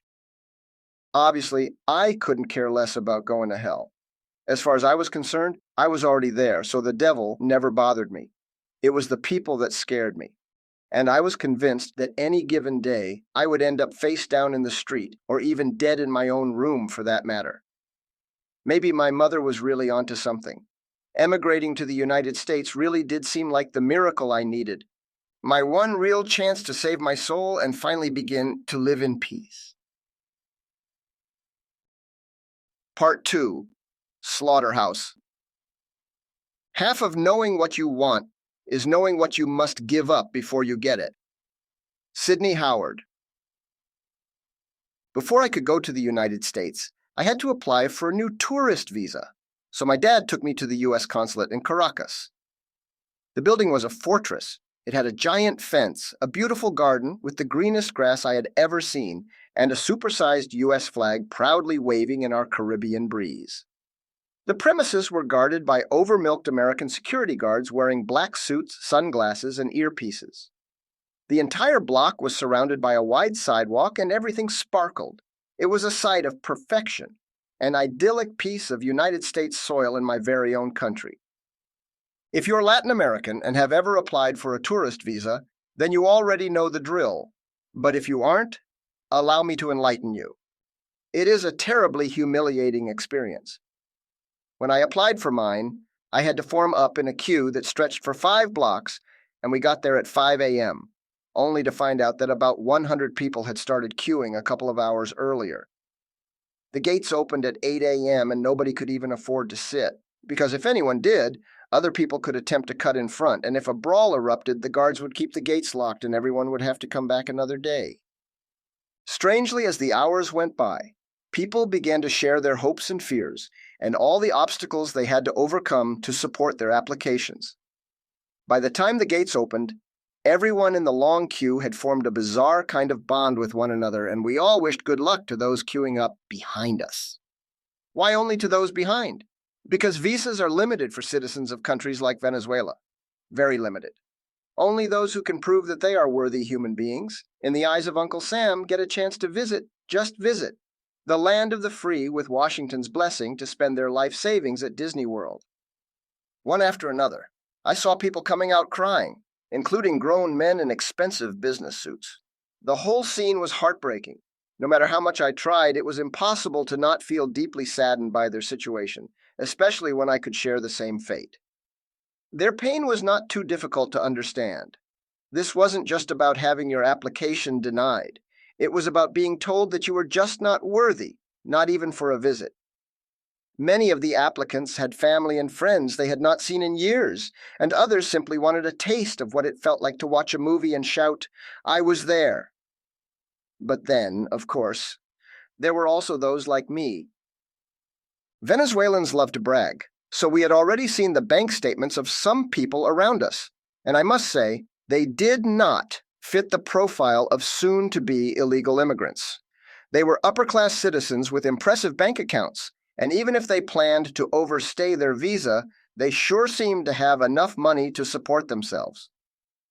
There was a family ahead of us where the father and children were granted their visas, but the mother's application was denied. Both husband and wife were very outspoken, and when they came out, they shared their fate with those of us who were still waiting in line. They said that they wanted to take their kids to Disney World, and since it was supposed to be a family trip, the mother's visa rejection ruined their plans. The saddest part was that while they were talking about their ruined vacation, the only thing in the minds of the rest of us hearing their story was that the number of available visas for the day had dropped by 3 in one single blow. And to make matters worse, those 3 visas were wasted on people who would not even go to the United States anymore. Now that poor rich family would have to settle for a Caribbean holiday yet again. How very unfortunate for them. Then my turn came up. It was my second time applying for a tourist visa. The first time was a couple of years earlier, and it was simply a stamp on a temporary travel document that the government was issuing to minors at the time instead of passports. The official explanation for not getting an actual passport was because they had run out of paper, the perpetual excuse passport applicants would religiously hear from our government. This was a big headache for everyone who wished to travel abroad or emigrate, because without a passport, nobody could leave. Most people suspected that the absurd scarcity of passports was nothing but a trick by the government to slow down the exodus of our skilled professionals and to prevent wealthier Venezuelans from spending their money abroad. Not having materials to produce passports was a little too convenient to have been just a coincidence. I remember once hearing a man at the bank arguing in favor of the government, saying that it made sense to ration paper. How else would they be able to keep printing cash? He was mocking the government's trigger-happy monetary policy. But even though he meant it as a joke, not many people laughed. In the end, however, if you really needed a passport, you could always get one through more conventional means. In other words, by paying off the corrupt public servants who were stashing them away. Without too much trouble, my dad found someone who knew a guy who worked somewhere that had the authority to put my name in a list for priority processing. So the moment they received a few blank passports, my name appeared among the lucky few who would receive theirs. This happened rather quickly after he paid the respective fees to the right people. When I applied for that first visa, I went with my mom, but this time I chose to go with my dad because the stakes were higher. Being represented by a charming businessman with lots of impressive stamps on his passport and a bank statement that would look beneficial to the economy of the mighty USA seemed like a much better bet. I love my dad. He has always been a role model for me and is loved and admired by everyone who knows him. But I mainly wanted him to represent me at the consulate because he was always successful in bureaucratic matters. I was confident that even if all visas had run out for the day, they would issue one more just for me simply because I was with him. And I was right. We both walked out of the consulate with shiny new visas on our passports. When we arrived at the consulate that day, my dad had an indefinite visa, the kind that never expired. But he still had to reapply because those visas had been invalidated. At least the new one he got was valid for 10 years. Mine was valid for only 3 months, but that was fine. I just needed to get in. As we headed toward the exit of the pristine premises of the U.S. consulate, we spent some time taking in the beautiful scenery while we did our victory dance. Then just as we approached the gate, an ominous announcement was made through the loudspeaker. "No more visas will be granted today. Try again tomorrow." My mother was relieved when she heard the good news, and a few days later we had our plane tickets in our hands. I knew that I was leaving and that nobody could make me want to stay. But to avoid any uncomfortable situations, I preferred to keep my plans to myself. Only a handful of close friends knew my intentions, and they were the ones who helped me stay sane enough to make the right decision in the first place. The reasons for not wanting to announce my departure were many, but perhaps the most important was that I wanted to remember my friends with smiles on their faces. Moreover, saying goodbye to them would make it look as if I were shipping off to war, when truth be told, I was running away from the one they hadn't realized had started in our own country. The last time I saw Victoria, she kissed me on the cheek and said goodbye. She was going back to her hometown and thought she would not see me until she stayed with her cousin again. What she didn't know was that I would be long gone by then. And even though I knew we would not be meeting again anytime soon, I preferred to not tell her anything. Unaware of my impending departure, she looked a little puzzled and asked me, "Won't you say goodbye to me?" "No, I won't," I answered. "I plan to see you again." It was a wise choice to avoid a situation where I would have to explain to my friends why they weren't worth staying for. They just wouldn't understand. Part 3. The Contract. One afternoon in September 1997, I was trying to jam everything I could into 2 large suitcases. As I packed, looking forward to leaving that life behind and move in with my brother in the United States, I could only think that there would come a time when I would have difficulty adhering to my objectives and I couldn't allow myself to be defeated by nostalgia. So I stopped packing and said to myself, I must write a contract to protect my interests of today against my doubts of tomorrow.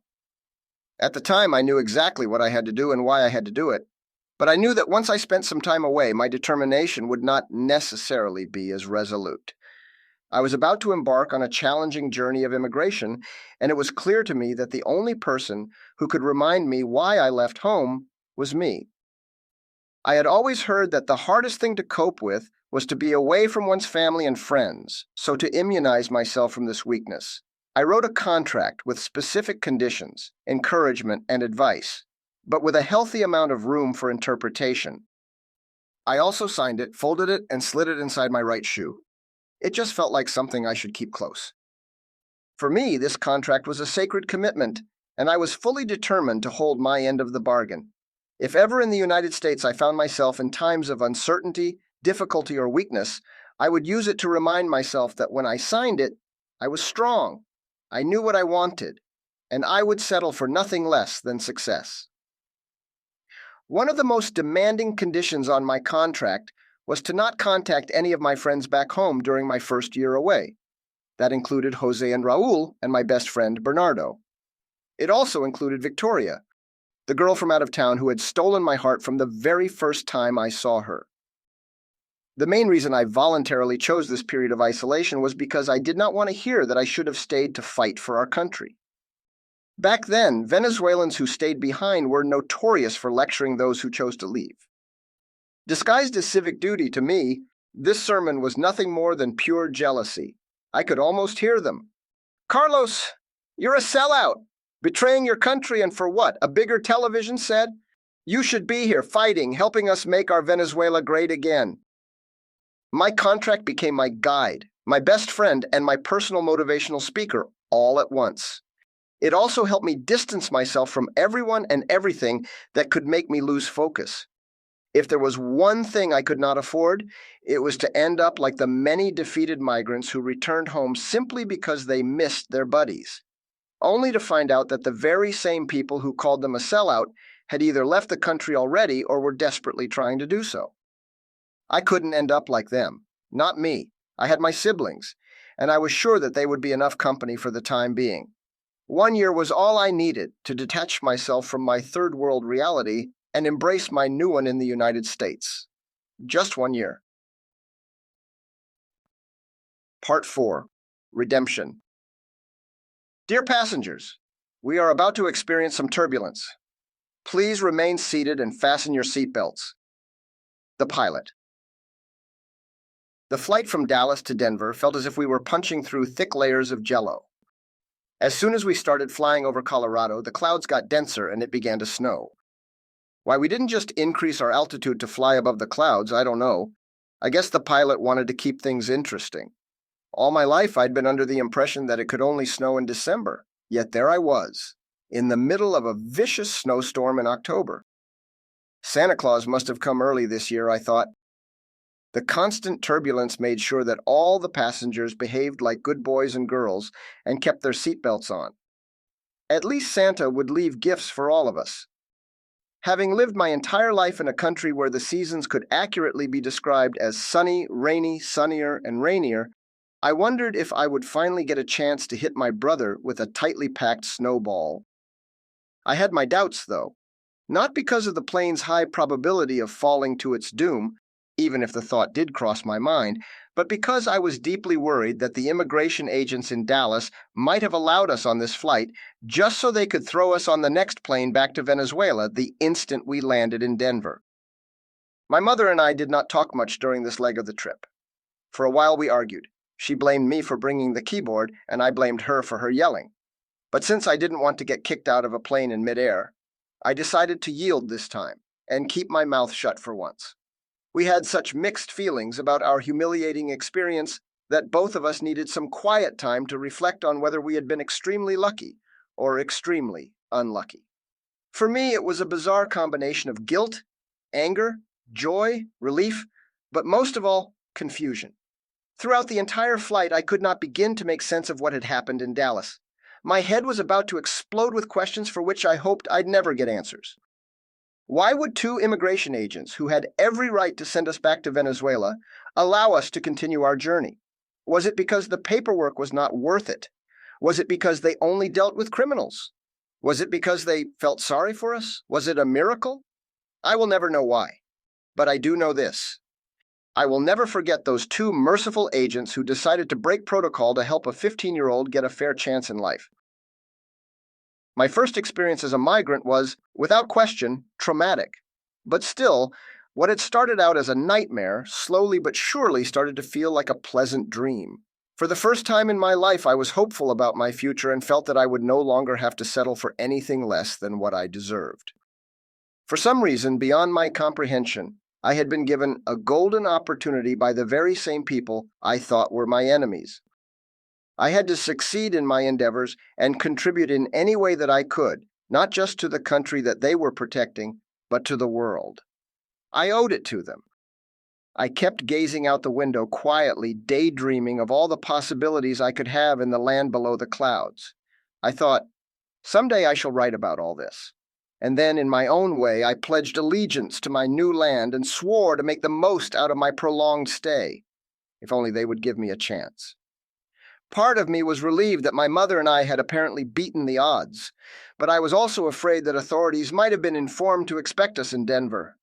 My paranoia was such that it wasn't until I saw the seatbelt lights go off that I came to realize we had arrived. By then, I was left with only one question that mattered. Will I actually set foot on U.S. soil? Part 5. USA, the land of the free refills. Let the path be open to talent. Napoleon Bonaparte.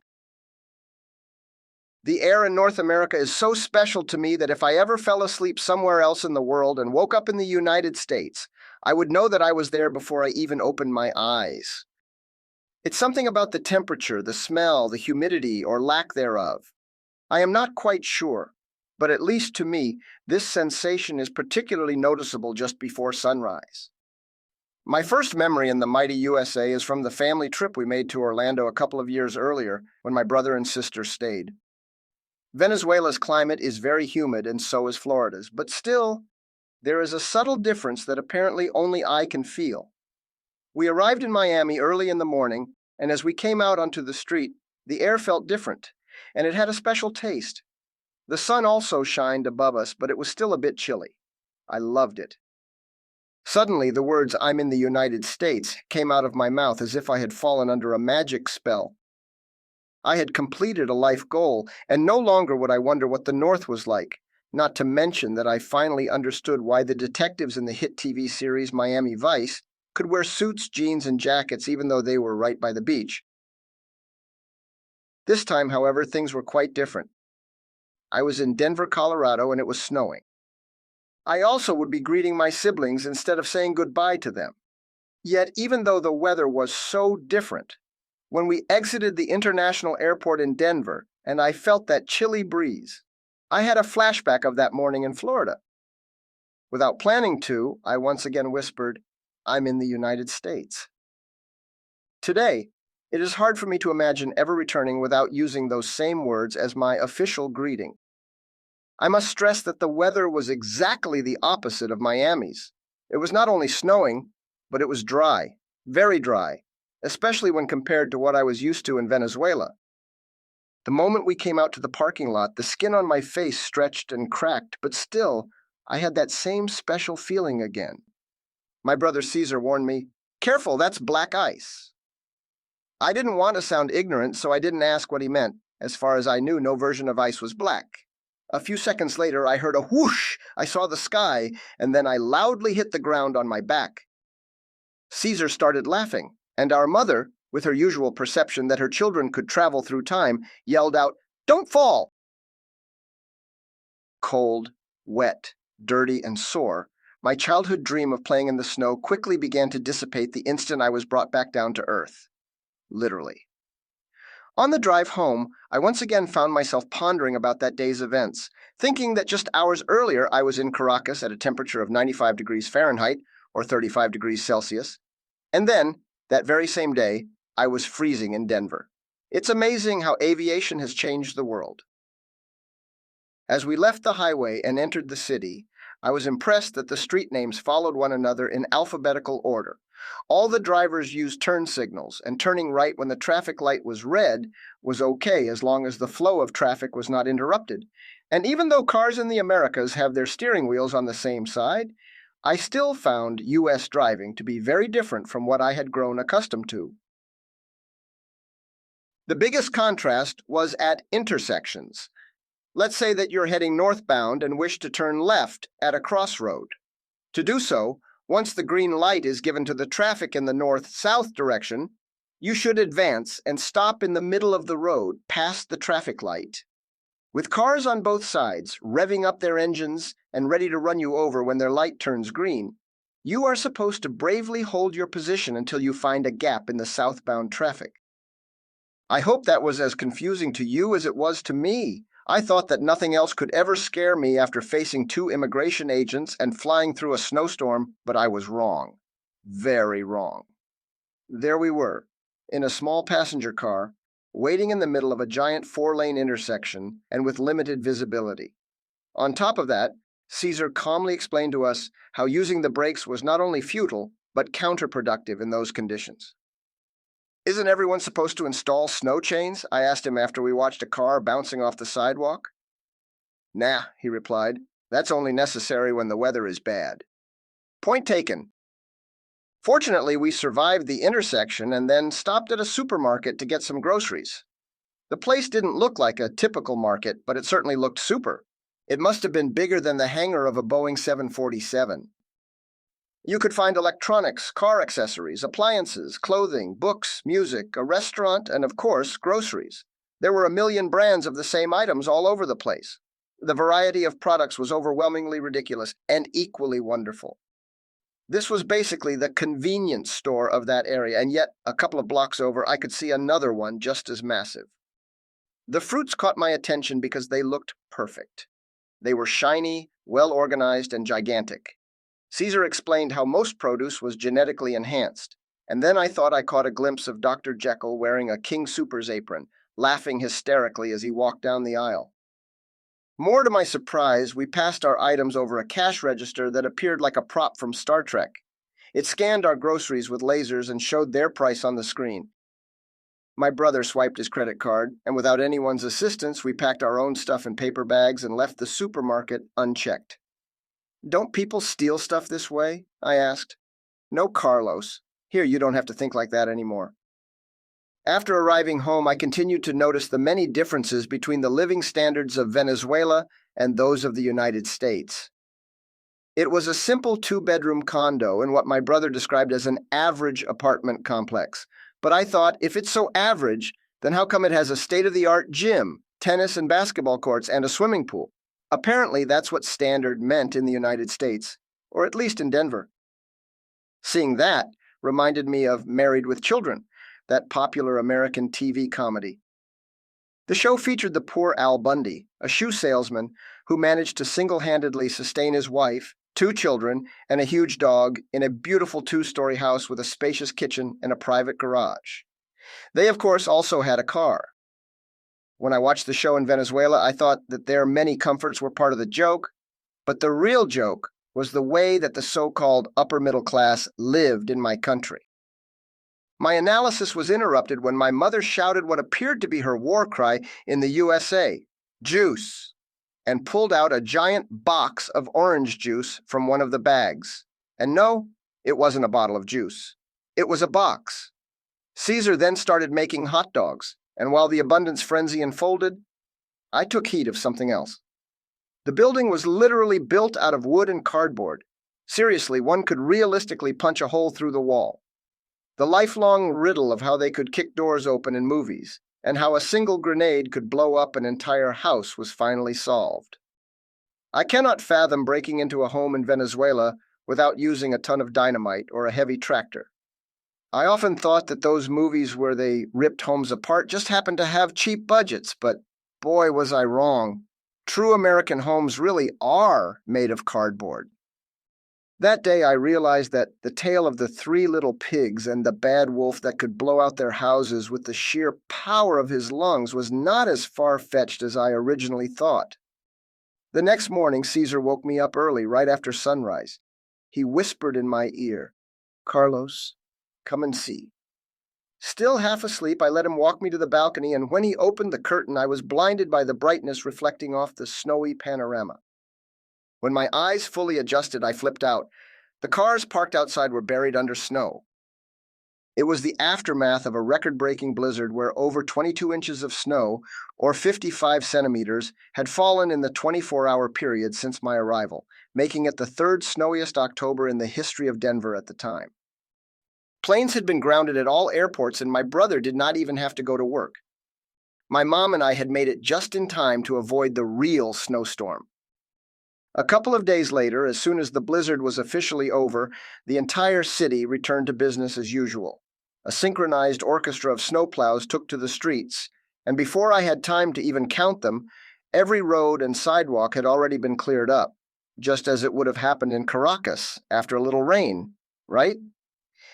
Several weekends later, my brother took me out to the movies, but first we went to my all-time fast food favorite, Burger King, where for just 99 cents I could get one of this and one of that. But Caesar said that I no longer had to be cheap with my choices. He told me I could get anything I wanted, so deciding was not easy. My entire life I had chosen to ignore the menu because the only thing I could ever afford was an ice cream cone. Back home, I had only ever eaten at Burger King a handful of times, and my mother paid every time. This luxurious indulgence was her way of compensating me for having sacrificed an entire day running errands with her in the chaotic center of Caracas, but we mostly had roast chicken. So I picked a small-sized meal with a burger, fries, and a soda. Without asking, with just a few extra cents, my brother upgraded the order to extra large and told me that small-sized meals were now a thing of the past. "Get used to it," he said. This first time at a fast food restaurant in the United States was truly a big and tasty cultural experience.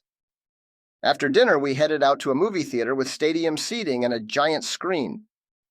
We watched the premiere of Starship Troopers, an action-packed science fiction film with cool special effects and awesome alien blood. The screen was so big that even they called it a giant screen. Imagine how majestic this must have been for me when my last time at the movies had been at a cheap Venezuelan theater on a popular Monday, and the movie I watched had been a sad drama about a cockroach sunbathing on top of the projector's lens, after I had spent 2 hours avoiding thugs and waiting to get in. The parking lot was the second biggest I had ever seen. The biggest was at Universal Studios in Florida. The theater had 24 rooms, and we didn't even have to queue because the ticket dispensers were automated.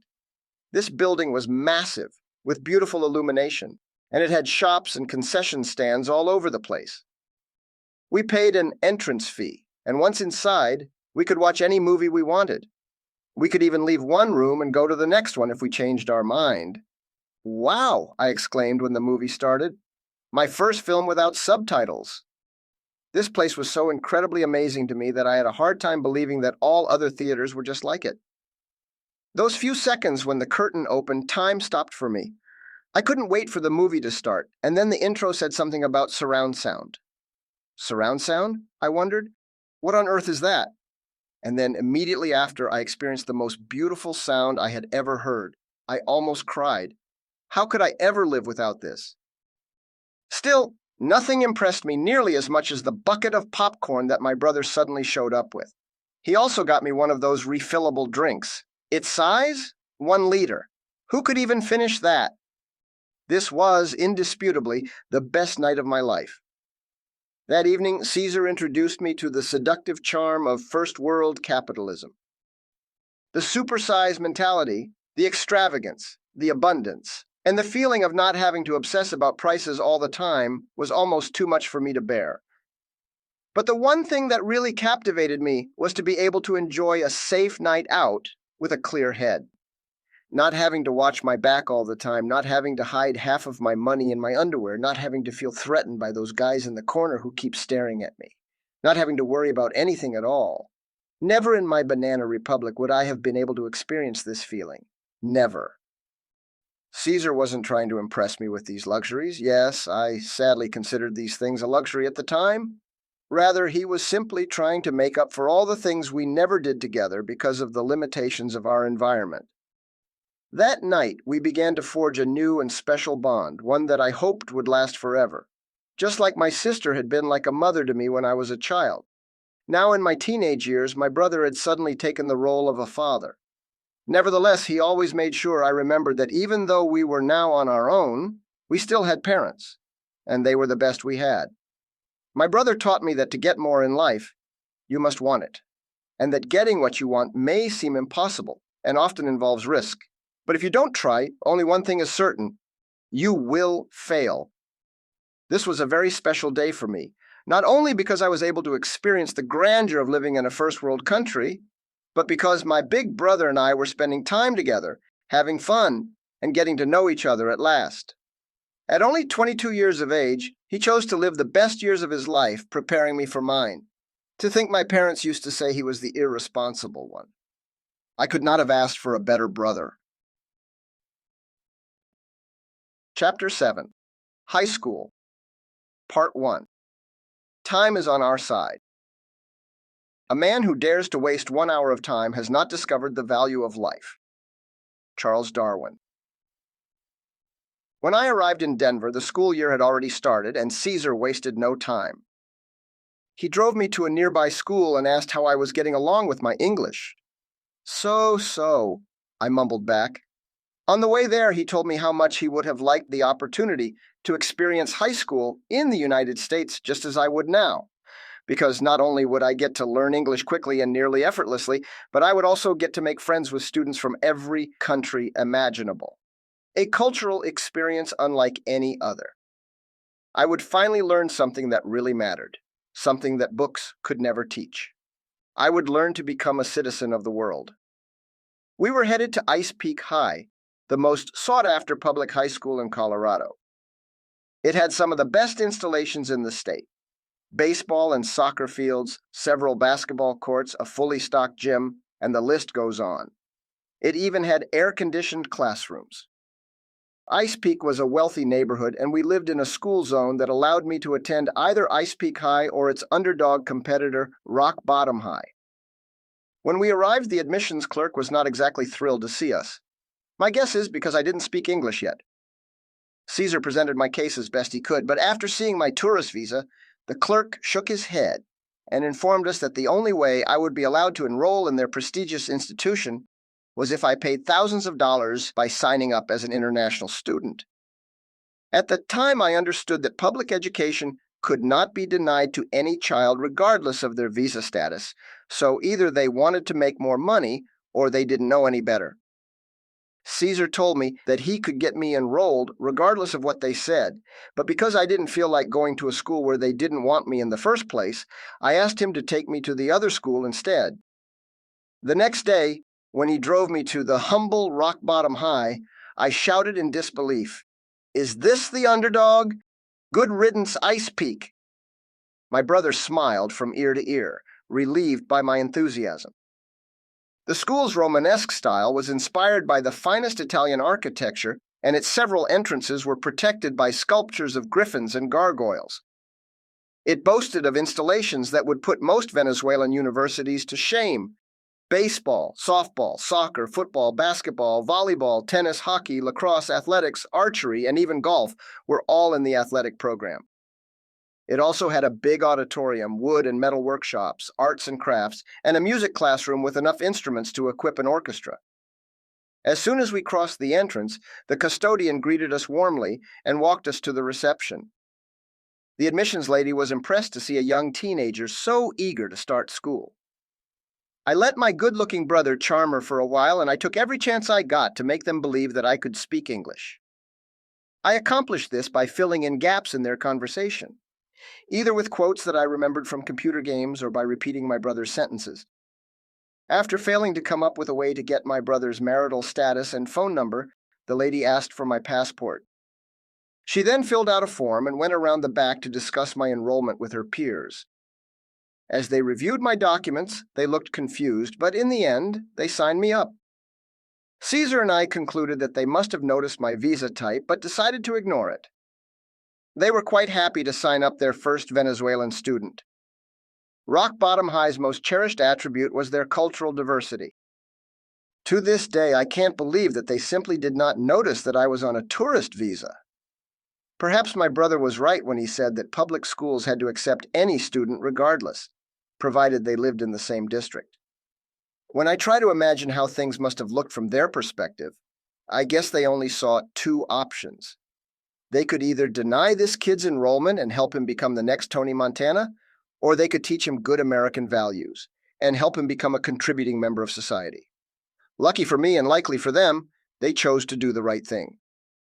As we say in baseball, I was 2 for 2. First, I got caught by immigration agents as a tourist trying to stay permanently. And then, Ice Peak's staff tried to make me pay for free public education. Yet both times I ended up with unbelievably better opportunities that defied logic. So far, for every door shut, a better one opened. No wonder people called the United States the land of opportunity. Rock Bottom High was the right place for me. I knew it the moment I first laid eyes on it. The admissions staff at Ice Peak High, by being such jerks, opened the door that allowed me to attend the best school I could have ever attended with the best teachers I could have ever had. Thank you, Ice Peak. After I signed my enrollment application, we had to figure out which grade I should start in.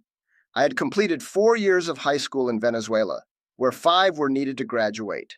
However, in the United States, only 4 were necessary. Therefore, in their eyes, I had already completed all the years of schooling required for graduation. Moreover, the courses I had taken in Venezuela were far superior to those required by public schools in Denver. So the admissions team was conflicted by the fact that a 15-year-old kid was ready for graduation. This meant that our lucky streak could soon reverse. Fortunately, when they were trying to decipher my Venezuelan school records, Caesar came up with a solution and pitched it quietly to me. He told me that 2 years would be a worthy investment in school. Besides, compared to American standards, I would still graduate younger than the rest of my class.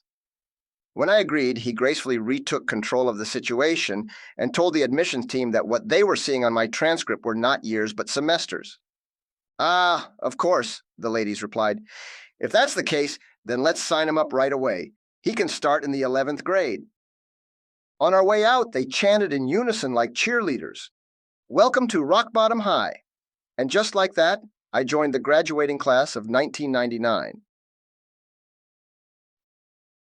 Part 2. A Fresh Start. The evening before I went back to school, I couldn't sleep because I was afraid that I would wake up in my old room and realize that being in Denver had just been a dream. At any rate, the excitement of studying in the United States was too great to get any rest. If Americans had worn school uniforms, I would have gone to bed wearing mine. I spent the night obsessively checking my backpack's pockets to make sure I had everything I needed, and I didn't want to get kicked out of class for forgetting my pencil or my eraser. In Venezuela, my high school teachers were so evil that if any of my classmates left his pencil at home, the teacher would kick him out of class and give him a canned lecture on his way out. The next time you choose to not bring your pencil, you might as well not bring your sorry self either. I say him because girls always received preferential treatment no matter what they did.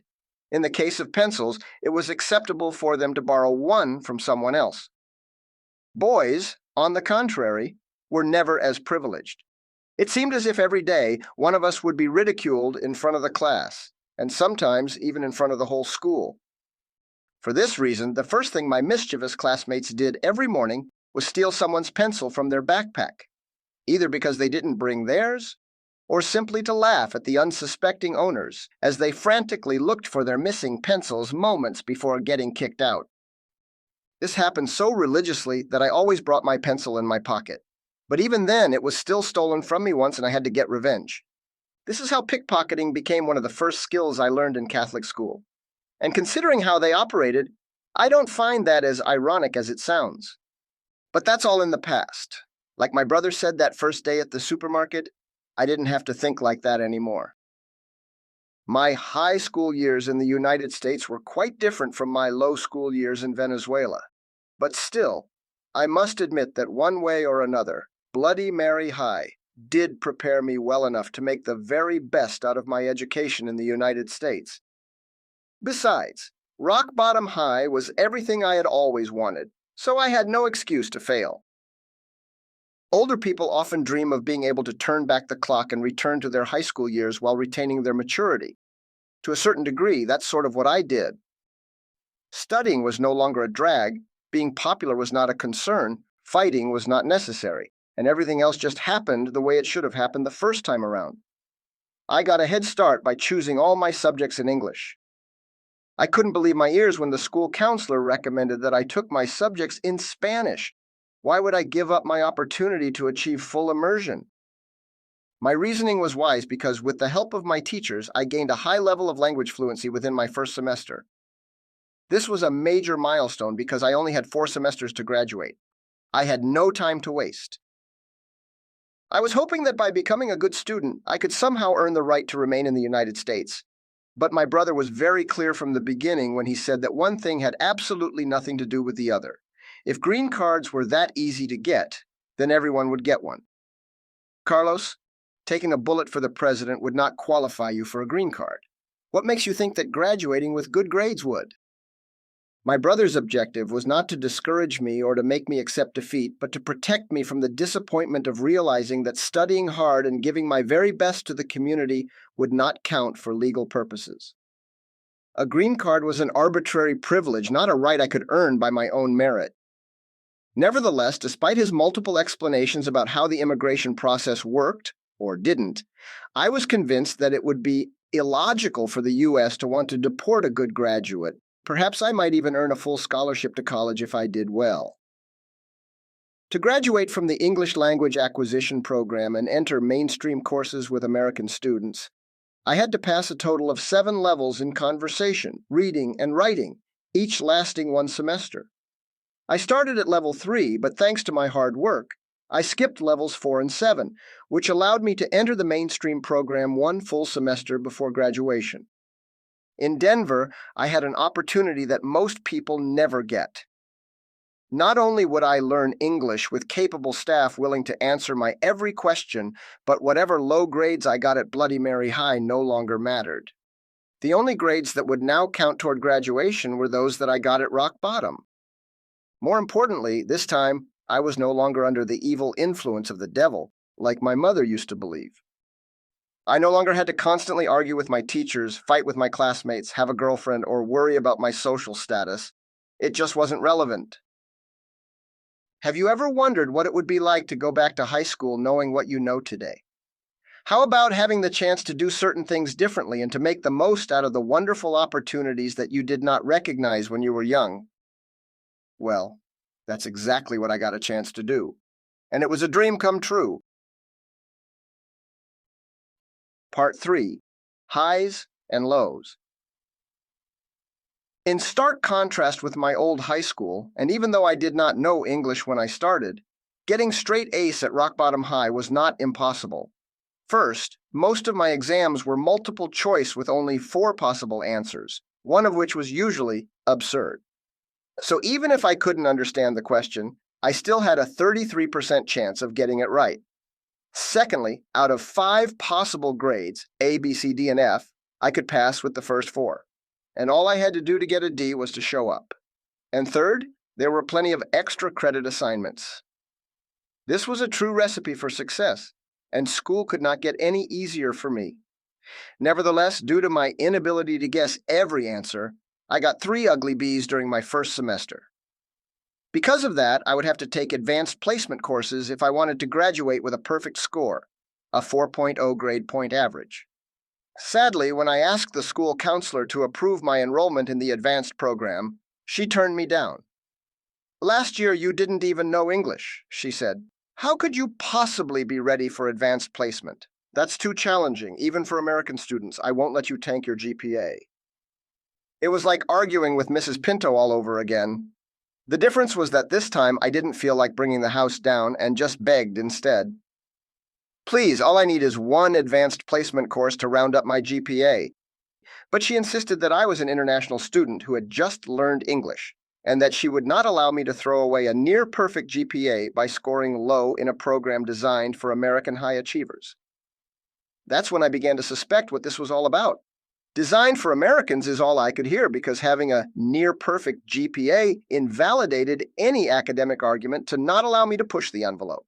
So I started to wonder, could they simply have an issue with a Hispanic rising through the ranks? Are they afraid that other culturally diverse minorities may realize that they are not as genetically inferior as they've been led to believe? Maybe, but I don't want to be remembered as the guy who played the race card. And just like that, I dropped the subject and took the loss. Even though she seemed like a nice lady at first, I soon learned that she had some very strong biases. She insisted that I just couldn't handle the program and denied my request even after all my teachers were in favor. But for the sake of argument, could she have made the right call? Was I really not ready for advanced placement? I realize that addressing this question may be perceived as awfully pompous, but please bear with me. I'm trying to make a point. I was a straight-A student and had earned nearly every award that the school had to offer. I was nominated Student of the Year by a local TV channel and was interviewed on television during their Hispanic Achievement segment.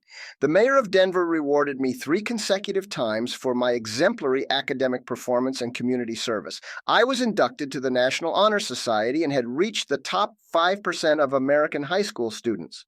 I was also the vice president of the International Student Society and was in the starting lineup of our junior varsity baseball team. We sucked, but it still counts. In 12th grade, I tutored American 9th graders to improve their performance in math, history, and believe it or not, English.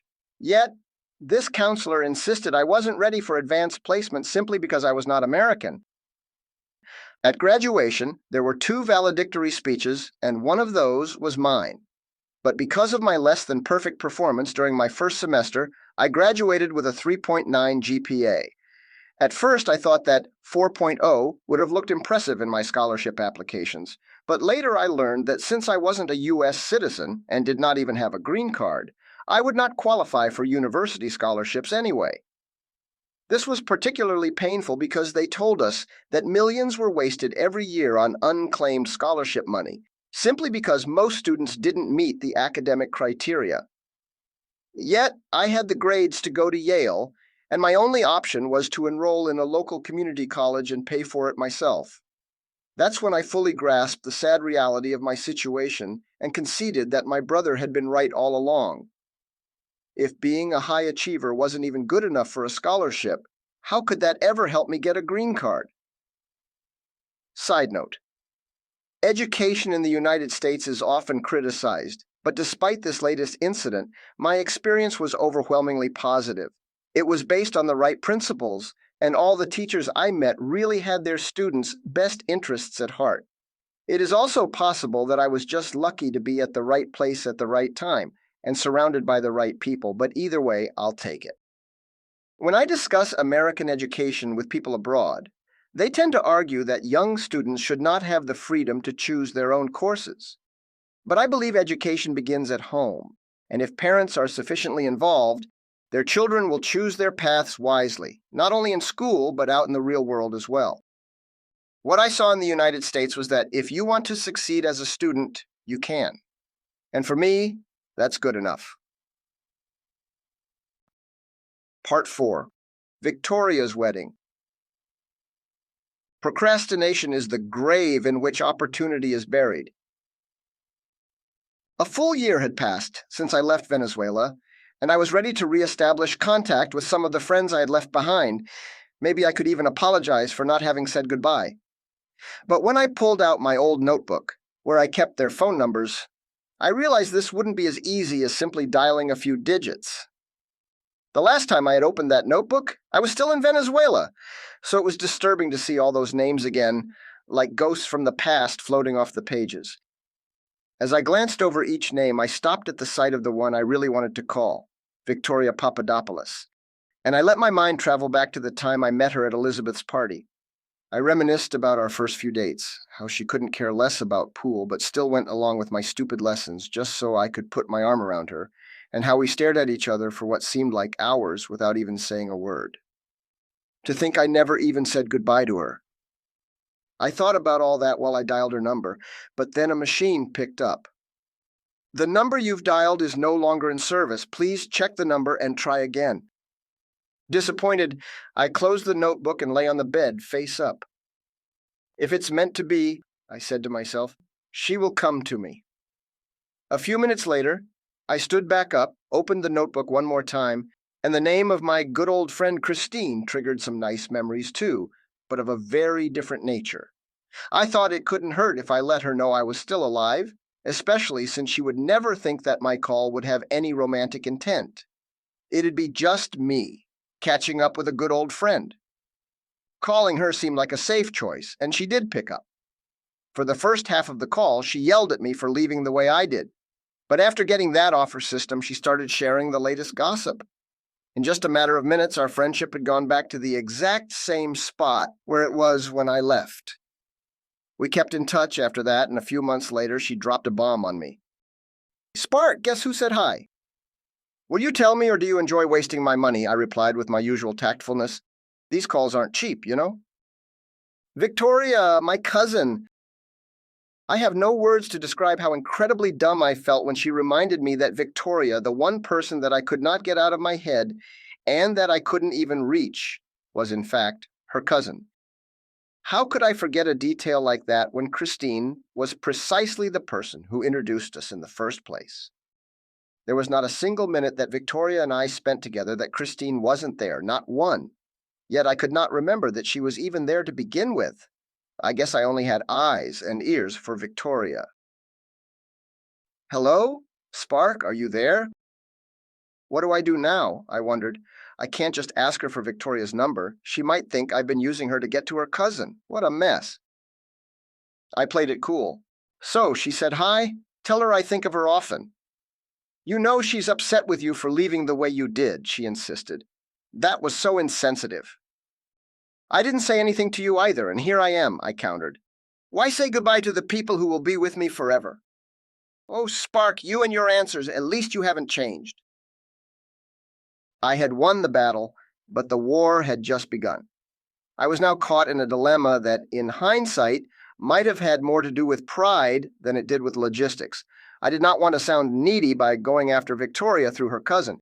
Besides, if back when we were younger, we couldn't make things work because we lived in different cities, now that we lived in different countries, our chances hadn't really gotten any better. On the other hand, now we were older, and I was a lot more independent. But since I wasn't sure what the right move was, I decided to buy some time. I kept in touch with Christine and called her once every few weeks. But if Victoria and I were truly meant to be together, then we had to find another way to get a hold of each other. It's not that I was afraid of rejection. It's just that I didn't think it would be fair to exploit her cousin for my own personal gain. If I went on the offensive through Christine, it could get messy, and I wasn't willing to take that risk. However, things have a strange way of working out, because in 1999, soon after Christmas, Victoria sent me a letter the old-fashioned way.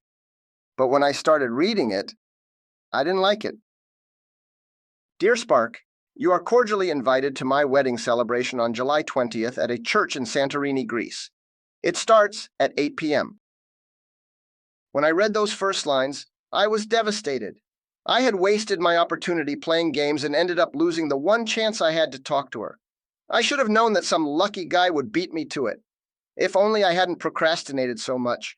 If only I hadn't been afraid of asking her cousin. If only. I punished myself for all the things I could have done differently to not end up in this situation, but I was also curious and needed to know what the rest of her letter said. It is of utmost importance that you are there on time because my wedding can't happen without you as my groom. If by the year 2010 you and I are still single, I strongly recommend that you make the trip. I'm sure someone like you wouldn't waste an opportunity like this. I miss having your arms around me as you show me your pool tricks and wish I could see you again before I go study abroad. I suppose you're doing quite well. You're so wonderful at everything you do. Please take good care of yourself. And should you ever come back, let me be the one to take care of you. With love, Victoria. Reading this letter reminded me that it's always a good idea to let people finish what they're saying before jumping to conclusions. But still, I had to make sure. After I read her full letter a few hundred times, I realized what her true intentions were. And what a relief. Waiting for Victoria had been the right choice after all, and I wasn't going to waste another chance with her. It was time for us to get back in touch and continue our relationship where we had left it. Because despite our small odds, we could indeed have a future together. We may have been on parallel roads, but we were going in the same direction. And, at least for now, it was up to me to make our paths intercept. Part 5. The Smiths. Call it a clan, call it a network, call it a tribe, call it a family. Whatever you call it, whoever you are, you need one. Jane Howard. During my senior year in high school, I participated in an internship program at Wallace & McQuaid where I began to dream about a professional future in the United States. Cynthia Smith, my boss, was a lovely woman who reminded me of my first-grade teacher, Lillian. We clicked from the moment we met, and by the time I finished my internship, she had become like a godmother to me. Cynthia and her family opened their hearts and embraced me as one of their own. The first time she invited me over for dinner, I was surprised by how excited everyone was to finally meet me. She had told them a few stories about me, so they received me as if they had known me for years. And this time, when they asked me if I was the famous Carlos, it didn't bother me at all. Such a level of hospitality, however, caught me a little off guard. And the instant I saw a cookie platter on the coffee table, my darkest fears overpowered me. Not this again, I muttered under my breath. Is this another multi-level marketing meeting? But half an hour went by, and to my surprise, nobody promised me unlimited wealth by buying deficient beauty products from an overpriced catalog, or convincing my friends and family to share in my stupidity. Instead, they were just friendly and hospitable, and I hadn't met people like that before. Cynthia's children were many years older than I was, and even though they lived all over the country, they had gathered on this special occasion. I was quite impressed by how effectively everyone communicated with one another and by the rich language they used when speaking. They certainly did not have anything in common with the typical American family stereotype that I had watched on television my whole life. Quite the contrary. They were quieter than any other family I had met and were also oddly courteous with one another. Nevertheless, experience has taught me that such attributes have a lot more to do with class than they do with culture. For instance, one time Cynthia invited me and my brother to a camping trip to Lake McConaughey in Nebraska, northeast of Colorado, and encouraged us to bring a friend with us. It was a fun little vacation where I got to see the Smiths together again, and we enjoyed an endless variety of organized activities. An odd concept for a young Latino who had never experienced any kind of family reunion where the words organized activities could be used to describe it. During this weekend getaway, Cynthia's distinction and prowess stole the show one late evening when some guys in their mid-20s arrived at the lake way past midnight after having had far too many drinks. My brother Caesar, our friend Hector, and I were inside our tent putting on our war paint and debating whether it would be appropriate to come out and kick these guys' butts the good old Venezuelan way.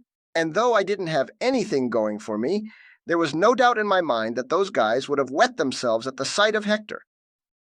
With his long hair, tight jeans, leather jacket, and biker boots, he looked like Lorenzo Lamas from the TV series, The Renegade, and he too could gracefully swing a roundhouse kick while smiling at the camera. But before we could reach a consensus, Cynthia came out of her motorhome, apparently to take care of the problem herself. We decided to stay put in our tent, but alert in case anyone got near her. But Cynthia surprised us with her authority and eloquence. Alone, and without throwing a single punch, she gathered up all the guys and made them leave voluntarily. It was magical. Bummer, Hector grumbled with a big frown on his face. He and my brother wanted to teach those guys a lesson, but Cynthia was the only one who did any teaching that evening. All her adventures were masterfully planned and executed, and I have dear memories of them. But what I loved most about hanging out with the Smiths was that they treated me like a member of their family, and we could speak openly about my immigration predicament. None of them ever thought any less of me for lacking a piece of paper. To them, my actions were what determined my value as a human being, not the type of ID that I carried in my wallet. Part 6. Déjà vu. Only when we're no longer afraid do we begin to live. Dorothy Thompson. One weekend, the noise of heavy traffic woke me up early in the morning. This was particularly odd because we didn't live near any major avenue. When I opened my eyes, everything was blurry, and I felt tired and disoriented. After regaining focus, I noticed I was in my old bedroom. I shook my head in a futile attempt to snap out of it, but I just couldn't. Is this a dream? I wondered. If it is, ordering myself to wake up should do the trick. Wake up, I said out loud with no effect. Wake up! I tried again, but nothing happened. I was still there, sitting on my old bed with my bare feet on the cold ceramic floor. I put my shoes on and walked around the room trying to find anachronisms or a particular object out of place. But after carefully examining my surroundings, everything looked just fine.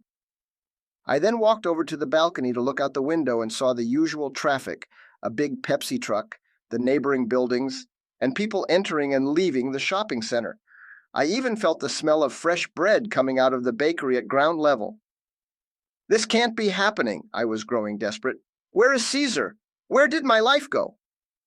Nothing I did seemed to bring me out of it, but if I'm really in Caracas, I thought, then where are Mom and Dad?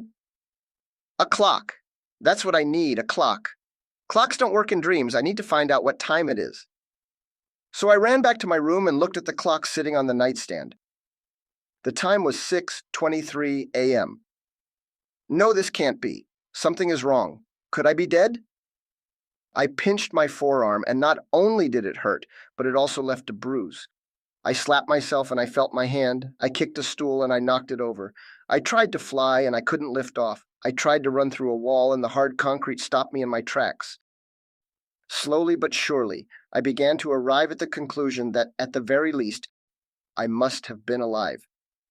Not knowing what else to do, I ran to the room where my mother used to teach, since she was a sewing instructor, to see if she was there with any of her students, but the door was shut. That was not unusual, considering that it was always full of half-naked women, so I knocked a couple of times, but nobody answered. Then I opened the door slowly and saw the room was empty. What is happening? I asked myself. I had a lot of lucid dreams, so I returned to my room to see my clock again, and noticed a few minutes had passed.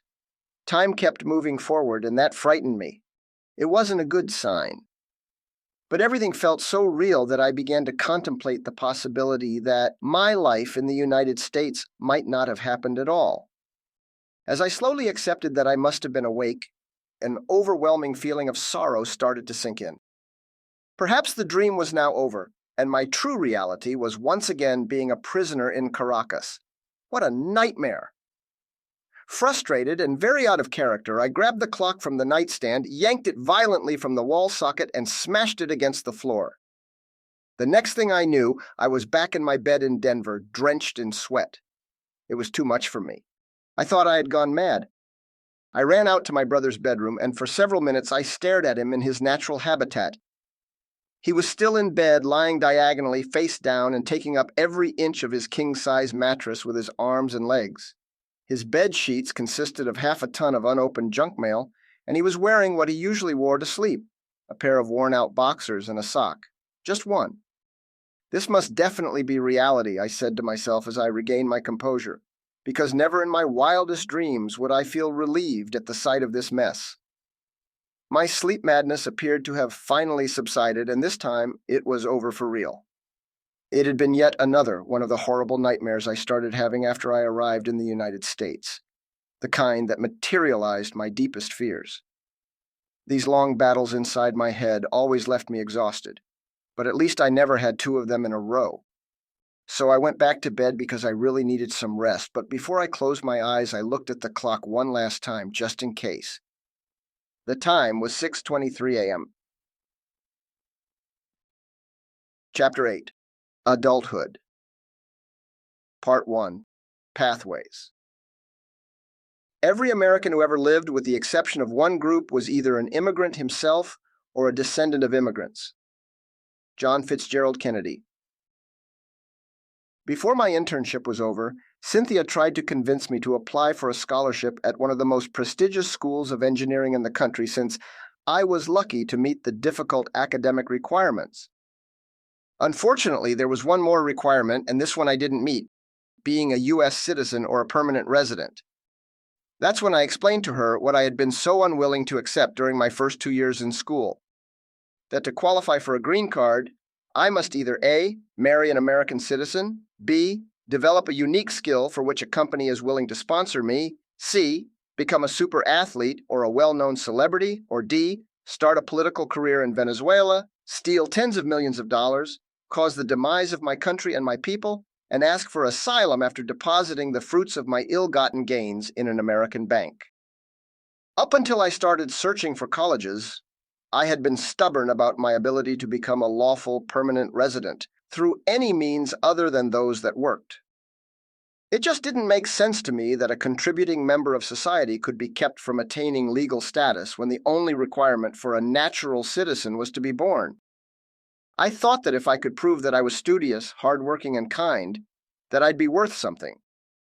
But such was my fate.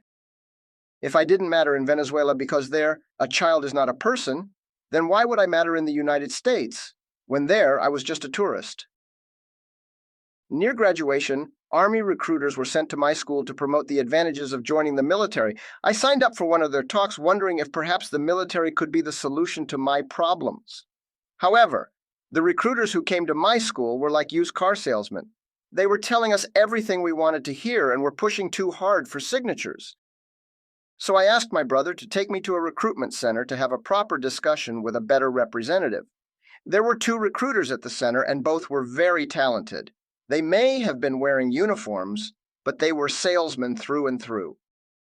The incentives for joining were substantial: paid college tuition, career training while earning a salary, health insurance, and much more. I could even unlock some of those benefits after only 2 years of service, but nothing on the list said anything about attaining legal permanent residency through military service.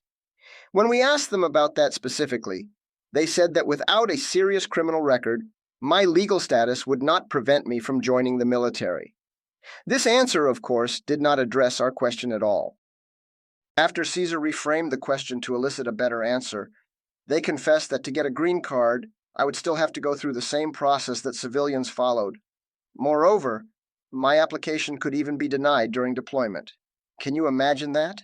I could get dishonorably discharged, kicked off the base, and left to rot in enemy territory without money and without papers, no thanks. Even if becoming an American casualty would be a sure way to be counted as one, that's not worth much if they won't even consider me American at home. For the longest time, I wholeheartedly believed that merit would give me the chance to build a future in the United States. It wasn't until I started preparing for life after school that I finally understood how limited my pathways to citizenship were. Unless I won a Nobel Prize or became a superstar, then my best bet would be to get married for papers. And I didn't have the stomach for that. Everything I did to support my legal case was pointless, and I wasn't going to let my brother spoil me for the next decade while I just sat on the couch playing video games. I had to get a job somehow, pay for my own tuition, and then, if all else failed, either look for a company willing to sponsor me or find an older American woman who wouldn't mind marrying me for a few years, even if my heart belonged to someone else. Part 2. Upskilled. The strongest bond of human sympathy outside the family relation should be one uniting working people of all nations and tongues and kindreds. Abraham Lincoln. My brother had an acquaintance whose boss was looking for an extra laborer. His name was Johnny, and he worked for a home renovation business. The candidate had to be someone they could trust, who had a car, and who spoke English. I overheard him talking about it at a party, and I offered myself to complete their team of 3. Surprised, he looked at me from head to toe and said, "Carlos, this isn't a job for a pretty kid. There is a lot of heavy lifting and a lot of crap, too. And I mean that literally. You will have to scrape crap off carpets and even walls. Are you sure that you want to sign up for that?" I didn't expect my first job as an undocumented worker to be in an air-conditioned office, so of course I said yes. I had to drive to all corners of the state and pay for my own fuel, making only $6 an hour. But at least I had the time and energy to work 12-hour shifts, 6 to 7 days a week, which allowed me to cover my living expenses and cost of tuition at my community college. Johnny was the only child of a wealthy Italian couple who immigrated to Venezuela in the 60s, back when the country was prosperous. He held a degree in economics and spoke English fluently. The other worker was also Venezuelan, but he did not speak English yet because he had just arrived. Born in Maracaibo, he had a degree in petrochemical engineering, and like my father, he dreamed about working at an oil refinery someday. Despite their qualifications, here they were, cleaning repossessed homes, and now I would join them too. My brother Caesar had been an underage entrepreneur who opened, managed, and operated his very own software resale business in Venezuela.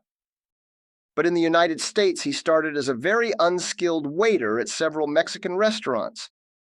My sister Isabel had graduated with honors as a sociologist from one of our most prestigious universities, but in the States she shared my brother's fate. Our friend Lucy, a bright Mexican psychologist, worked in construction during the day and babysat American children at night. And I could share endless other examples of immigrants that were far from the stereotype that the media loves to feed the American people. We're not all uneducated peasants. There are plenty of highly skilled immigrants from all over the world who are more than qualified to contribute to the economy and culture of the United States in better ways than they're currently being allowed. Instead, they are taking jobs babysitting, cleaning, picking fruit, and waiting tables at Mexican restaurants. You know, the types of jobs Americans went to school for. After I graduated from high school, I got a Social Security card with my name on it through someone who knew someone who worked somewhere. I asked where it came from, but didn't get an answer. It was probably better that way. This enabled me to enroll in the only tertiary institution that I could afford, Rocky Hills Community College, where I spent all the money I earned cleaning houses on full-time tuition costs. Unfortunately, my long work hours interfered with my school's schedule, so I needed a job that paid better and demanded fewer hours if I hoped to accumulate enough savings to renew my enrollment for another semester. My new identity document passed the test a second time when it helped me get a retail job selling computers at Short Circuit, an electronics store. My schedule there allowed me to continue going to school while getting full-time hours, but the pay was low and I couldn't work enough overtime to cover my tuition. So I kept searching for jobs, and after a while I started working with Hector, Caesar's oldest friend. He had started a technology consulting business and asked me to assist him with a network deployment that would last a few months. He paid me generously, fed me, and taught me a lot. It was a lot of fun, too. And after we finished the project, an employment agency offered me a job at a dot-com startup that needed bilingual staff with a technical background. I was a perfect fit, so I took the offer, and a few months later joined the web development team after a promotion. By then, I had more than doubled my hourly rate from the time I scraped my first carpet. My brother Caesar was also doing all right. He had become an IT consultant and had even purchased a couple of properties still in his early 20s. Our progress had become palpable month to month. Still, I was shocked to see that over 30% of my salary was automatically deducted from my paycheck for taxes. The portion that paid for public works was fine. What hurt was the portion that paid for somebody else's Social Security, and the one that paid for health cover that I could never use. But despite that, I felt grateful for the money I had left. Unfortunately, when the time came to declare taxes at the end of each fiscal year, the staff at Human Resources would notice that my records did not match. And when they started asking questions, I'd try to stall for a while, and when my clock ran out, I'd quit. For this reason, I constantly applied for new roles, so that whenever I had to leave a job, I'd have another one lined up. Fortunately, every time I did this, I ended up with an hourly rate that was considerably higher than the previous one. And by 2001, I was making $16 an hour plus overtime and bonuses for working every single holiday. I also opted to cash in my vacation days rather than to use them. College was expensive, and this was the only way to pay for it. William Lowe Bryan, the 10th president of Indiana University, said that college education was one of the few things a person is willing to pay for and not get. That is so true. I was wasting my time and money to get a piece of paper that would certify that I knew what my college professors didn't. On top of that, our textbooks were outdated, and the courses I was required to take did not teach me anything new. It was so painful to waste my money on a no-name college for skills I already had that I met with the school counselor to propose testing out of a few courses, even though I already knew what her answer would be. However, after my experience in high school, I came prepared this time. What I was proposing would save me a year's worth of schoolwork and tuition costs, so I brought copies of the relevant policies and procedures with me, just in case. Her first instinct was to deny my request. She worked for the school, so her job as counselor was to keep students studying for longer and paying for courses they didn't need, not to help them graduate any faster. So for each test they let me take, they stood to lose thousands in revenue. But after I pulled out my printouts and recited the relevant policy back to her, she gave up and reluctantly approved my request to test out of the handful of courses I suggested. This experience taught me that the number one priority of tertiary education institutions is not to help students upskill or even graduate. It is to make money, lots of money.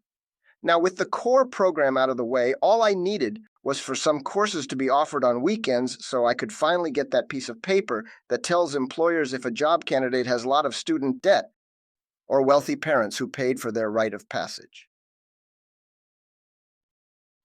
Part 3. Imported. Do not spoil what you have by desiring that which you have not, but remember that what you have now was once among the things you only hoped for. Epicurus. By 2001, Victoria and I had already discussed family, religion, education, politics, marriage, and just about everything else that would help us get to know each other. I'd even met her parents over the phone. We exchanged emails daily, and thanks to the internet, which had just become widely accessible, the distance between us was no longer prohibitive. Since her father was Greek, she held a passport that gave her the freedom to move in with her grandparents in Greece, where she was studying in English. The day she told me how much she was paying, I gulped and told her that for that much, she might as well study in the United States. I meant it as a joke, but the idea stuck with me for a few days, and then I thought, why not?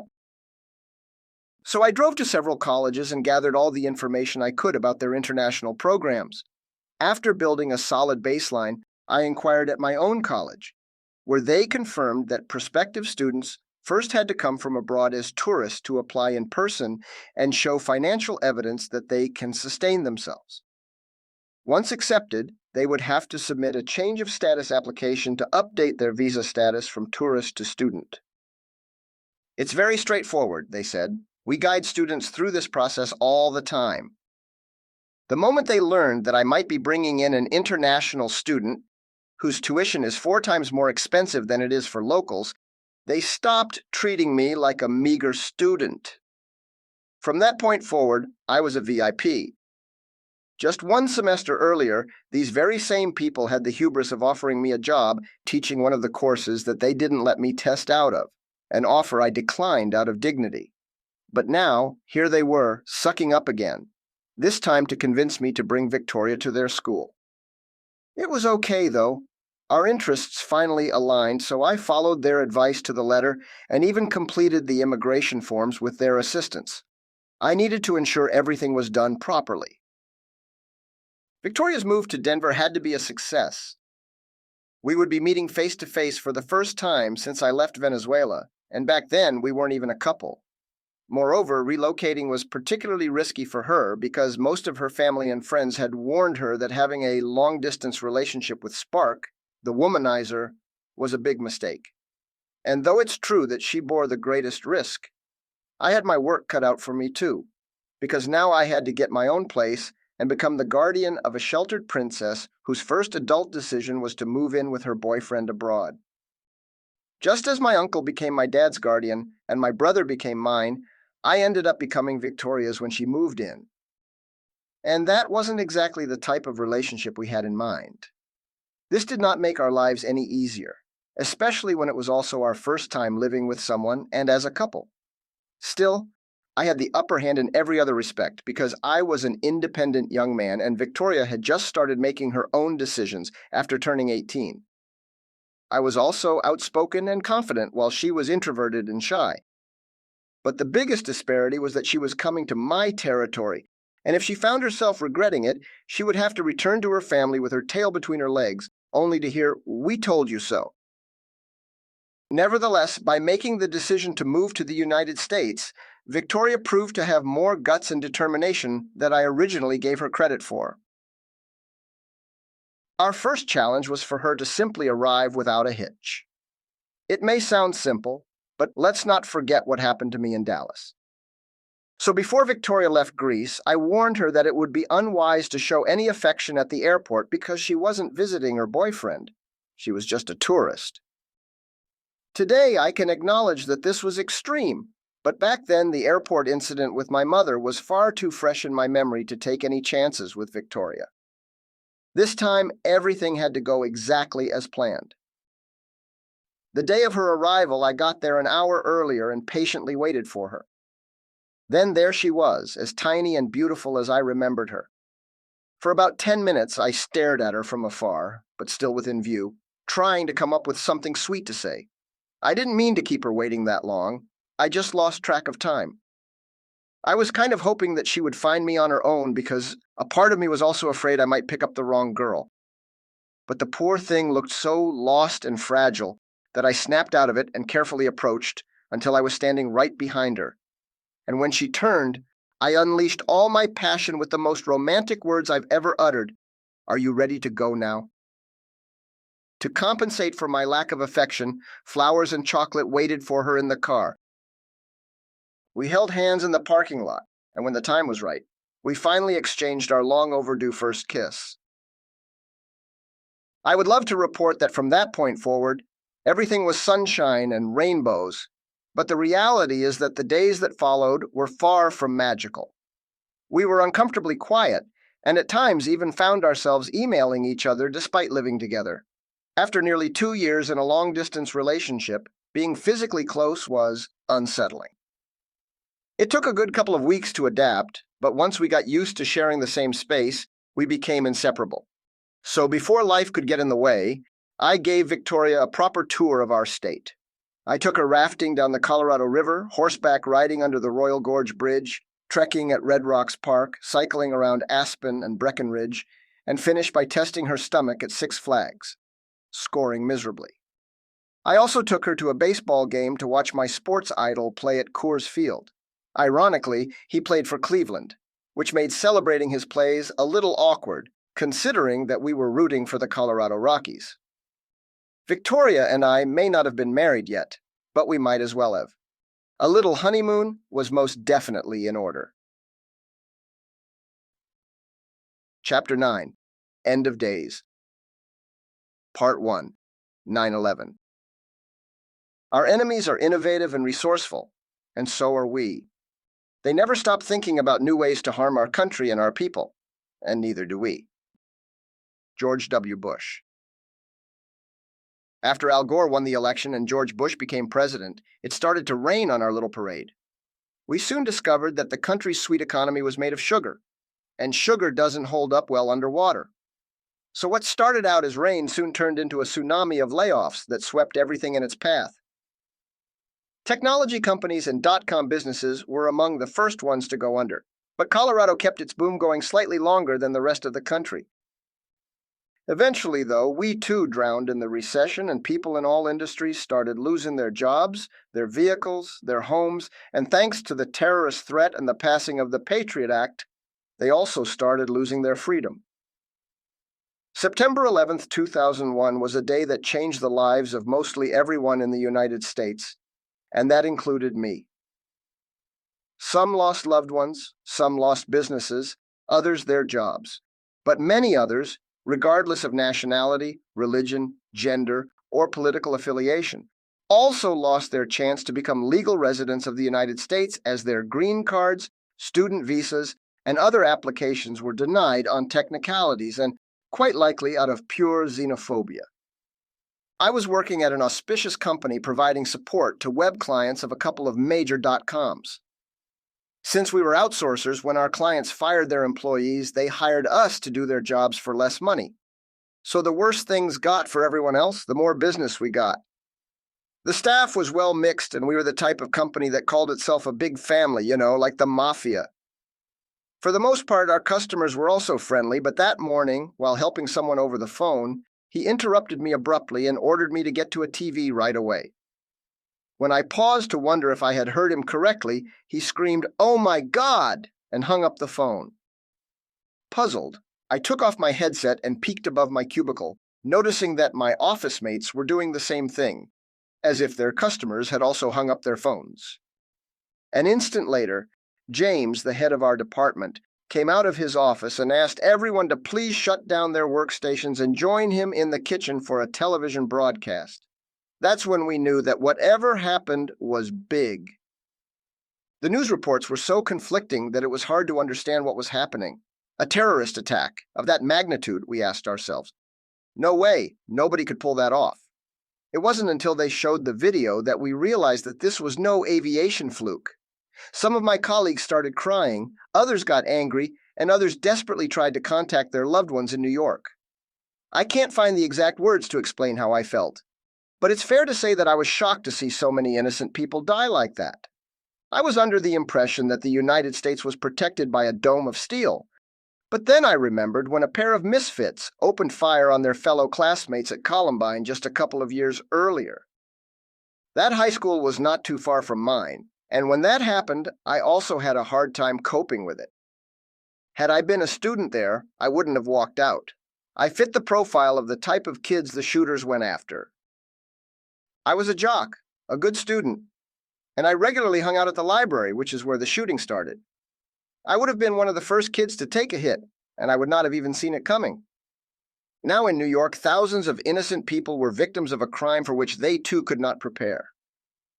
I always wanted to believe that the United States was a safe place to live in, especially Denver.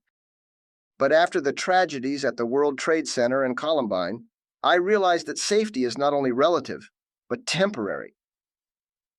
In the office, while we watched the news, we hugged each other, sharing sorrow and support. And even though many of us were foreigners, at least for that one day, we all felt American, and our U.S.-born colleagues considered us brothers.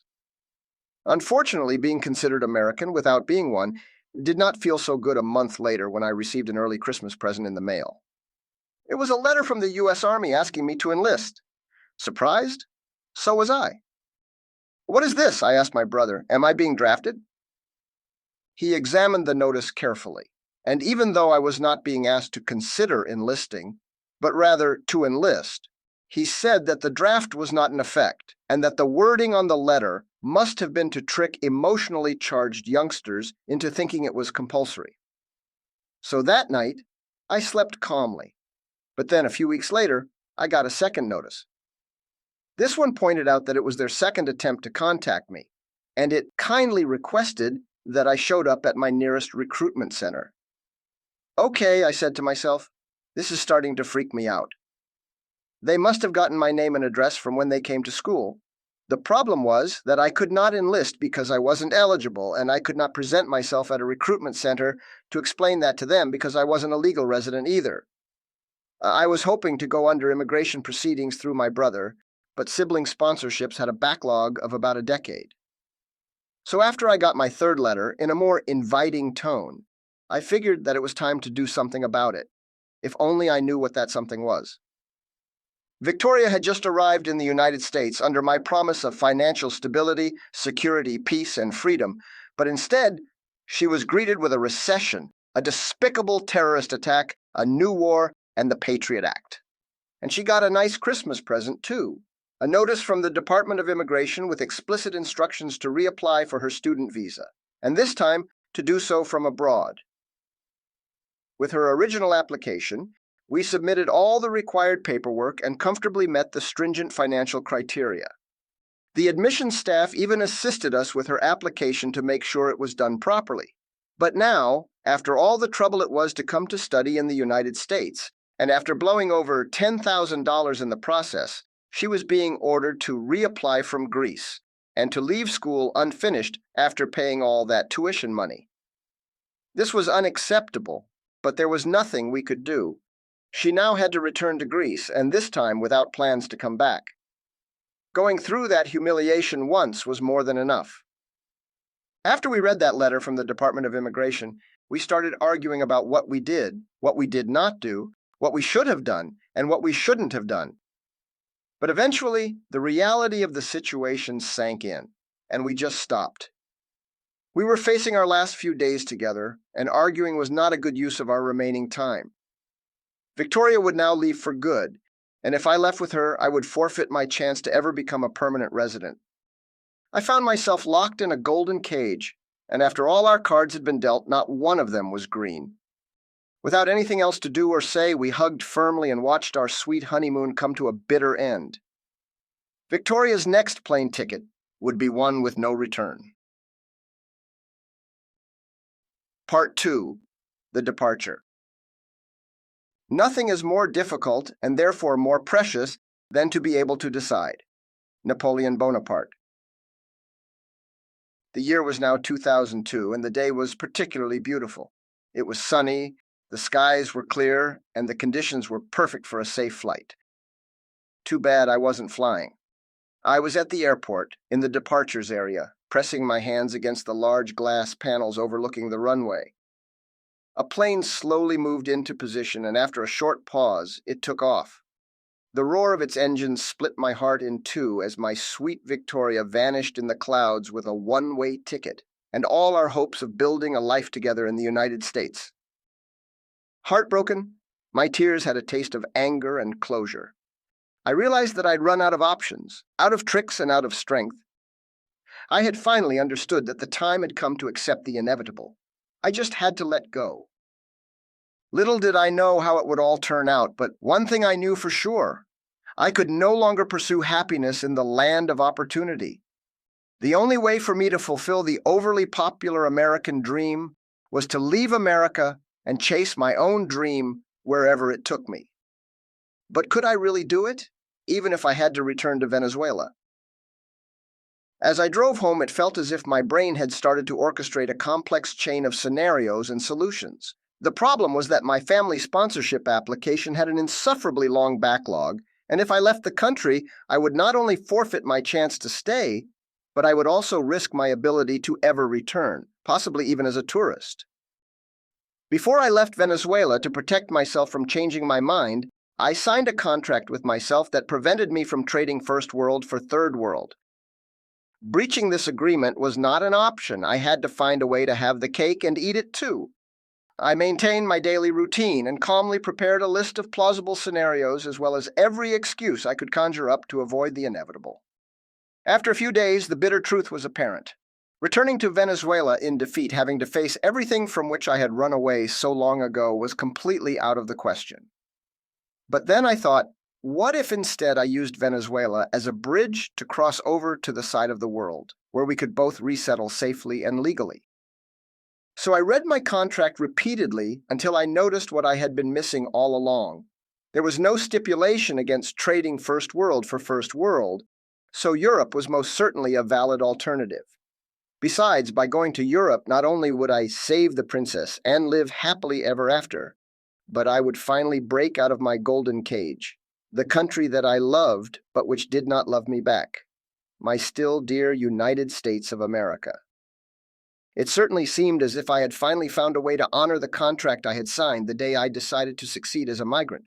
The one I wrote in Venezuela when I was focused on my goals, and which reminded me every day that no matter what happened, trading first world for third world would never be a valid move on my immigration board.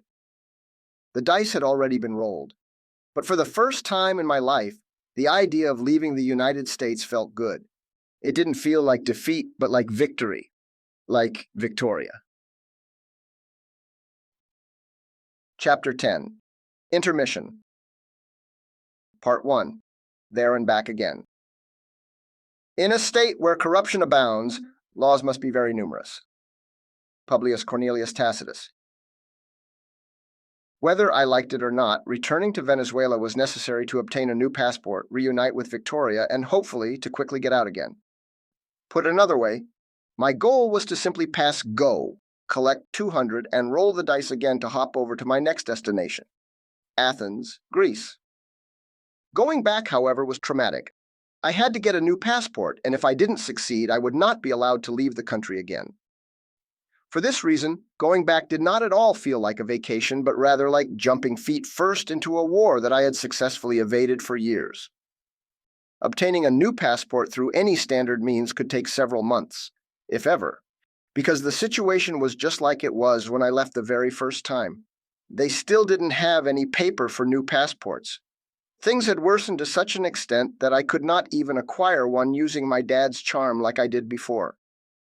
The level of corruption was so deeply rooted in the system that the only way to get a valid passport quickly was to have direct contact with a dirty official inside the agency. Lucky for me, they were never too hard to find. Since my friend Bernardo was well connected, I asked him for help, but he reminded me once again that I would never get a passport through any conventional means in the time I needed it. "But there must be a way," I cried out. He answered with a smirk. "And there is, my friend. There is." As it turns out, Bernardo had a contact inside the agency that could get the job done as long as I paid a hefty tax contribution. Thankfully, money was not an issue for me at the time, but I still felt incredibly stupid for having to bribe officials to obtain a passport to which, as a Venezuelan citizen, I was legally entitled, especially since I still had to run all the errands myself. Even so, we had to jump through a lot of hoops for the handover to happen. I paid my first contribution at a photo studio where I got the photos taken and where I submitted all my personal details on paper. The studio administrator sealed the photos in a manila envelope along with my details and the money, and handed it out to a messenger who quickly took off on a beat-up motorcycle, leaving behind a streak of black smoke. The next day, I was instructed to go to the Ministry of whatever, be at X counter at Y time, and whisper my name to the clerk at that post. When Bernardo and I arrived, I noticed that the place was more hideous than it was 5 years earlier. We barely made it on time, but once Bernardo said my name, we got VIP treatment. They were so used to this corrupt system that they didn't even try to look inconspicuous. The fact that I had a connection on the inside was sticking out like a sore thumb. All the other people there who had either already applied for a passport or were trying to do so had been waiting for months, going day after day with a new set of papers. Now, half of them were looking at me with a feeling of helplessness, and the other half did so with crushing envy. I was relieved to be out of there so quickly. The next step was to meet some guy nearby to make another tax contribution for expedited services. We were also warned that if we were seen talking to anybody on the way there, I would forever lose my chance to get a passport. "Don't forget," he warned us, "we've got your name already." On our way out, as if she had been waiting, a middle-aged woman blocked our path. We thought that we had been caught, but instead, she said she saw how we managed to be in and out of there so quickly and started to cry. She needed our help. "What must I do? Who must I pay? I have money. Just tell me how to get a passport, please. I can't stay here any longer." She begged desperately, waving a pile of cash in her hand. But Bernardo and I ignored her in the coldest way possible. As bad as we felt, we just couldn't risk it. We were being watched and left hoping that she would understand. Besides, for all we knew, she might have been working with them and was simply testing us. Subsequently, we met with the shady character, paid him off, and left. But even after we had completed the most difficult part, rather than feeling relieved, I could not stop thinking of that poor woman. We walked for a few blocks, and all I did was rant about how much I despised being forced to play by their corrupt rules. "Oh, dear Carlos," Bernardo interrupted me, shaking his head. "Welcome back to Venezuela." The next day, we returned to the photo studio, and there it was, my shiny new passport. It took me 3 days to obtain a travel document for which there was no paper, and for which people who followed official channels had to wait months, wasting countless hours in that godforsaken place while people like me waltzed in, did what we had to, and waltzed right out only a few minutes later. I don't need to imagine how they must have felt. I could feel it. Part 2. Rodriguez versus Papadopoulos. A spouse is what you get when you marry your in-laws. Victoria always believed that when a couple got married, they married the ones they loved, regardless of the families they had. I, on the other hand, believed in the exact opposite. But since arguing about it never took us anywhere, we agreed to let time be the judge. Our first taste of in-law relationships came when my parents met hers for the first time. When I arrived in Venezuela, Victoria stayed with me in Caracas. But after I got my passport, we brought my parents to Valencia, where her family lived, to witness the in-law prophecy come to pass. My mom was wearing a nice dress, high heels, and lots of makeup and jewelry.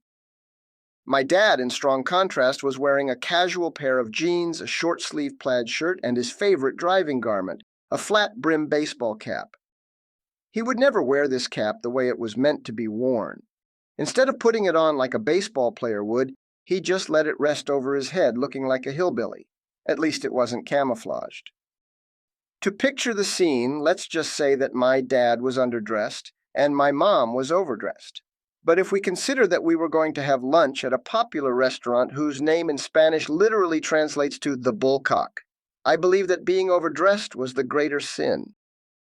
When we arrived at my in-laws, both of Victoria's brothers came out to greet us. Excited, they hugged her and then greeted me with the friendly, "Let's talk trash about him in Greek, hello."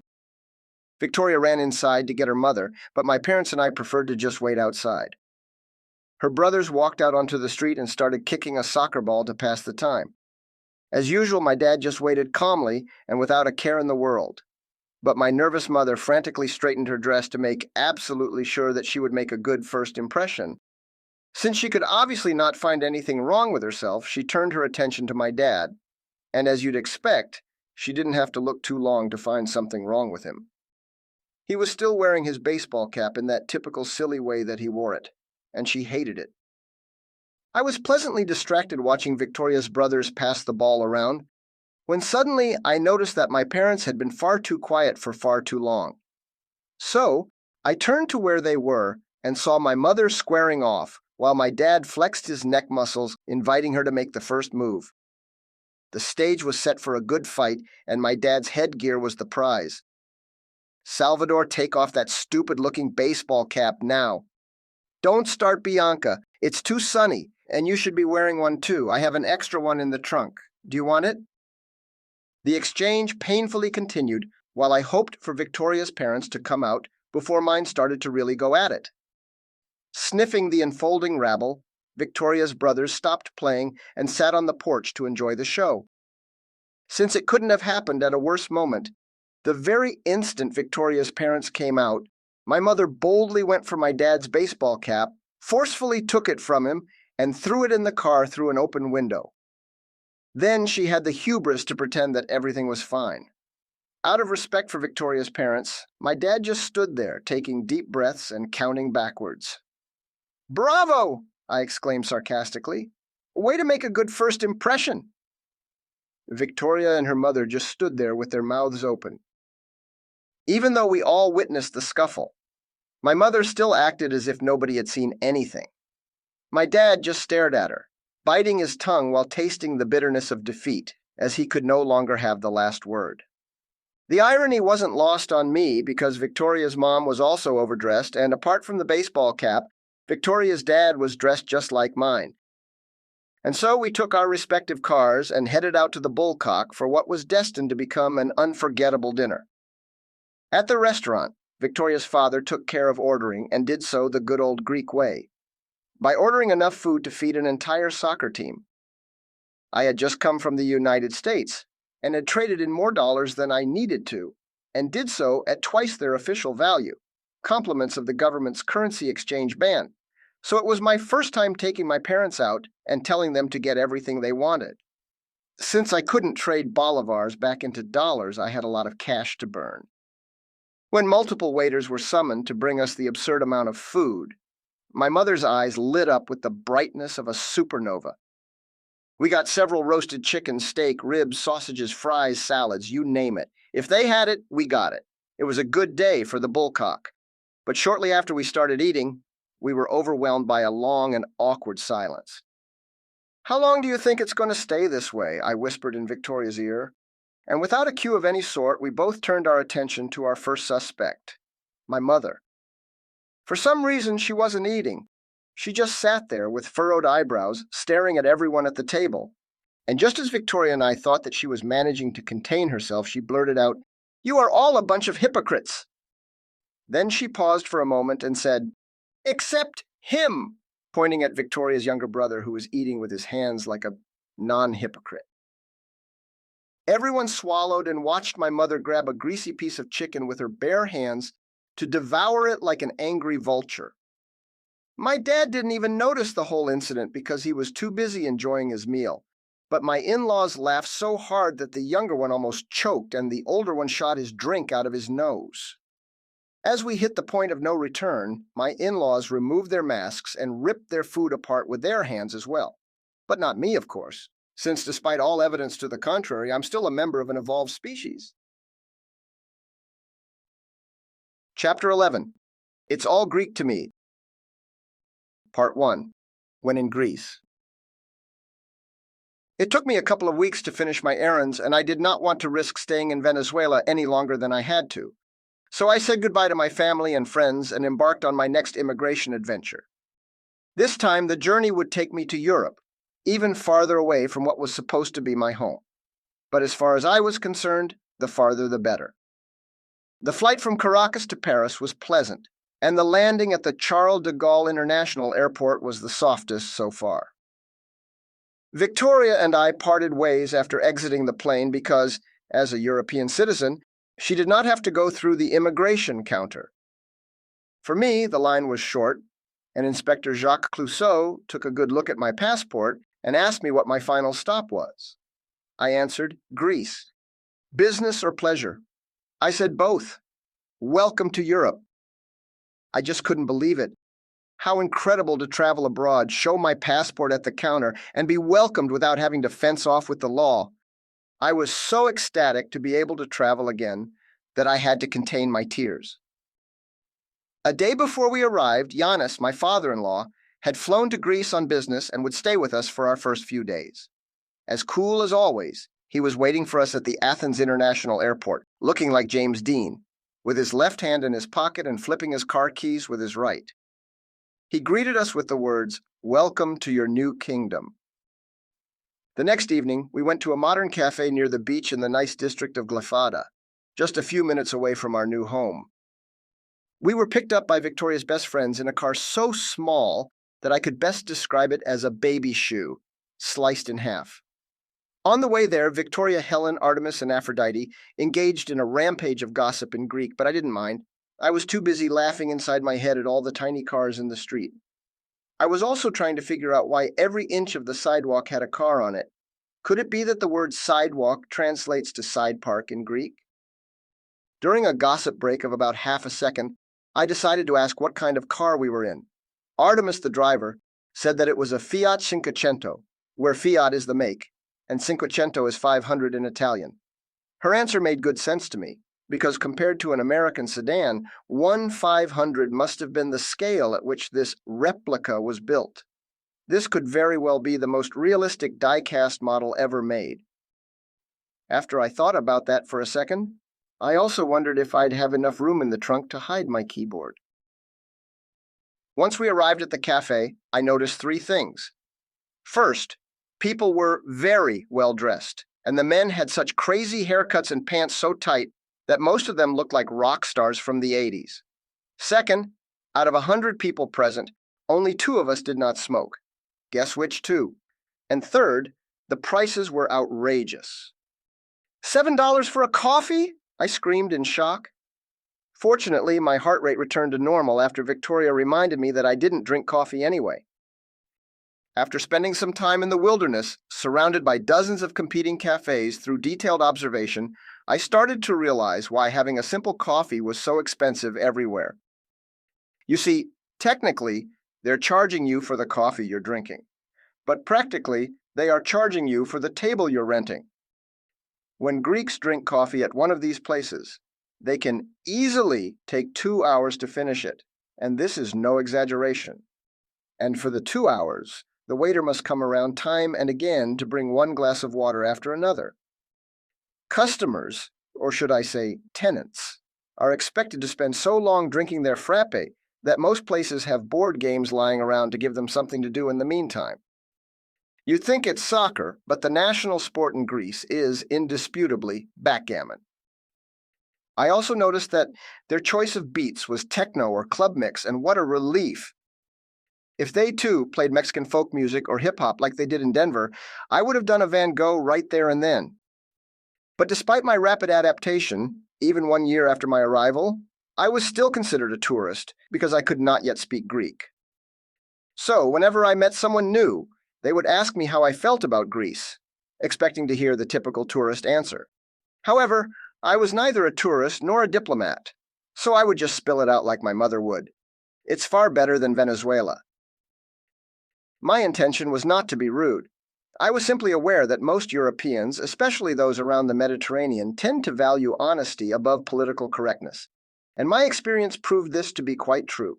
Also, and to my surprise, I quickly learned that in Greece, Latin Americans were quite liked.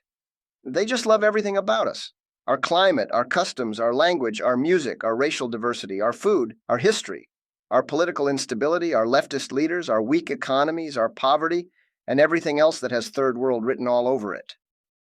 So, when I answered that being in Greece was better than being in Venezuela, almost everybody considered it a compliment.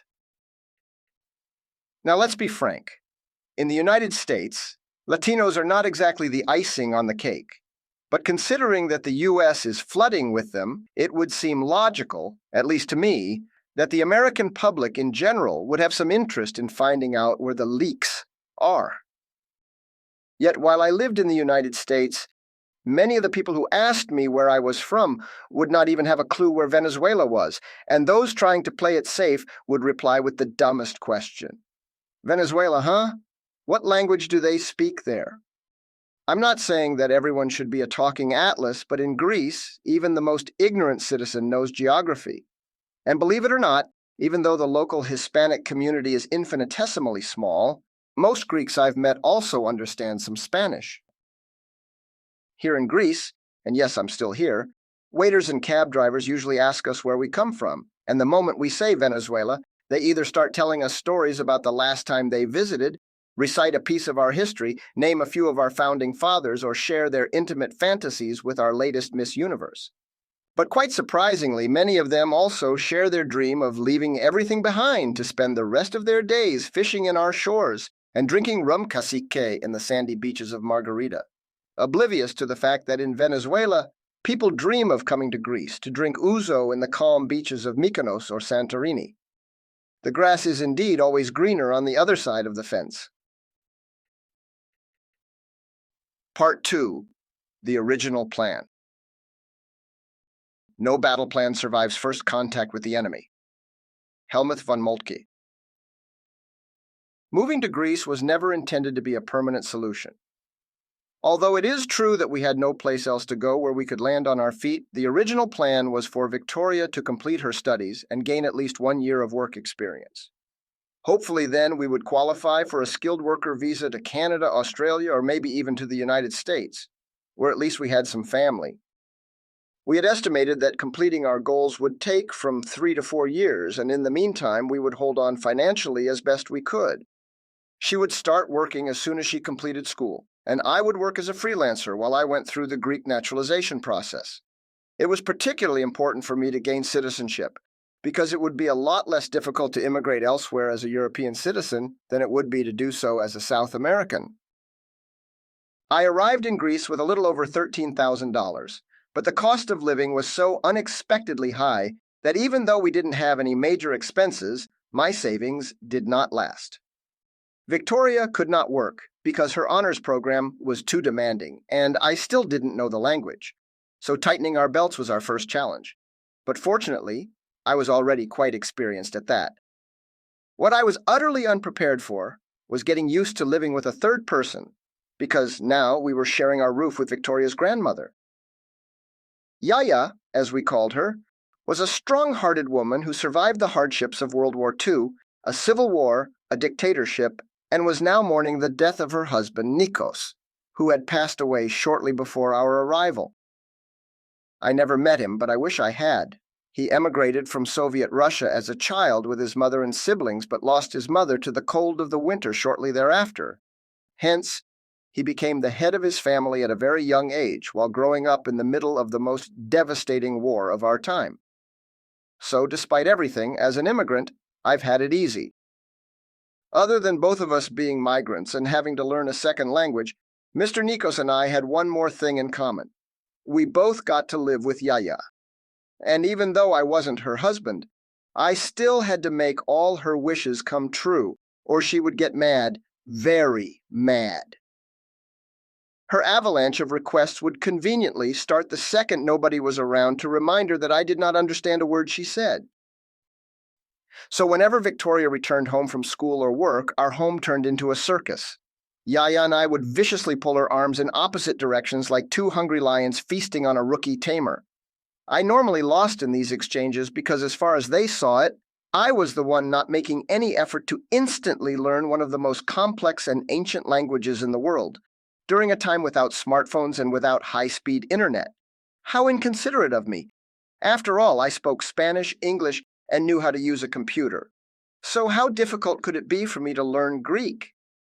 To put it mildly, it was extremely difficult, and Greece was meant to be a temporary stop. So why bother burning my neurons with a skill that had no value anywhere else? As posh as it may sound to speak a language like Greek, for me it just wasn't worth the effort. No other developed country in the world spoke it, and we were on our way out anyway. Part 3. My Little Greek Wedding. Marriage is our last best chance to grow up. Joseph Barth. Everybody has a dream wedding, even men. Perhaps we don't obsess about it like most women do, but we still wish for our weddings to be worth remembering. Whether it's at the beach with family and friends, dressed as Elvis in Las Vegas, bungee jumping from a suspension bridge, scuba diving with sharks, or hanging out from a helicopter over an active volcano. For most men, the choice is always simple. Just do whatever the bride wants and don't ever hint that you'd have it any other way. In my case, however, neither my wife nor I had it our way. Her dream wedding consisted of us marrying at sunset on a sandy Mediterranean beach, with no one around but the priest, our parents, our siblings, and our very best friends.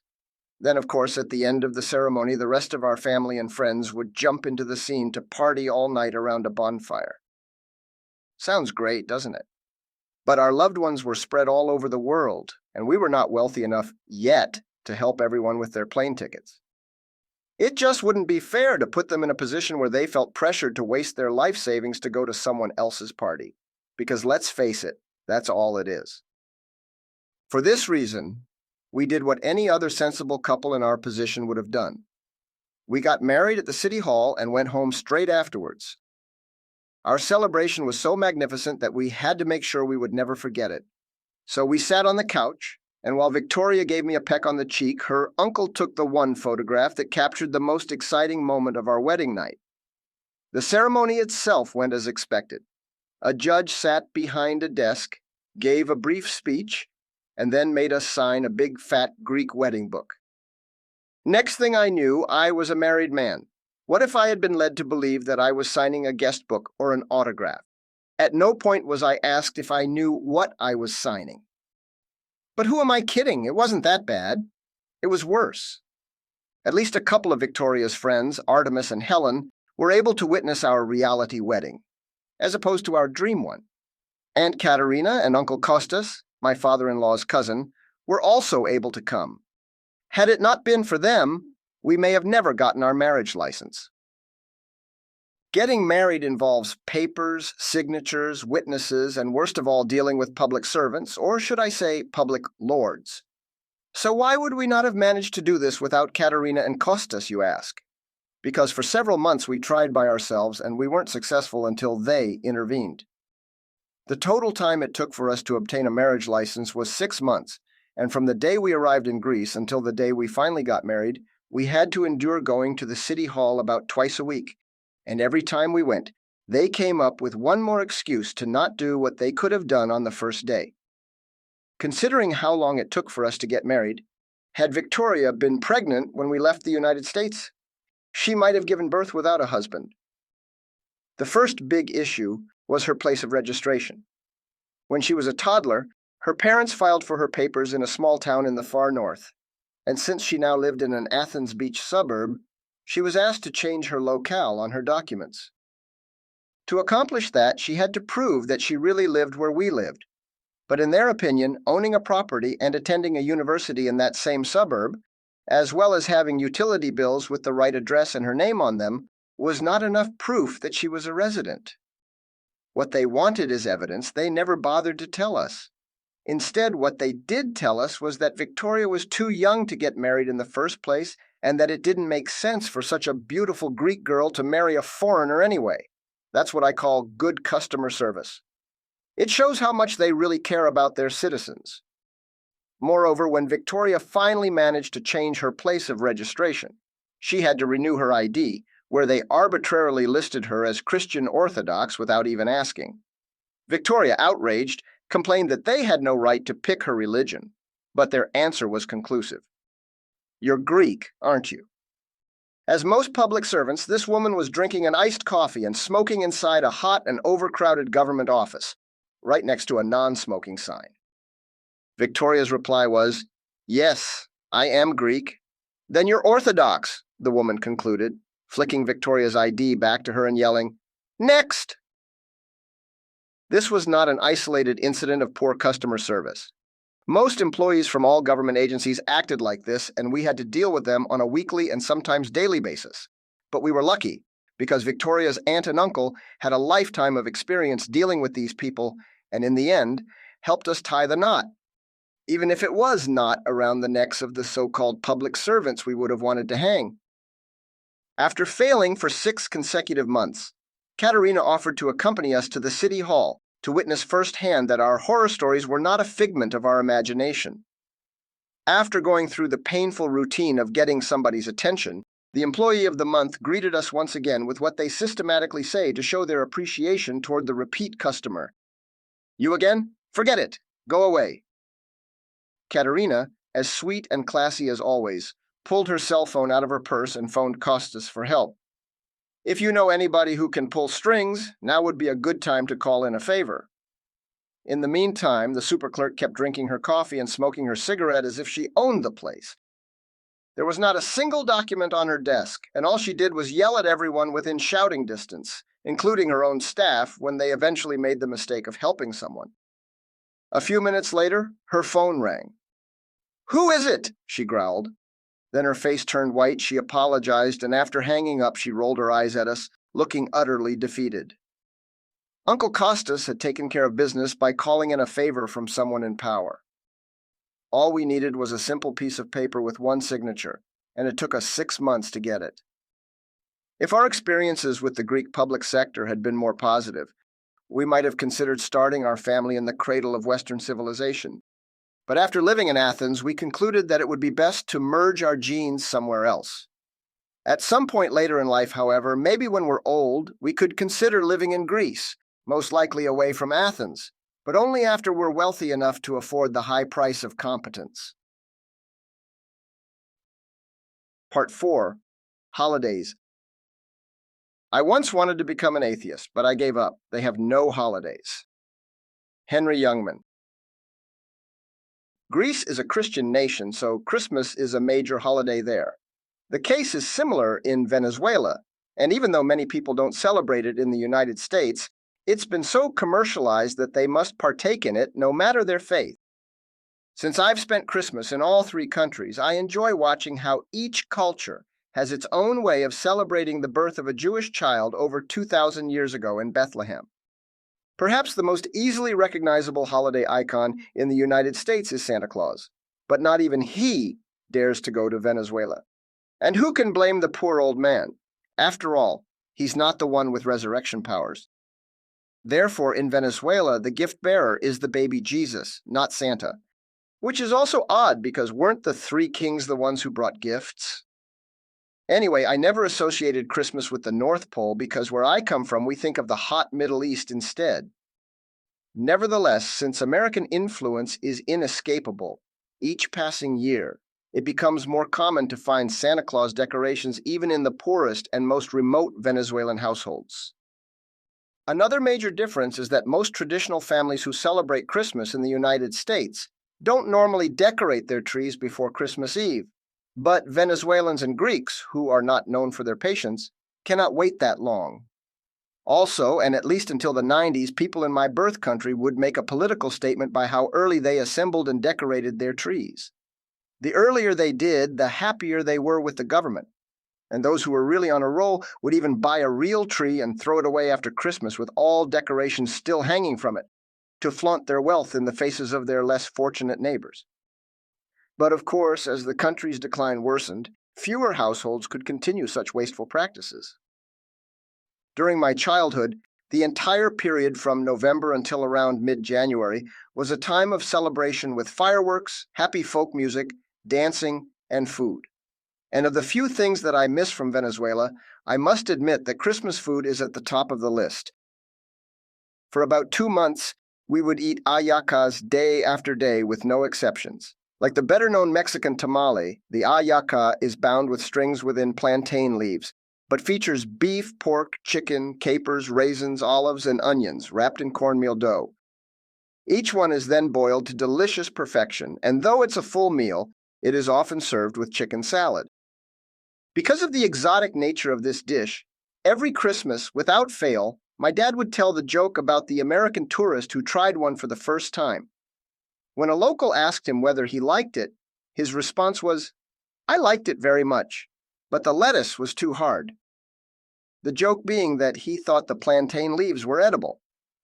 Back then, I found the joke amusing, but later in the United States, at a restaurant with my brother and his friend Hector, I ordered a lemonade.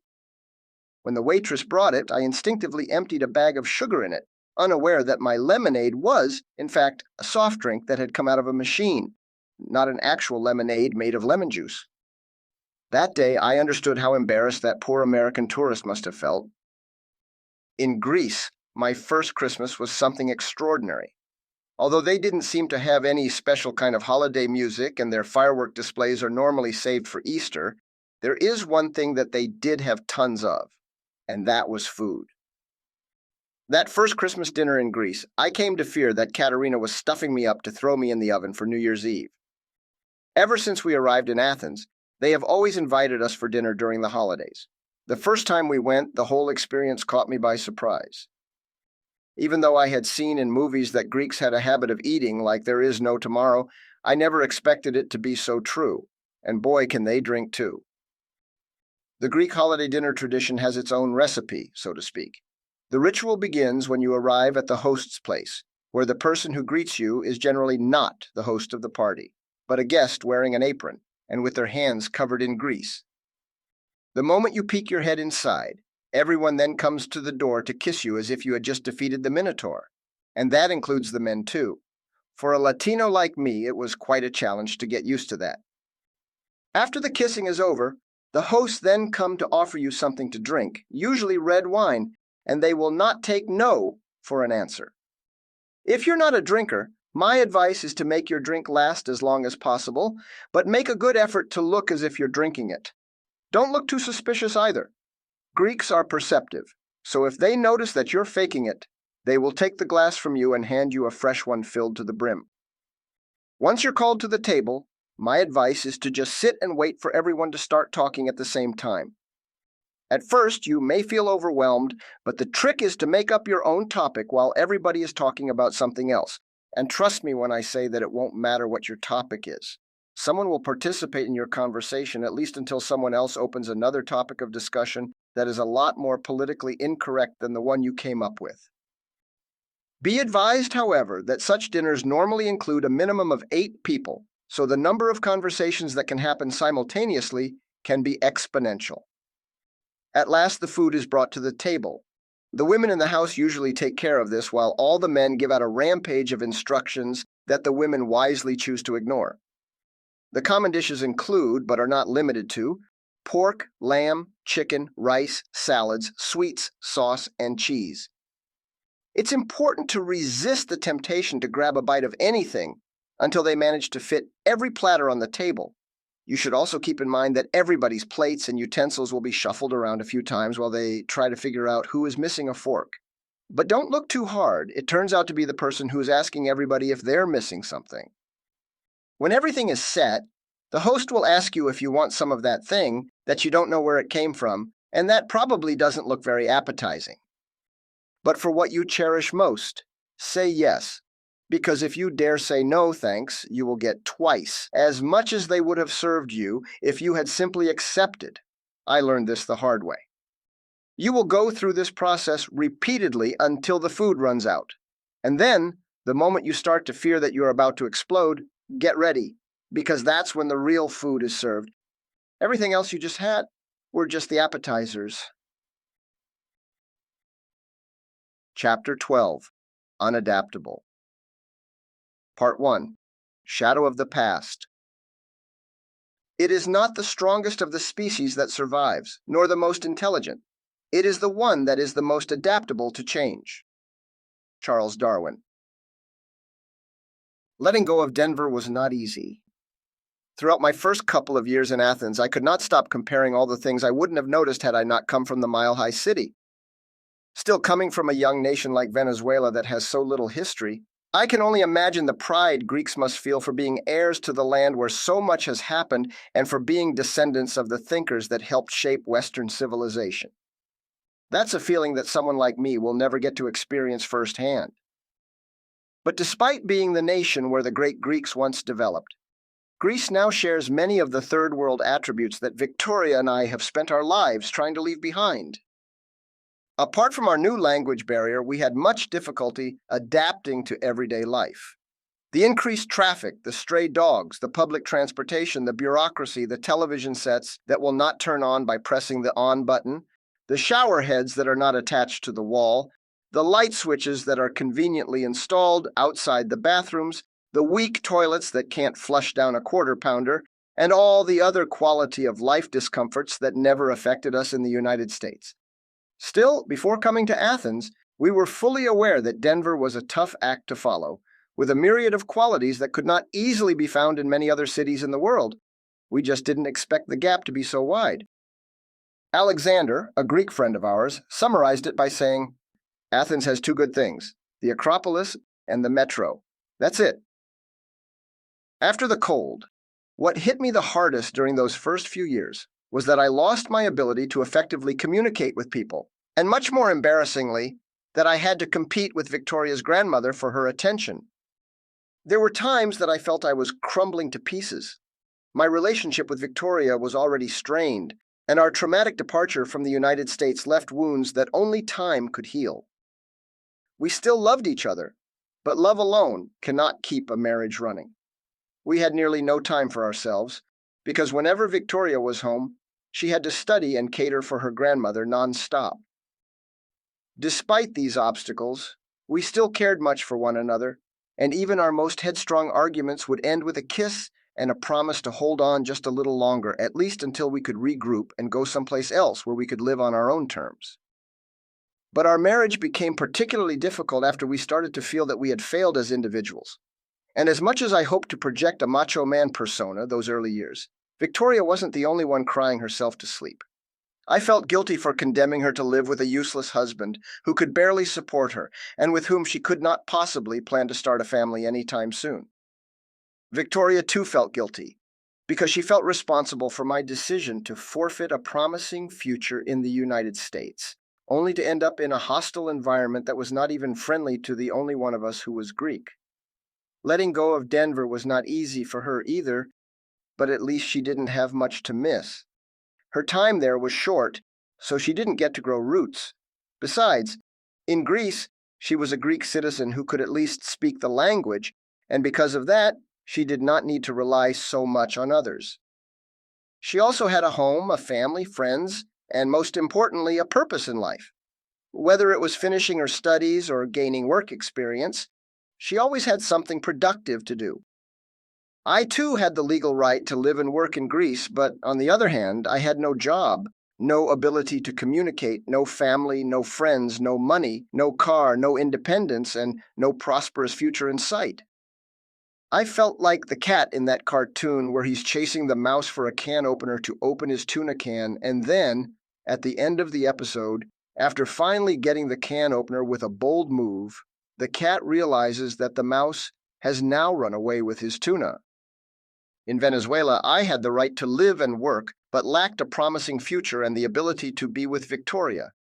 In the United States, I had a promising future, but lacked the ability to be with Victoria and the right to live and work. And now, in Greece, I had the ability to be with Victoria and the right to live and work, but lacked the promising future. It seemed as if I was always missing a key element in my pursuit of happiness. Interestingly, it was in Greece, not in the United States, where I had 2 out of the 3 main ingredients. Isn't that ironic?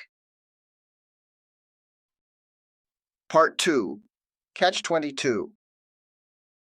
What is the good of being a genius if you cannot use it as an excuse for being unemployed? Gerald Barzin.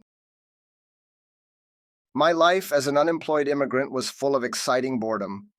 Even if I could somehow manage financially by freelancing web projects in the comfort of my home office, still the hours went by slowly, and every day I wished that I had a more stable source of income. Some months I would make a lot of money, but most others I would make absolutely nothing. That's when I truly learned the value of financial stability. Having inherited the budget gene from my dad, not being able to plan nearly drove me to insanity. Let's not forget that Victoria was out there working and doing something, while I, the man of the house, stayed home running away from her grandmother who would threaten me with her walking stick if I didn't eat her food. However, I must admit that even though I was spending most of my time at leisure, staying up all night, waking up late, and not knowing whether I could manage to hold on for another month, it sure beat having to go to work. Having freedom over my own time and without any boss taking credit for my accomplishments was a nice treat that would have been ideal if only I could have earned a higher income. Our place would get so cold in the winter that Yaya's bones could no longer cope with it. Mine barely did. For that reason, she moved out of town to her warm house in the countryside, about an hour and a half away from Athens. And even though Victoria and I had been looking forward to finally spending some time by ourselves, we had gotten used to having her grandmother around, especially after I learned to guess her requests and to predict the direction of her deadly blows. After she left, I found myself truly alone. To counteract the loneliness, I slept during the day and stayed up all night working. Having Victoria sleeping in the room next door gave me a feeling of company. Also, since my friends in America were many hours behind, staying up was the only way for me to salvage whatever little social life I had left. At least that's what I tried to make myself believe. But the real reason was that there was no high-speed internet access at the time, and my lightning fast 33 kilobit per second dial-up connection was not only slower during the day, but much more expensive. Moreover, my muse has always inspired me during the silent evening hours, which helped me complete my work better and faster, especially on those occasions when I did have work.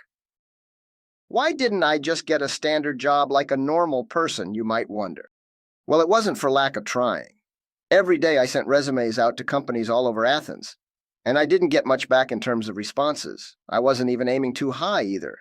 The few times that I did go to interviews, I either wasn't hired for being overqualified or worse yet, for being underqualified, since I did not speak Greek. It was the classic catch-22.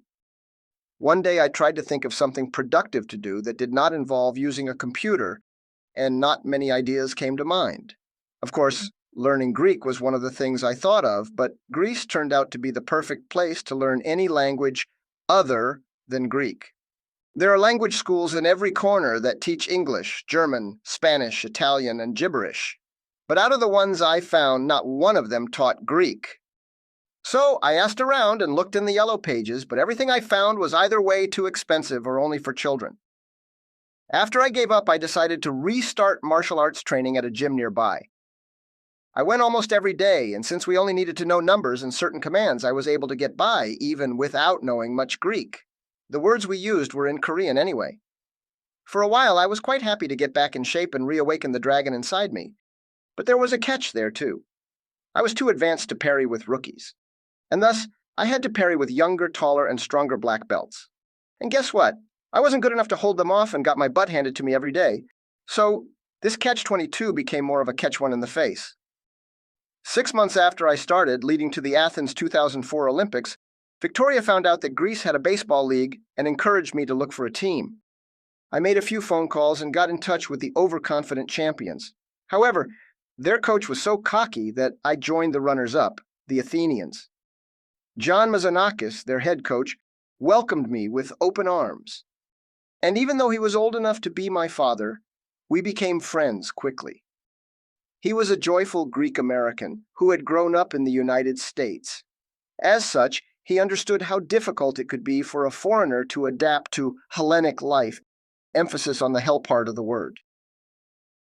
Eventually, I was offered to coach and manage the Athenians' other team in the second division, the Olympians, and I got to recruit and train a new team composed of Greek rookies who had never even thrown a baseball or swung a bat in their lives. The perfect plot for a Disney movie, I know. These guys did not know the difference between a foul ball and a home run, and most had never even watched a baseball game, not even on video. They just thought it was cool because it came from America. But the real kicker was that most of them didn't know English, and I, of course, didn't know Greek. Coaching them from such a low baseline was a tough challenge, but it was wonderful to watch them develop into real players. I loved those guys. We trained hard for months and ended up winning first place with promotion to the first division. One of my childhood dreams was to play in a baseball league and win a championship. When would I have imagined that it would come true in a country where baseball supposedly didn't even exist?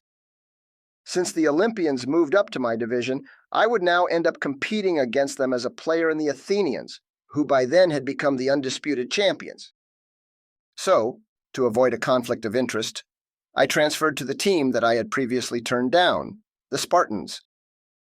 Their old coach was now gone, and after losing their monopoly, they remembered that playing was about having fun, not about humiliating opponents.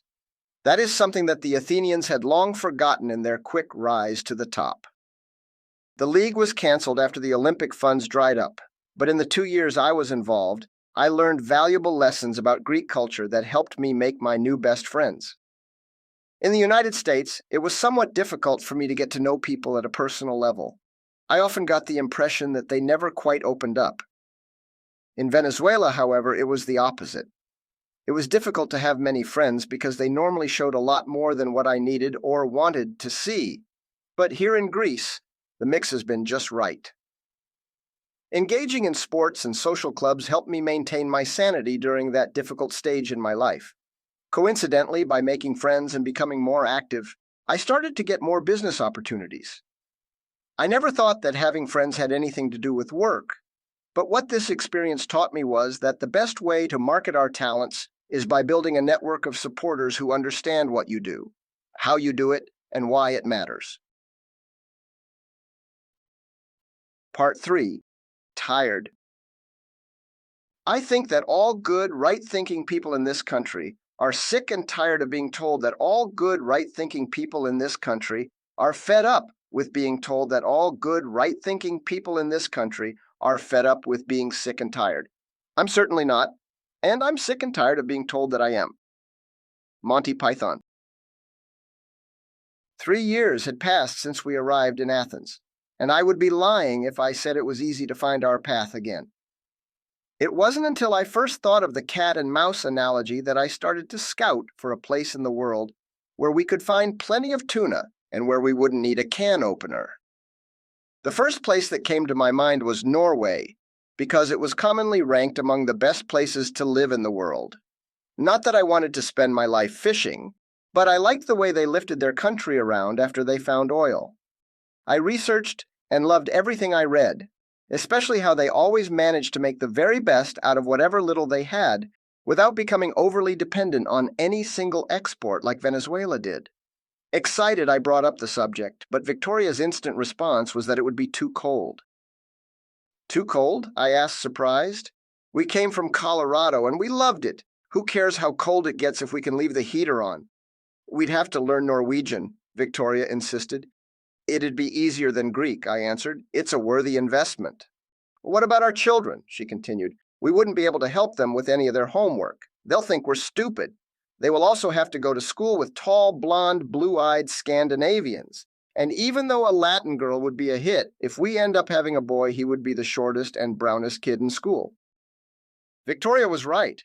I would not want a boy of mine to be the shortest like I was. And I never even had to worry about being racially inferior by comparison. As much as I liked the idea of Norway, Sweden, or Denmark, wherever we planned to make our next move, it would become the place where our unborn children would grow up. Bringing them into the equation meant that we had to consider many more factors. So we mutually agreed that we needed to find a place that was more culturally diverse. So I dropped the subject until I could come up with a better alternative for our kids. Being immigrants demanded a lot of energy, and going to a place where we would have to learn yet another language would not make it any easier for us to start a family. No matter where we went, we needed the right to work and the ability to gain citizenship. If this place were to be in Europe, then we could easily solve that. We also needed a place where our languages would suffice, with a prosperous economy, reliable public services, fair salaries, and ethnic diversity. Canada and Australia looked like good prospects. But the immigration requirements continued to be too restrictive for us at the time, and we needed a few more years to qualify. And in the case of Canada, the weather wasn't too friendly either. For legal simplicity, we thought of Spain. There I could gain citizenship in just a couple of years, whereas in Greece they said it would take 5 years. And I still had a couple more to go. Becoming a Greek citizen would require me to serve in the military for a period of 6 to 9 months, but Victoria's income alone would not be enough to cover the bills. Besides, I left the United States to be with her, not to spend my time cleaning toilets and showering with a bunch of naked men. For these reasons, Spain seemed like the most logical alternative and one where our languages would even give us a competitive edge. Valencia seemed like a good prospect, but I wondered, how can we even get there if we don't have any money? I understand that most people emigrate precisely because they lack money, but we at least had a roof over our heads. No matter how cold the winter got or how empty the fridge was, we would never have to sleep in the street or go to bed starved. So, before we started to plan another move, we had to somehow manage to build up some savings because we had already reached a fair level of comfort. For too long, everything had been going wrong for us, and one hot summer day, Victoria realized she would not be able to keep it together for much longer. That day, she had to take a taxi to work because the bus didn't show up. Again. The cab driver, who must have been allergic to soap, smoked inside the car and ignored Victoria's repeated request to put out his cigarette and turn on the air conditioner. Because of her 15-minute delay, she had to work an extra hour, and she wasn't even earning the minimum salary. The office, located in the center of Athens, was badly ventilated, and to top it off, everybody smoked inside. After her workday was over, on the way back home, traffic was as heavy as usual. The bus driver kept shutting the doors before the passengers could get off and spent much of his time screaming back at those who complained. Nearly an hour later, Victoria arrived at our stop and started her uphill walk home. Since there aren't many places to park in Athens, drivers have no option but to park on the sidewalk. Thus, pedestrians end up having to walk in the middle of the street. The garbage service was on strike, so the streets stank and were bug-infested. As she walked on the side of the street, a speeding car almost ran her over, but in the end, he stopped. Victoria was shocked to see he had stopped to check if she was all right, and for a moment she thought that her day could finally start getting better. But of course, he didn't apologize. Instead, he stuck his head out the window and cursed at her for crowding the road. At last she arrived at our building and took a deep breath of relief, only to realize that a stray dog had taken a dump in front of our entrance. In Athens, these things could happen to anyone any day, and Victoria did not necessarily deserve any special treatment, but still, she could not contain her frustration. I was in the kitchen when she slammed the front door as she walked in. She was spitting fire. How did it come to this? At work, at the city hall, on the bus, in the street? It's the same thing everywhere. That's it, Carlos. I've had enough. Let's get out of here. You talked about going to Spain. What's stopping us? But after she shared the day's events in detail, I said, I'm sorry, Victoria. You know how well I sympathize with what you are feeling, but if that's your motivation, Spain won't solve your problems. Puzzled, and without any strength left to understand what I had just said, she let me finish my point. You finally convinced me that you're ready to leave, so I'll find us something, and I won't limit our choices this time. There are good countries outside Europe, too. But for now, I think the healthiest thing for us to do is take a break. We've been through a lot.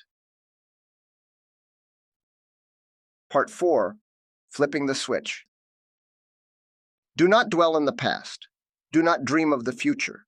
Concentrate the mind on the present moment. Buddha. I try not to be superstitious, but this is one area where I might be. Every New Year's Eve, I would write a letter giving thanks for my good fortune, a list of objectives that I would commit to, and a list of wishes that I would welcome if they were granted. These weren't typical resolutions like going to the gym or clearing out the garage. It was a tradition that my sister passed on to me when I was a child, and I took it seriously. After completing this list, I would stash it away until the next New Year's Eve, when I would measure its rate of success, cremate it, and replace it with a new one. However, after spending a year in Athens, I stopped looking forward to New Year's, and even my birthday, because such dates reminded me that I had wasted yet another year failing to become the man I knew I could be, the type of man who could sustain a family or hold a fort, so to speak. And as the years went by, my lists got progressively shorter and less ambitious. But in 2005, the day I turned 23, I felt a rush of energy and vitality that woke me up at dawn with one of my favorite proverbs stuck in my head. Today is the first day of the rest of your life. So I jumped out of bed, pulled out my previous year's list, and after I saw how conformist it was, I went out to the balcony, ripped it to shreds, and burned it to ashes. Mediocrity dies today, I said to myself, and then I got to work, compiling a new and more intentional list.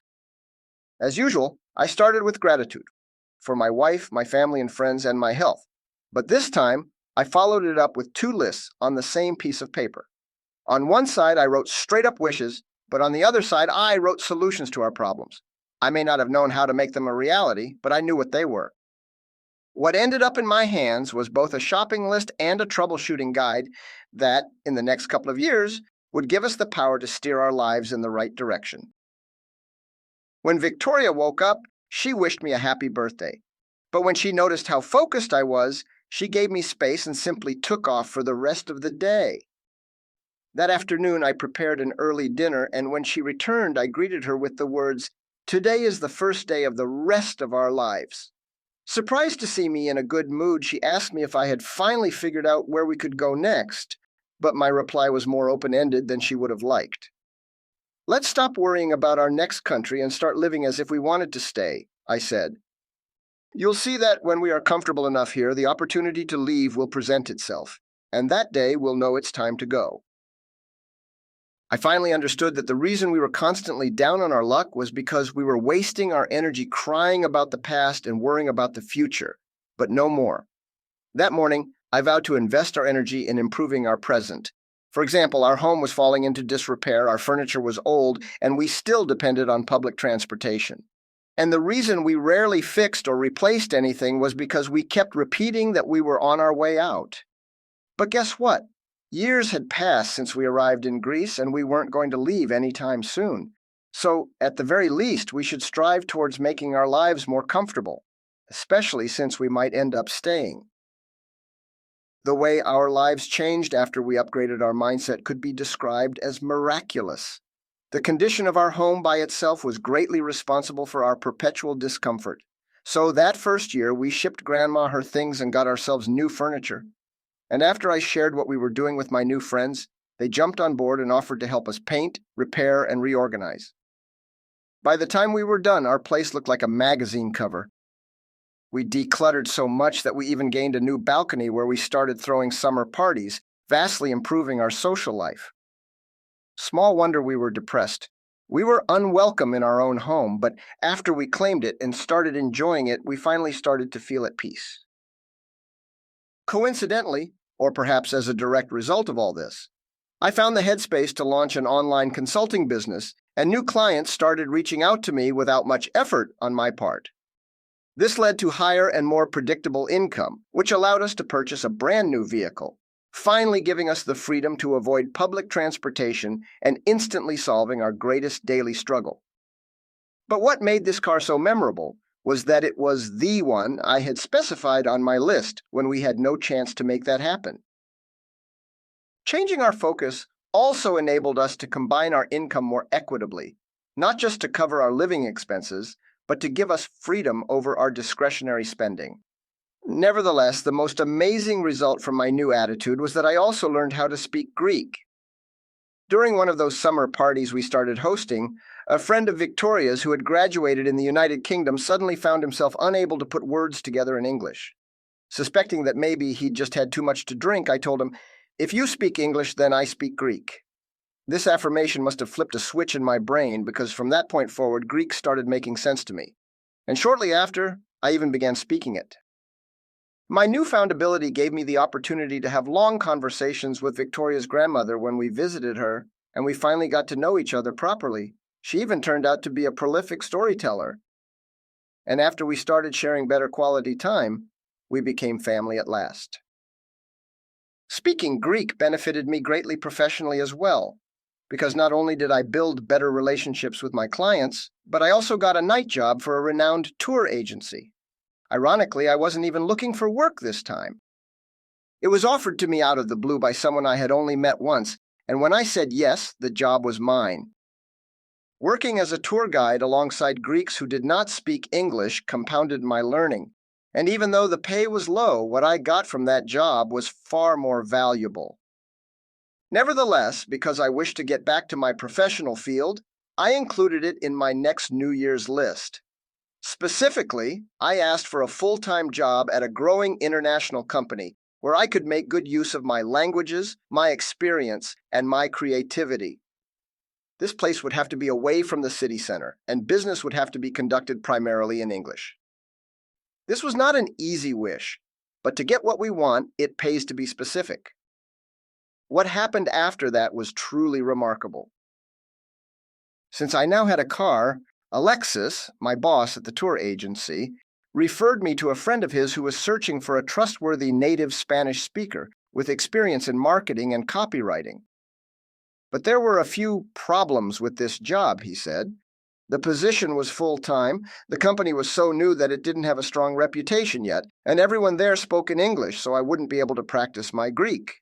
Moreover, commuting to work would be inconvenient because the office wasn't in the city center, so public transportation was not an option. I'd have to drive instead. I guess beauty really is in the eye of the beholder. This new role was everything I longed for, and after keeping both jobs for several months, while still consulting on the side, I realized that I could now get by with just the new job.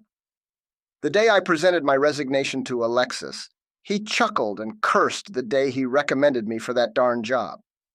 He then put his hand on my shoulder and asked me if there was anything he could do to convince me to stay. Hearing those words made me choke up. It had been a long time since anybody had asked me that question. That day at last I felt that I had regained control of my life. Despite this good fortune, Victoria and I still did not spend much time together. After all, I still worked at home. But after I regained my self-esteem, my face changed for the better, and the little time we spent together was always time well spent. Focusing on attaining what made us happy instead of simply avoiding what made us unhappy had a profound and immediate effect in our lives. Another factor that I believe contributed greatly to our new progress was becoming more ambitious and deliberate with my goal setting. In other words, by writing more specific resolutions and revising them regularly, not just annually. Thus, it was at 23 that I once again became the author of my own destiny. Now, every time I want something to happen, Whether it's a personal goal or a mere wish, I add it to my list to keep it on my radar. That way, when the opportunity arises, not only do I recognize it, but I can quickly capitalize on it without hesitation and without fear. Part 5. 10 years, and then we'll see. It is hard to imagine a more stupid or more dangerous way of making decisions than by putting those decisions in the hands of people who pay no price for being wrong. Thomas Sowell. Nearly 6 years had passed since I arrived in Greece, and the expiration date of my European residency permit was quickly approaching. That meant I could soon apply for Greek citizenship and burn my birth passport on fire, if I ever felt like it. I had so much to get ready. As a Greek citizen, I would have to serve in the military for at least 6 months, and though I would not get paid, I now had enough savings to cover our home expenses in my absence. For a while, I looked for ways to dodge the service altogether, but in the end, I gave up. In exchange for a European passport, and with the government's guarantee to get my job back after completing my tour, turning into a full-time dishwasher didn't seem like such a bad investment after all. And why would I spend my time cleaning? Because even as a Greek citizen, I could still turn out to be an evil Venezuelan spy. To be honest, I'm not entirely sure. All I know is that my Greek friends, who have already served in the military, told me that foreign recruits spent their days in the army washing dishes, cleaning toilets, peeling potatoes, and serving lunch to the mighty Spartans. They weren't assigned to any significant military duties. To renew my residency permit, I went to the city hall 2 months before it expired to make sure I would have everything I needed when the time came, but I was told the expiration date was too far out. Therefore, I waited until my permit had 1 month to go and tried again. Now, given our previous experience with public service, Victoria and I chose to get there first thing Monday morning. We took some cash and every original document we had, from the Rosetta Stone to our latest bus ticket. We then went to the renewals counter for foreign nationals and stood in line for half an hour, trying to understand why some people were let right in and others had to wait for an eternity. I guess they all had Bernardo's phone number. In the meantime, the staff yelled constantly. To customers, to each other, it didn't matter. They just yelled at everyone. And when it was our turn, we got the only answer that anybody there would expect. Not here, go ask over there. I guess our genetic inferiority as non-Greeks must have been preventing us from understanding that foreign nationals who needed to renew documents had to go someplace other than the one that said, "Queue for foreign nationals who need to renew documents." We were then sent off to another office where yet another courteous public servant told us to go elsewhere, only to be told by the other clerk that it wasn't there either. When we finally reached the right place, there was an even friendlier lady who elegantly said, "Can't you read? We only address these matters on Tuesdays and Thursdays," pointing her finger at a wrinkled piece of paper taped to the wall. It was a Monday, and it's obvious that all foreigners should read every single coffee-stained notice stuck to the wall written in Greek by hand. "It is Greek, it cannot be read," said a wise man a long, long time ago. He was right. "Don't worry, Carlos," said Victoria, trying to comfort me.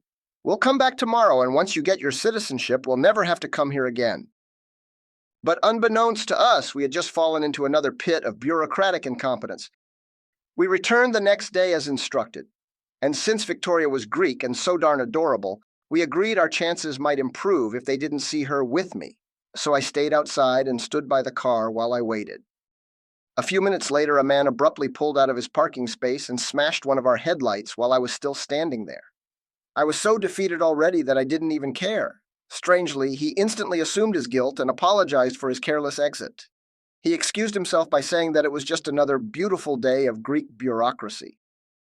His remark caught me by surprise because he was Greek, and I was under the impression that the reason we were being mistreated was because, in their eyes, I was just another filthy migrant.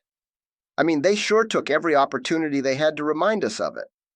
So I shared what we had been struggling with, and he explained that the intolerable rudeness of Greek public servants was not only aimed at foreigners, but rather, he said, the love was equally spread. But then right after he said it, he pushed me violently, nearly knocking me off my feet, though it wasn't an attack.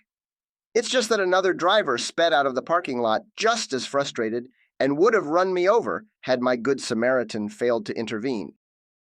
Later, Victoria returned empty-handed. We had wasted yet another day and a headlight.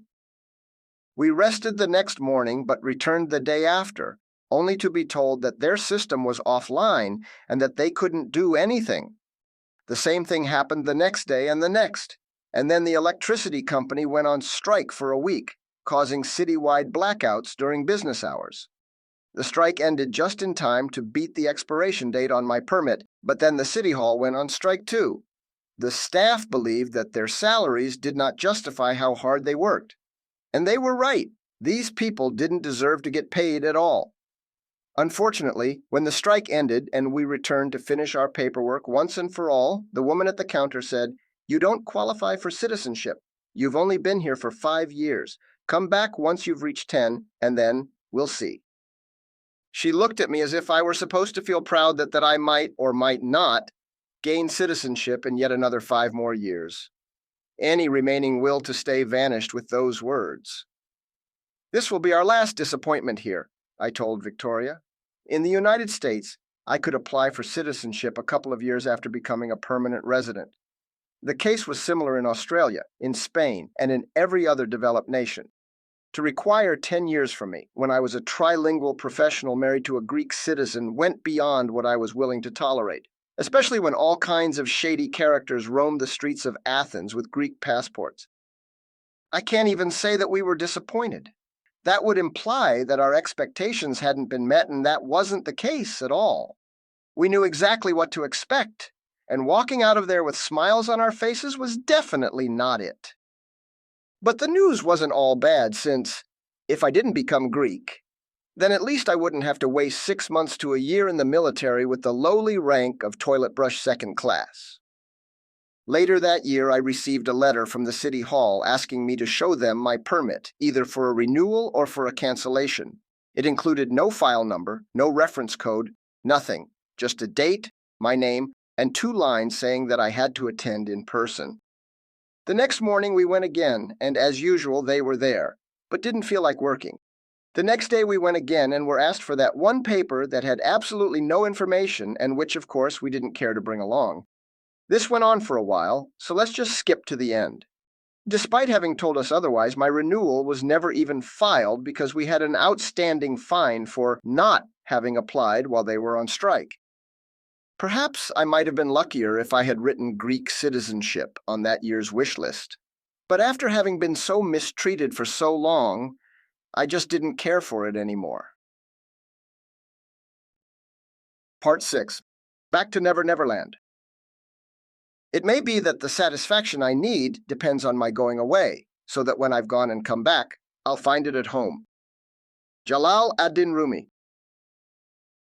In 2007, my dad suffered a stroke.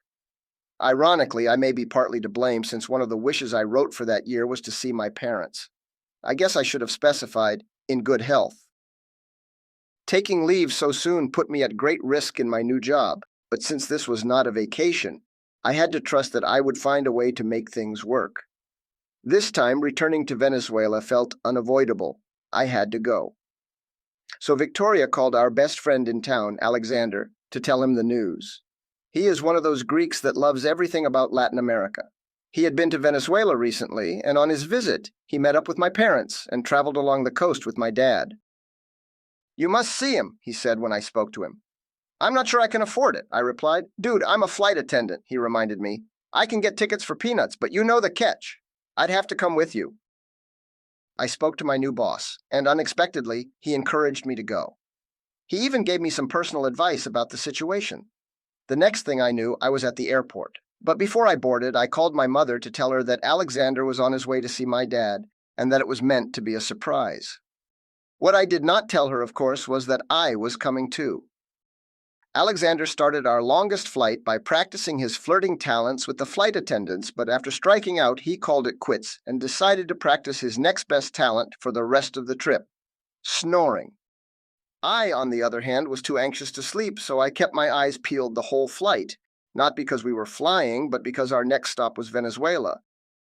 My childhood friend Elizabeth picked us up at the airport and then dropped us off at my parents' place just a few blocks from where she lived. When we arrived at my old building, I noticed another security gate had been installed. I knew that things had only gotten worse, but seeing this made me feel even more uneasy. Alexander then rang the intercom, and my mother came down to let him in and greeted him with a hug and a kiss. Then, with an awkward smile, she turned to me and said, "Good evening."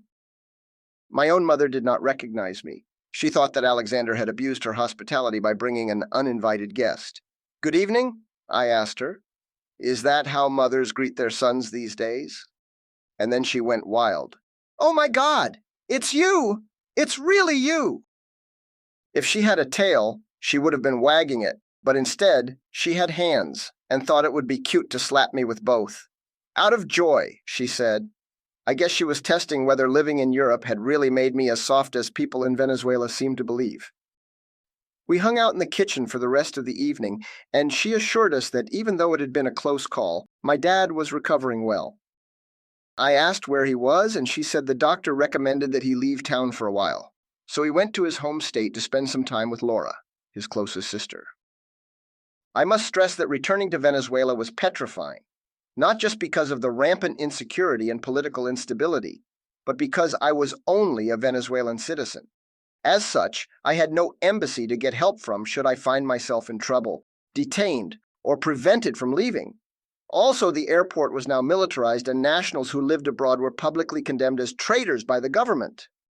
Stories of Venezuelan expatriates who had lost their planes after getting their passports seized by the National Guard were common, but losing my plane was not my concern. It was losing my passport. Can you guess why? Because they still had no paper for passports, and Bernardo was no longer able to help me get one.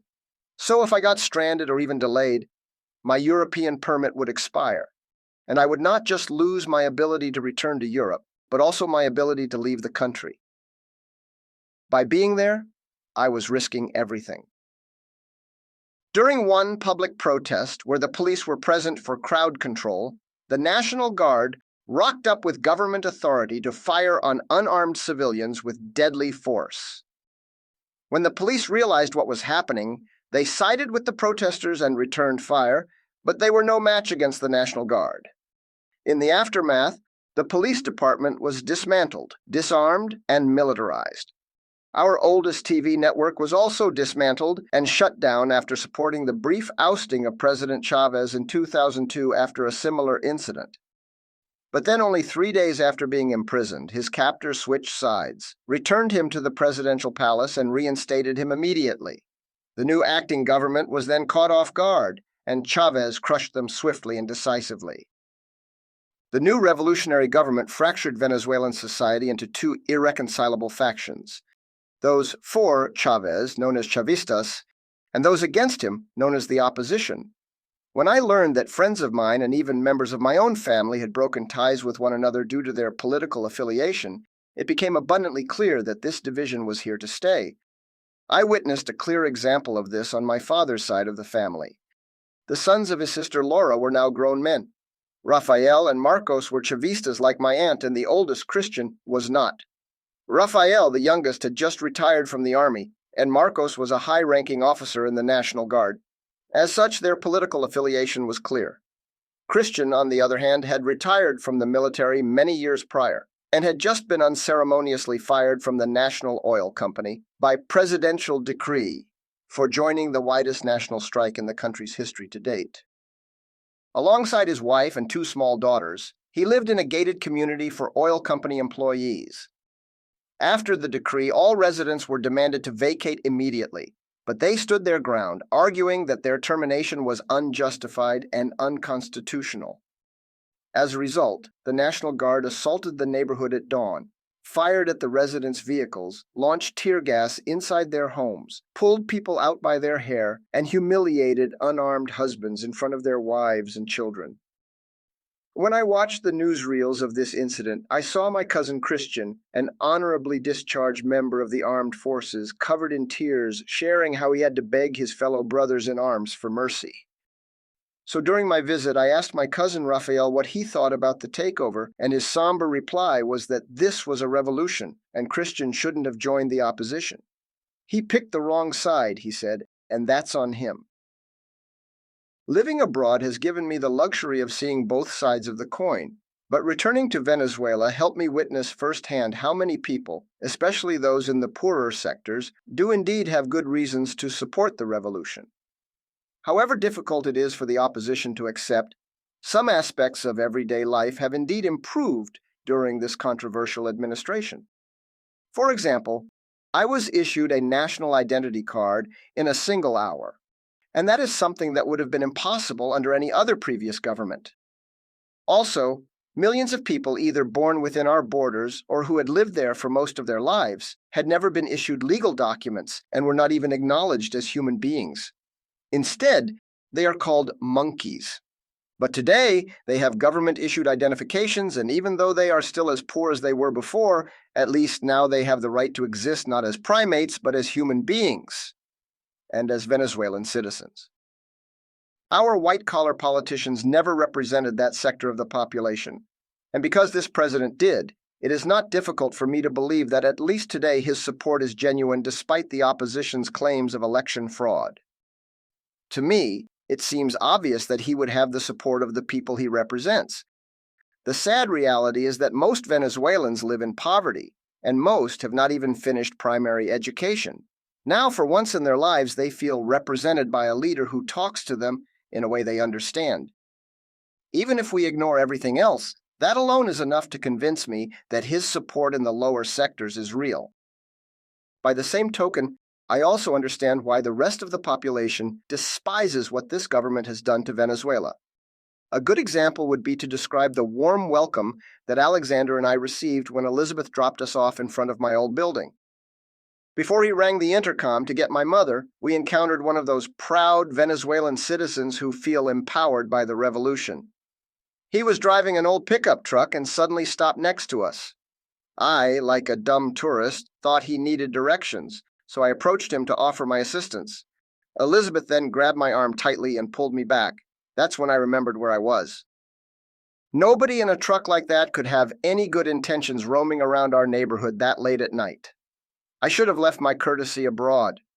The driver was missing half of his top teeth and had a stare that could pierce through armor. And the moment we made eye contact, he immediately started yelling at us. "What the hell are you looking at? Can't a black man drive in this neighborhood now? You people don't own Venezuela anymore. This is our country now." This is it, I thought. Now he's going to pull out a Kalashnikov and shoot us all like sitting ducks. But Elizabeth, accustomed to handling these situations daily, quickly answered, "Please forgive us, sir. We thought you needed directions." And as he slowly drove off with his head out the window, he threatened us one last time by saying, "We're coming for you." Once he was out of sight, I turned to Alexander and yelled in his face, "Now you see what I mean?" For years, he had laughed at me for saying that Venezuela was a place where merely looking at someone could cost you your life. But since he had a lovely time during his one and only visit, he thought my warnings were gross exaggerations. What he failed to realize was that when he enjoyed his holiday, he did not spend any time in Caracas, and he was always surrounded by locals who kept him shielded from reality. That evening, however, he did fear for his life, and the incident was enough for him to agree that maybe I was onto something. The next day, we headed out to my aunt's town to meet up with my dad. The bus trip lasted longer than our flight from Frankfurt to Caracas, and as if that wasn't enough, the air conditioner was so unreasonably high that Alexander and I spent the whole ride huddled together like penguins. I don't know what was worse, the cold that we experienced or the stares that we got. At the terminal just before leaving Caracas, we had been laughing at the other passengers for carrying blankets, gloves, and hats, as if we were going to Moscow, when in fact, we were going to Falcon, a northwestern state famous for its scorching heat and its 51,000 square miles, or 92,000 square kilometers, of sand dunes. Alexander's Greek warrior nose protected him from the cold, but my colonized Caribbean lungs performed just as anyone would have expected, and I arrived sick with a cold. As soon as we got off the bus, I called my cousin Raphael since he had offered to pick us up, but then he told me to just take a cab. Naturally, I refused. None of those cabs belonged to any commercial line, and they were infamous for many reasons.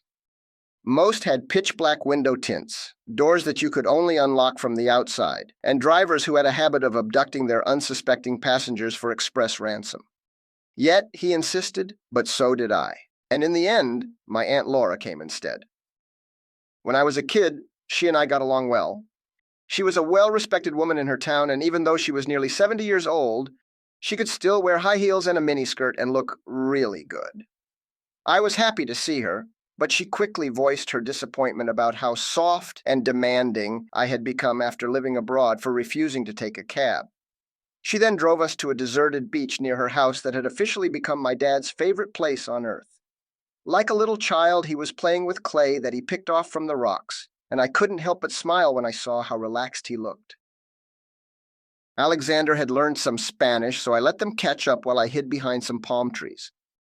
After a couple of minutes, and wearing a luminous white shirt, I approached my dad to receive the warmest and wettest hug of my life, one which also left me covered in clay. We then sat by the beach, and he talked about how calm he felt when he was away from Caracas. It was so bizarre to find myself on such a pristine beach that I asked him how it was possible for us to be the only ones there. "Well, son," he explained, "people are afraid to come here because thugs roam this beach frequently." "Is that true?" I asked. Not because I found it hard to believe, but because I wanted to know if we should start planning our escape. "It's true," he answered calmly. "I see them sometimes, but they leave me alone. What are they going to take from me, my shorts?" The next morning, my dad went to the city of Coro, about an hour and a half away, for a 4-hour medical treatment. I was still sick after the bus trip, so my dad took Alexander with him and let me sleep in. At breakfast, I spoke to my Aunt Laura and my young second cousin Nancy about the wonders of living abroad. Although Nancy was enjoying the stories, my aunt did not want to hear them. To her, I was a sellout, and she was deeply offended that I would even hint that any other place on earth could possibly be better than home. She wasn't shy about her left-wing support, and blamed me for letting the Yankees brainwash me against my own people. In that town, as in other small towns and many major cities, including major sectors of Caracas, the water service no longer worked. At random times during certain days, the water would come, and everyone would have to manually fill up buckets and rain tanks and make them last until the next water day. So, when I saw that she was washing dishes with dirty water, I raised my glass and proposed a toast. Long live the revolution! I admit it was rude. After all, this was her house, and she had every right to scold me for that, but instead she just dried her hands and left the kitchen. The following morning we went hunting for drinking water, but the shelves were empty everywhere. So I asked her why we didn't just go to Christians, but not even the crickets answered. Apparently the stories were true. They really had severed ties. We then went to a bodega, quite common in the region, and I asked if they had water while my aunt waited in the car. They didn't have any either. What they did have, however, was a crackhead at the entrance of the shop who kept nagging me for money. He must have been a clone of the other 100 addicts I must have seen that morning doing the same thing. I inspected his appearance before I got out of the car to see if he could be packing a weapon, and since he didn't have a place to hide one, I simply ignored him. But then he started cursing at me. I was planning to continue ignoring him until I heard him mumble, "I'm going to shoot you." Now, even though I was convinced he could not have a firearm on him in Venezuela, when someone hints that they might shoot you, you'd better do something about it fast. So I dropped my bag on the ground and took a defensive stance. But in the same breath, my aunt got out of the car, and like a dog when it sees its owner, the crackhead backed away and ran off. My aunt then rushed at me to push me back inside the car, but I didn't let her. I opened the door myself, got in, and slammed it shut. On the ride back, I just sat there quietly, angry and frustrated. She noticed my loud silence and started telling me that guy's life story, as if to give me a lesson on social justice. "That man," she said, "was a bright student who went to the United States on a scholarship, but instead of an education, they gave him drugs and alcohol and ruined his future. Those Yankees. Then they sent him back here to rot." It took everything I had not to show any further disrespect, but as much as I tried, I just couldn't let that go unanswered. So I told her that I too had lived in the United States, and so had my brother and my sister and Uncle Mario's younger daughter, and yet none of us turned into alcoholics or crackheads. I also told her that as impossible as it may be for her to believe, those evil Yankees had bigger fish to fry, and school was not the frying pan. Besides, the U.S. government was not in the business of giving full rides to international students. If they were, I would have earned one of those, and I wouldn't have had to leave. I understand that most people who never left their country may find it incredibly painful to accept that they could have lived a better life elsewhere, especially if they're now too old to do anything about it. It is far too easy to blame our lacks on those who enjoy their harvest. And when the recipient of our blame cannot be identified, then the only way to cope is to just blame it on them, and them. That's what the revolutionary government did to pit Venezuelans against each other. When it wasn't the Yankees, it was the rich. When it wasn't the rich, it was the middle class. When it wasn't the middle class, it was the biased media. When it wasn't the biased media, it was anyone who opposed the revolution. So it was always someone else, or rather everyone but them. Anyway, a couple of days after that incident, once I felt better, I drove to Coro with my dad and Alexander. In Coro, Greeks were about as common as whales in Denver. Yet Alexander, a tall European who might as well have had the words, "I come from a galaxy far, far away," tattooed on his forehead, turned into my local guide. When my dad went in for his treatment, I asked Alexander if he knew any good places. I was being sarcastic because why would he? But then he answered, "Follow me."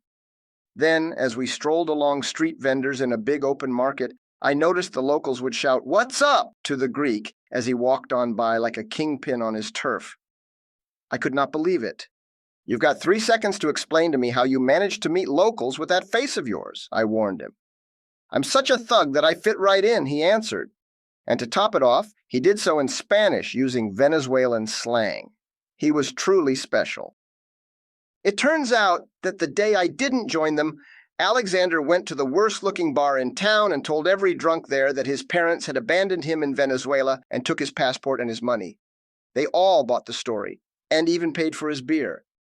And thus, the folk tale of Alexander, the Greek, quickly spread throughout the town's lower circles, turning him into an instant celebrity. It's amazing how we both traveled together to the same country, and yet, out of ignorance, he managed to have a great vacation again. While I, on the other hand, was so aware of the grim reality that I couldn't even sleep at night. He returned to Athens 2 weeks later with fun anecdotes and beautiful memories, and all I brought back with me was another trauma. Even though I was supposed to return to Greece 4 weeks later, I didn't complete my sentence. Instead, I paid the flight penalty and returned earlier. There is just no way I could ever live like that again. Getting back to civilization was all I wanted.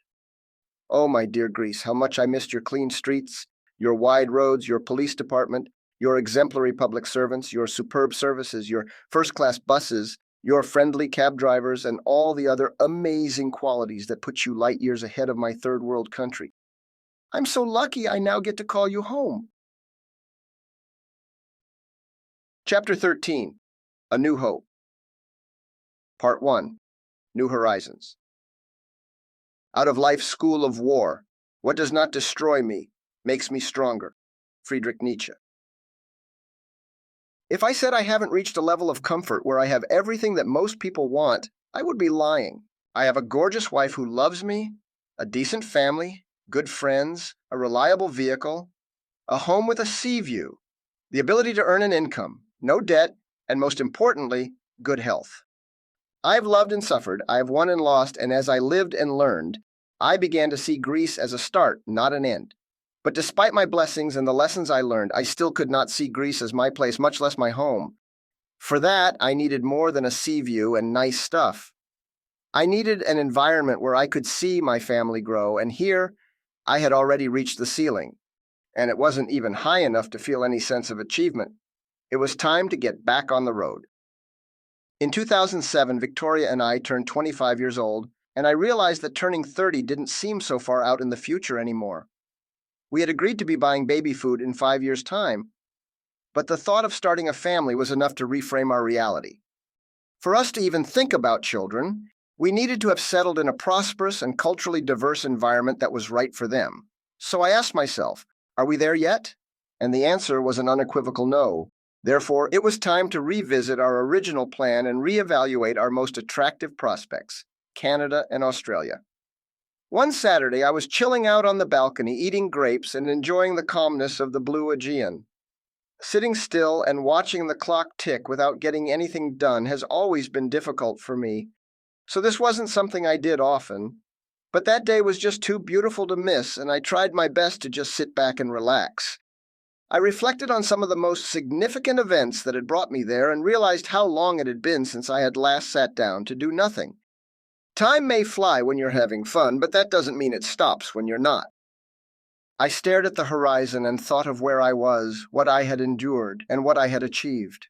That magic moment, I finally felt that I had reached a fair level of contentment in my life, and in that instant I remembered what I had told Victoria 2 years earlier.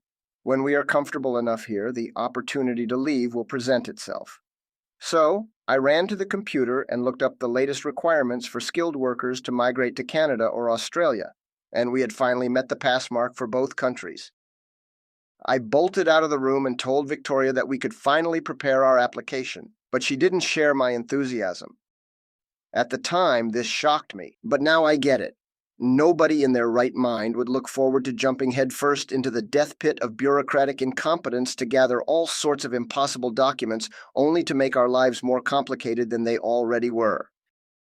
Besides, moving halfway across the world, finding a new home, applying for jobs, and starting a new life from scratch was not our idea of fun. One must be insane to want to do that a third time. For weeks we discussed the pros and cons of living in both countries, but in the end, Australia was the best option for us. It was almost unbelievable to see how committed they were to attract skilled labor, but not more so than seeing how well they spoke of immigrants on internet forums and news articles. I had heard much about Australia's high regard for skilled migrants from the many Australians I had met while I did tours of Athens. But for Victoria, after what we had been through, it was unfathomable that a first world country would be campaigning to attract foreigners. Even more incredible was that they did not limit visas based on country of origin, and that the only factors they measured were our ability to settle successfully, our education, our language fluency, our experience, and our net worth. You know, the things that do matter. If we did things right, we could potentially move to Australia within the next couple of years, and that would allow us to still meet our age target to build our home and start a family. We had finally found a country where our children wouldn't consider us ignorant, where they would grow up speaking a useful language, and where they would go to school with children and teachers from all over the world. The process was long and costly, but it made sense. The first step was to get legal counseling and to certify an awful lot of documents. Each of us would then have to pass a challenging and expensive English test. Slowly but surely, we accumulated the necessary paperwork for state sponsorship and formalized our application in the last week of July of 2008. And we needed a yes. Everything depended on it. Not just because we decided to move to Australia, but because of everything we had endured to get to this point. To meet the strict pass mark, we needed state sponsorship, and even though it was now out of our hands, for the first time in our lives, we felt we had been given a fair go, as Aussies would say. Day after day, I patiently checked my email for the opportunity to move to the country that may at last become our home, a place with American efficiency, Greek family values, and Venezuelan temperature, a place where our children could safely grow up as integrated members of society and as citizens of the world. To leverage my freshly renewed goal-setting enthusiasm, I spiced things up a bit by building a vision map, a corkboard depicting what I wanted to see in our future. In the middle, I pinned a photograph of mine with Victoria, and around it, I pinned photos of Australia with welcome signs. I also pinned 2 boarding passes, a picture of my dream car, my pledge of allegiance, and multiple other symbols of prosperity and security. Of those, my favorite was a photoshopped real estate listing with the specifications of my dream home, and a sign that said, "Sold to the Rodriguez Papadopoulos family." I keep this board in my home office on the wall next to my computer, and I stare at it every day, sometimes for hours. But more than just a vision, it's a treasure map. A treasure map that shows me where I'm going and what the steps are. The success that Victoria and I have experienced since I started tracking goals and wishes has been phenomenal. In fact, things are happening so fast that I'm constantly updating my lists because they come to pass so far ahead of their time. Like our sponsorship application, for example, because a month after we applied, we received the following news. "Thank you for your application.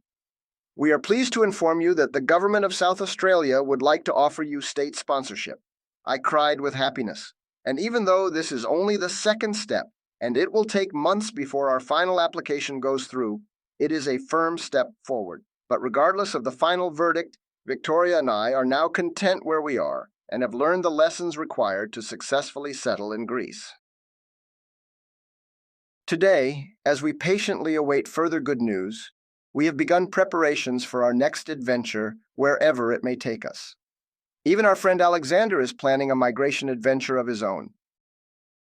Believe it or not, after everything that Victoria and I have gone through to stop playing the third world game, now Alexander, a Greek citizen who can legally live and work across the European Union, is packing his bags to migrate to Venezuela because there he said he felt alive.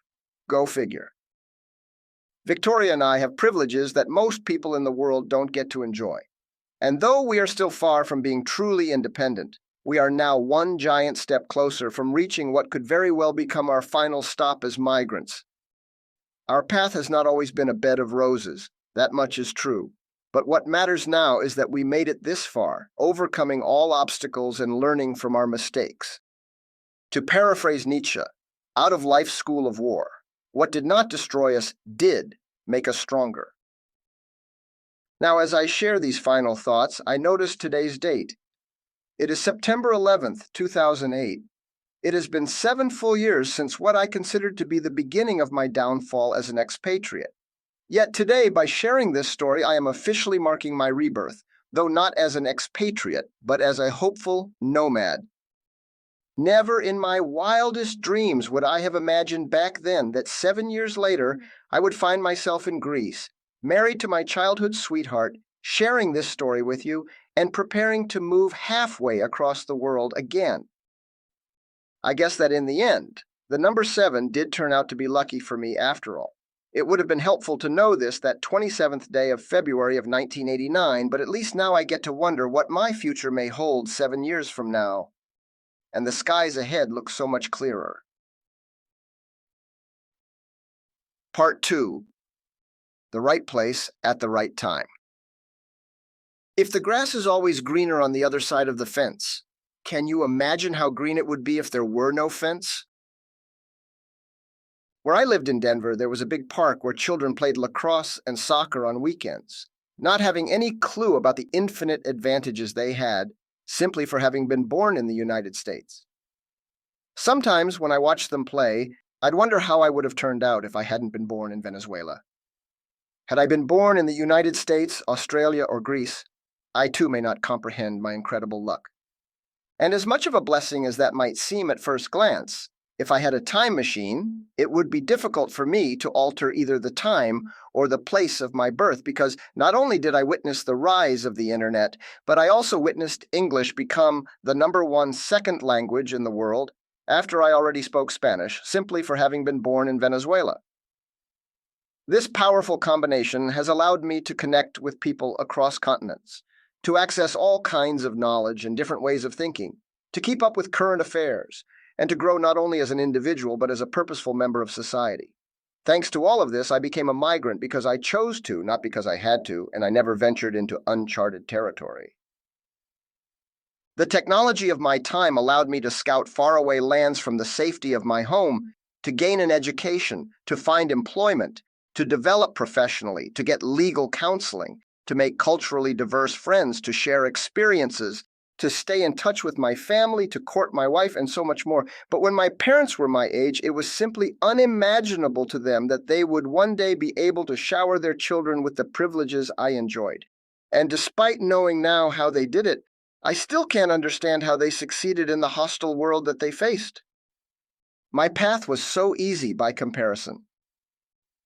Today, more so than ever before, we have the collective ability to knock down the walls of religion, culture, ethnicity, nationality, social class, education, and political affiliation that keep us from realizing that this world is our backyard, that we are all neighbors, and that the taller our fences, the darker their shade.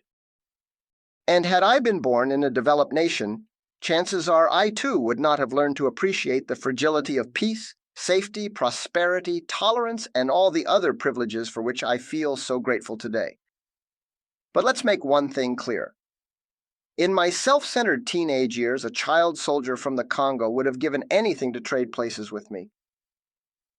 Again, as I shared at the start of these memoirs, pain is relative, and beauty is in the eye of the beholder.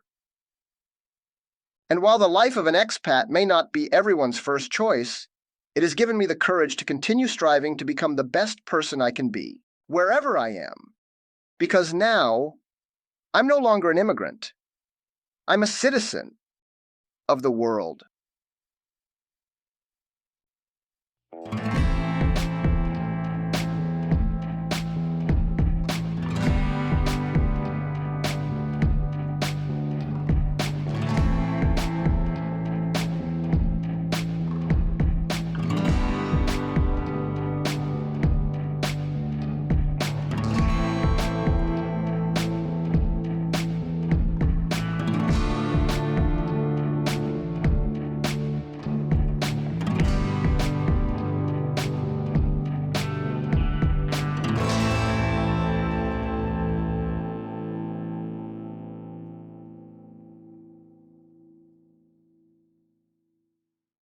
Acknowledgements. This book was possible thanks to my wife Anna for her patience, my parents and siblings for their mentorship, my best friend Luis for standing by me in good times and bad, my internship coordinator Sandra for her motherly acceptance, my father-in-law Lazaros for his support and respect, and Apostle and Evropi for showing us the best side of Greek culture. It has been a pleasure. Alex Alvarez.